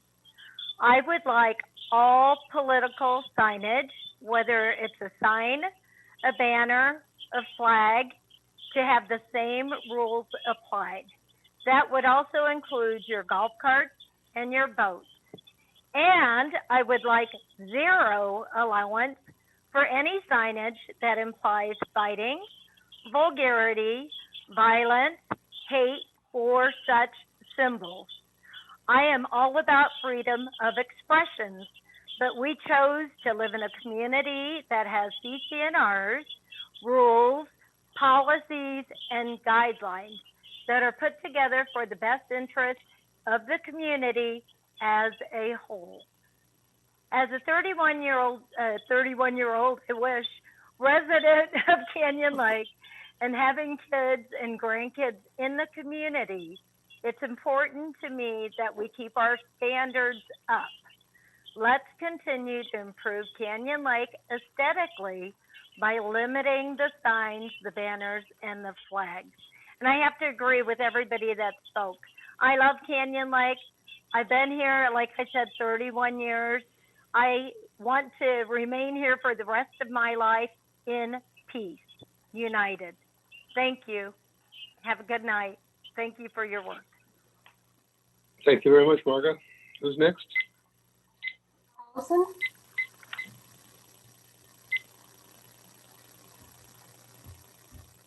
Allison, you want to unmute? Hi there. Hi. This is Allison Turner, 3804-008. I just want to reiterate really what everyone has been saying. I bought in the community 4 years ago, and it really was the most idyllic, peaceful place I had ever seen. And I have to say, over the last year, and I've spoken one other time here, and I've written letters. And I have to say, I have a very different feeling every time I pull into the community. It really feels very polarizing. I feel bullied. I feel intimidated. I feel threatened. I feel embarrassed when I have visitors come. And I really feel like this has started to destroy the peacefulness of this community. And it makes me really sad, because this is honestly one of the most beautiful places. And when I first came there, I felt like everyone was so friendly and happy. And I'm getting emotional, because I feel so differently about the way that this community is because of what these signs have done to people and what has been incited in people. And it really needs to be limited. This has to stop. And the only way it can stop is when you don't have these kinds of signs allowed everywhere on these people's properties. I mean, I have a neighbor that has 6 signs and 3 of them say BULLSHIT on them. 6 signs on one property. It's just not okay. I bring my kids by there on their boat, on my boat, every single time we go by, and that's what we have to see. And it's inappropriate. We shouldn't be allowed to have curse words on signs. It makes our community look so low. It's really very sad. Okay. And obscene words, fighting words, trashy words, inappropriate words that are all on these political signs are just, it's gotten to be too much, and it is ruining the community. So my request is that political flags, signs, banners, they all be considered the same. They should all be considered to be the same, and they should have the same rules apply. We need to limit the time that they are allowed to be up. They need to be a short period of time. I mean, this has been going on, it feels like a year, and it gets worse and worse. And it continues to, I mean, they add on, now we have F Biden signs all over the place. I mean, it's like, it's never ending, you know? I mean, the election is over. I don't know when it's gonna stop, but I respectfully request and agree with everyone that's speaking here that we have some laws that some rules that limit this, because it's gone too far. And for, you know, it has created this really destructive situation, and that's only going to get worse. So it needs to stop. Okay, thank you very much. Who's next? Art Dunster? Okay, you can hear me now? Yes. So first of all, we already have rules in place about all these obscene signs, the F Biden and what have you. I agree with all that. The signs are there. The rules are in place. Enforce them, okay?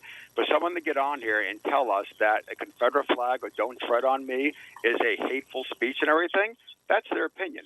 Let me also tell you, one of the 20 people who sent you an email, I know this for a fact on that because one of their friends already spoke tonight, they put on their Facebook page, they thought it was a great idea that a Democrat, who's someone from Antifada maybe, who's infected with COVID, go to a Trump rally during the election and cough on everybody to infect them and kill them. And they said, yeah, sounds like a great idea. That's what you're dealing with. These are the people who are telling you that we're the bad people. They're saying go out and kill Trump supporters. If you feel, scared, what happens? Nothing to be scared about. Is anybody getting beat up in here? If you could sit there and say, oh, well, yeah, people are now getting beat up because of these signs. Oh, people are expressing their freedom on that. Political signs, that's fine on that. But when you start trying to ban all this other stuff, you better watch out. But I'll just leave it at this, okay, because it's late. I stayed on here for that call. I know you've all been up far longer than I have, so I'm not blaming you on that. It's been 4 hours. But if you're going to push this through tonight, which I suspect you're going to try and do based on that, when it's 10:15 and a lot of people have dropped off, you need to have a community meeting on this and hear both sides, okay? If people feel intimidated, that's on them, okay? There's nothing to be intimidated about. Someone says, don't tread on me. What does that have to do with anything? So I'm just going to suggest that you have a meeting on this. Elections are coming up. This is a really hot issue. You're right about that. But I'll tell you what, if you're going to tell people they can't put a don't tread on me flag on their pole, you're going to have a problem there. So I wish you all a good night. Let me just clarify for everyone that there will not be a push to make a decision tonight. If that's what you're looking for, I'm sorry. This is a discussion item. I think we've made it very clear that we wanted to hear from our community. We posted a lot of questions. We laid out the issues as we saw it. We are listening.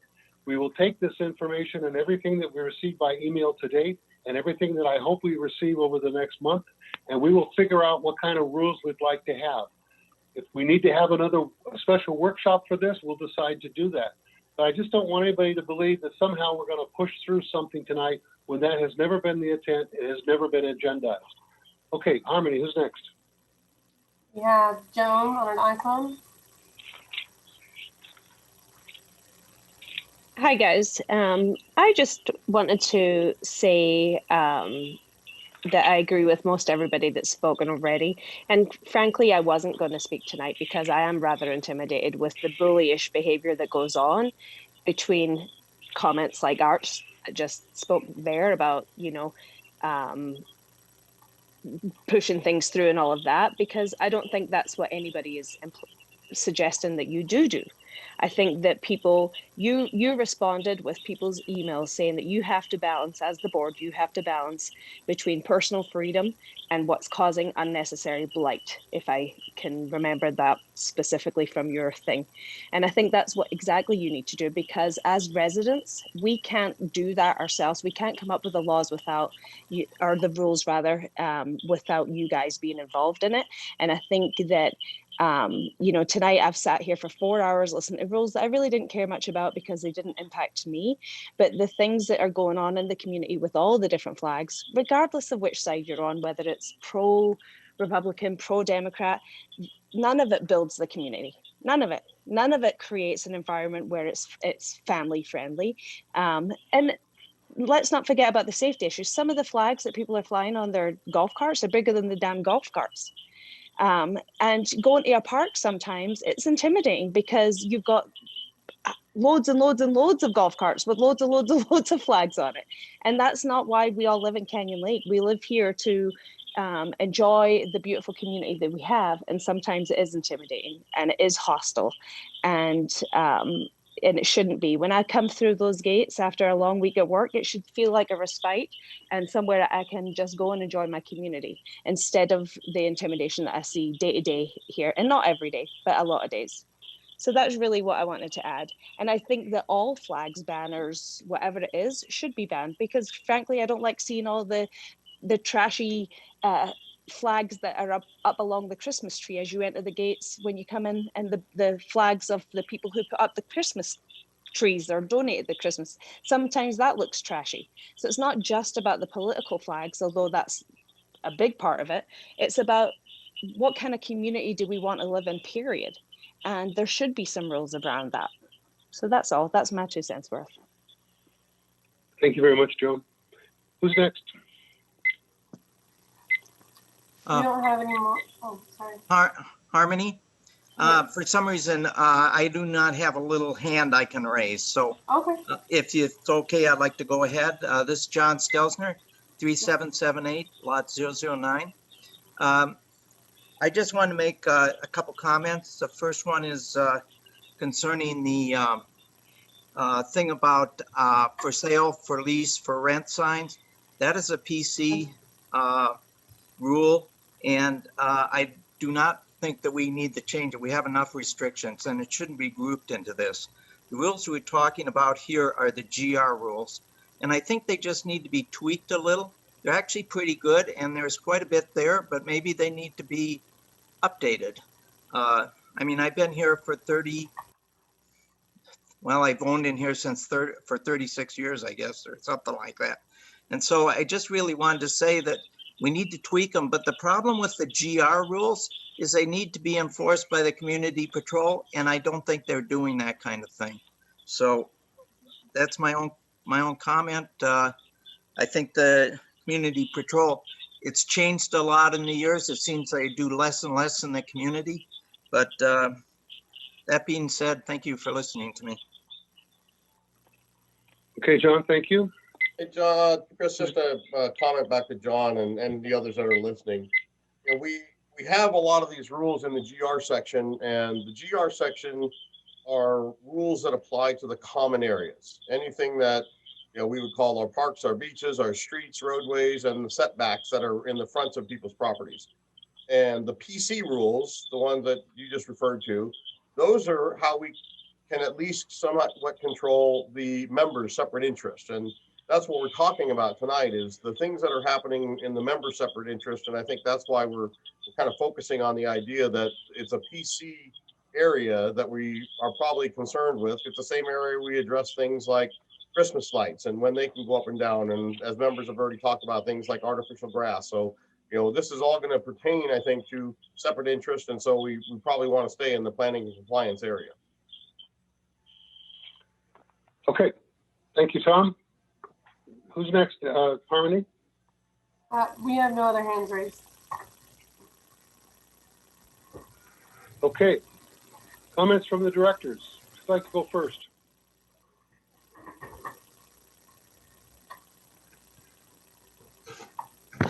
Well, I definitely believe there needs to be a time limit on whatever is up there. You can't be posting signs year round. So I think that's the first thing we need to do is put a time limit on it. I think that would probably solve a lot of the problems, and it's a tough one. I think that some people in here don't use common sense, and that's very unfortunate. Okay, thank you, Jim. Someone else? I'll go. I'll add some comments.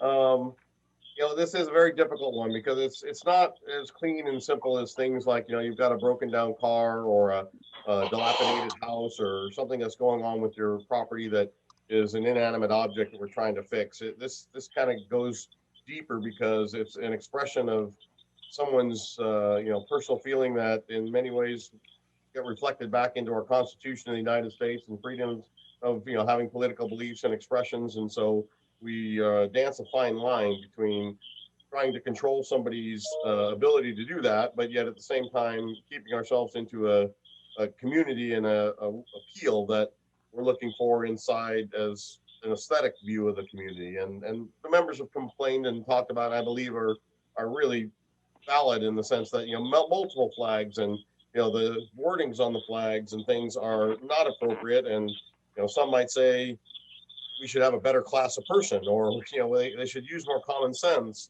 You know, that's probably true, but you can't get everybody to think the same ways. And so now we struggle and are continuing to struggle with how to really address this. You know, what's the fine line? 4 years ago after the election, there was, you know, they weren't as abusive. You know, the signs that came out were "Not my president." So, you know, that it's not that it's only happening one time or one-sided. It's happened in the past, and it's just kind of up the ante this time. And you know, I wish there was a simple answer, but there doesn't seem to be. And we're still dedicated to trying to find our way to a solution that we can get this remedied. And we probably need a lot of legal help in what we can do versus what we can't do. And you know, I'm here to try and take it to the end so that we can find that resolution that makes Canyon Lake, you know, feel and look a lot better than what it has in the last couple of months. Okay, thank you, Tom. Jeannie, were you going to go next? Sure. I do believe in our right of free speech, but I do believe that we should observe common courtesy and decency when engaging in our right of free speech. I believe that the use of symbols in place of letters have the same meaning as what we've already defined as obscene. So I believe that we should expand our definition of obscene to include the use of symbols or any other, well, symbols, the only word I can think of that, you know, you still know what they're saying. You still know what word they're using. I don't believe we should do anything that's going to limit our members' ability to fly military flags, sports flags, Easter flags, etc. All the other fun flags that people like to fly. People are very proud of their military service. They want to be able to fly those flags. People are proud of their sports teams. They should be able to fly those flags, even though, you know, neighbor to neighbor, you might not agree with their choices. So I guess that could be considered fighting. But I just, you know, this is a tough one as well. I agree that there ought to be a limit on political signs, but what is defined as a political sign is what needs to be explored. Thank you, Jeannie. Joe? Well, I really would like to see something done. I think it's terrible what's happening to our community. I think when people are afraid to walk their grandkids out, their children out in the street for fear of what they're going to see on somebody's neighbor's home, I think that's just terrible. I don't know that we're going to solve it, even the five of us. I'd like to maybe take some extra time at executive session and dedicate it specifically with the legal department and focus on what our options are and come back to the community with something that has some meat in it. It's something that's substantial that we can support and hopefully find a common ground for our problem.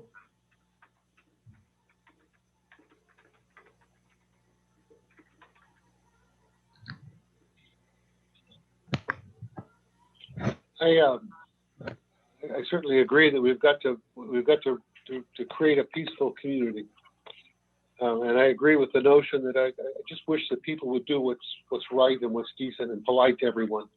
And we are an organization that has committed ourselves to be a part. I should say we're a community that's committed ourselves to be a part of a place that regulates itself with more stringent rules. That's what our CC&Rs are about.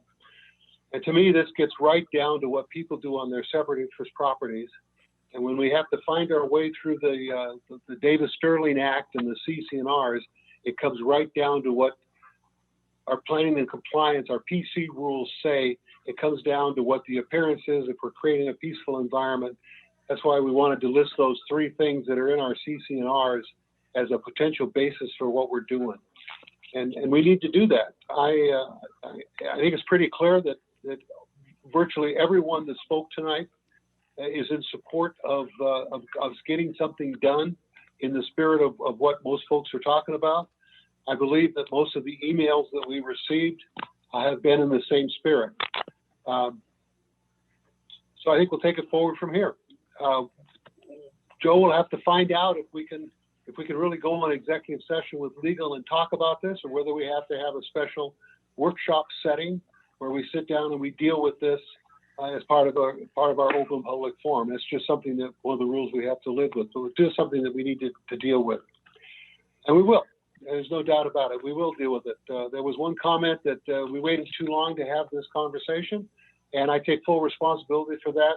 I was looking to have a settled conversation. And as it turned out, this conversation was very appropriate right now, because I never dreamed we were going to have an after the election set of signs that we're starting to see right now. This is a complete surprise to me. It changes the course of my thought process on this. So all I want to say is I think I agree with the others. This is something we've got to do something about. We've heard from you. Anybody that hasn't spoken, please write to us, looking for specific suggestions. We've got the GR rules, we've got the PC rules, and then we didn't list them in this write-up, but we also have rules about our golf carts. The ironic thing about the golf carts is we have a rule that says you have to fly a flag on your golf cart. That's for safety, but it says nothing about what size that flag is or what it can say on it. And honestly, that's why, because we tried really hard to sort all this out with the lawyers before. That's when we came back with the rule about fighting words. We had no rule on the book that said we could regulate what the flags were on golf carts. And so we've got to get that squared away as well. Okay, I'd like to call this discussion to a conclusion and move on to item 8, member comments on non-personnel issues. Do we have any member comments? Harmony? We just had some hands raised and they were lowered. Did we have it? I'm sorry, if there's someone that wanted to speak, can you put your hand back up? Okay, we have Scott. Okay, let's have the first one. Okay, Scott.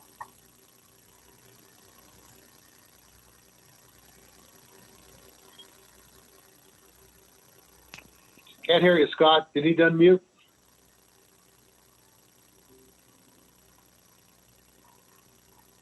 He unmuted.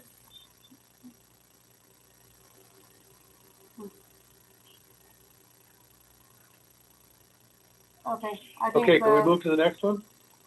We don't have any others unless Scott comes back. Okay. No other member comments then? Let's move on to the association reports.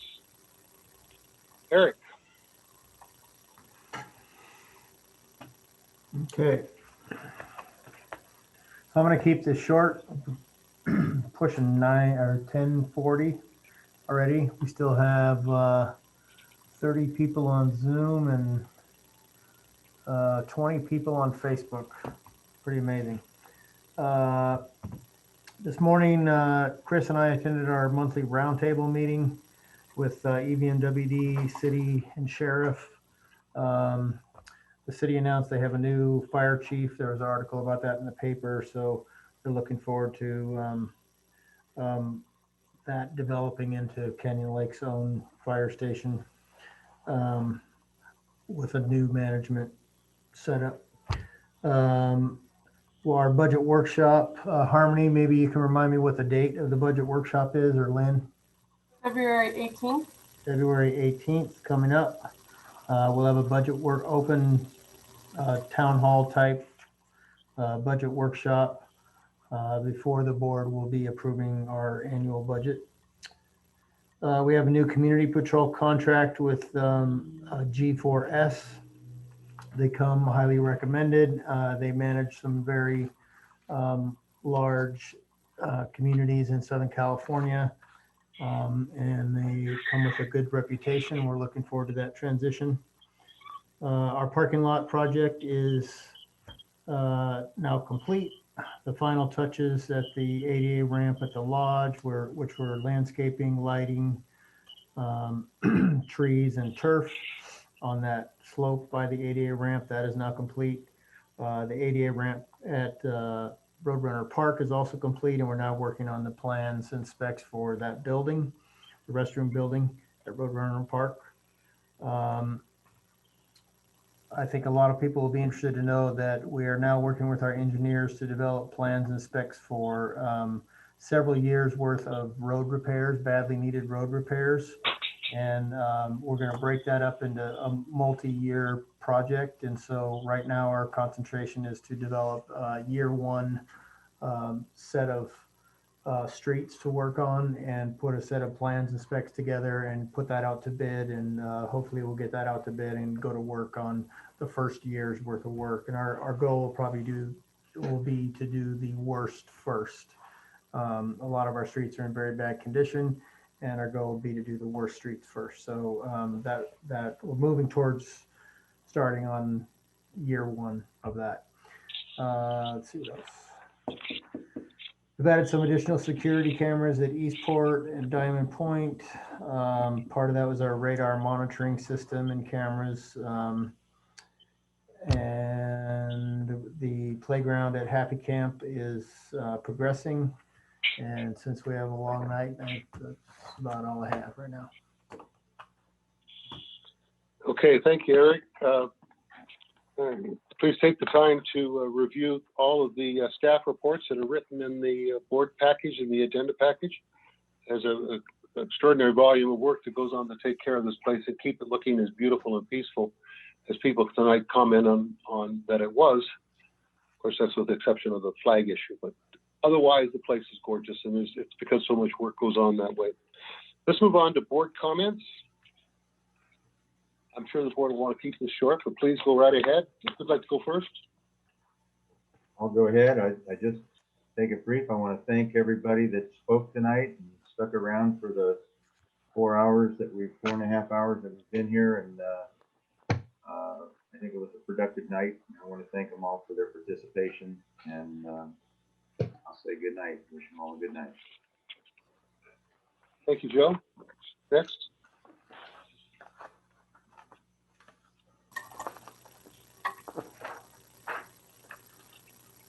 I'll go next. I'm going to keep this very short. I have nothing to say tonight. I've said it all earlier, and I will reserve my committee reports for our next board meeting. Thank you, Jeannie. I'm with Jeannie on that Jim? one. So I just cut mine short too, like Jeannie. Thank you. Tom? Amy, I'll keep it short. My committee hasn't been meeting, so no committee report there. And just remind everybody, one, we really do appreciate all the input that we get from the members, whether it be by coming to these meetings, phone calls, emails, however you reach out to us.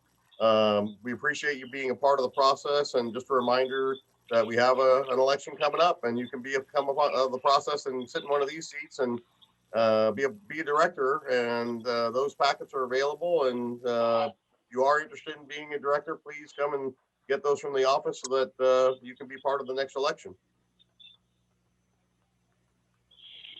Thank you, Tom. And all I'll say is that I never intended these to be more than 2.5-hour meetings. And there's been a couple of them now, but we're really tackling some very important issues. And I appreciate everyone that has come and joined us, participated, written to us, stayed the late time to get through this. You know, I realize tonight it's not terribly surprising that as we get to the end of this board's year, that a lot of these issues surface because we've been working on them for the whole year. And they all just surface right here as we move toward the end, trying to get things tidied up and ready to hand off. So thank you very much. And we'll now move on to the ACC appeals. Cheryl? Yes, good evening. It is a very long night tonight. I would like to ask, is Mr. Ed Ryder on tonight?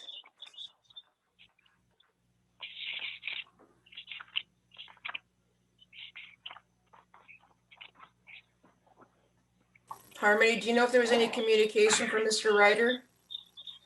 We don't have any. He might have been here earlier. I don't see an Ed in the room at the moment. Perhaps we can invite Well, then him may back. I suggest that we table this and put it on for next month, or even maybe I can reach out to him tomorrow? I would entertain a motion to table from one of the directors. I'll make a motion to table it. Second. Thank you, Jim. Is there a second? Okay. Second. The whole idea of the appeal is to be able to hear from our members, so I think this is a wise move. Any discussion? All those in favor say aye. Aye. Aye. Any opposed? Okay. We will table the appeal. Our next meeting is going to be on March 9th. Again, it's delayed a week so that we make sure that we have 28 days between these meetings. Fortunately, the first quarter has 5 weeks in it, 1 5-week month, so we'll be able to get back on schedule once we get to April. Chris, So just a until then, correction. Our next meeting Go will ahead. be our budget workshop, so that'll be sometime later this month, right? February that's 18th. correct. The budget workshop is on February 18th at 6 o'clock. Zoom announcements will be going out. Thank you very much, Tom. I was, of course, thinking about our next open session, but that's perfectly good. Next meeting will be on February 18th. Anything else other than a motion to adjourn? So moved. Second? Second. Second. All those in favor say aye. Aye. Aye. Aye. Any opposed? Okay, motion carried. We're adjourned. Thank you very much. Good evening to everyone.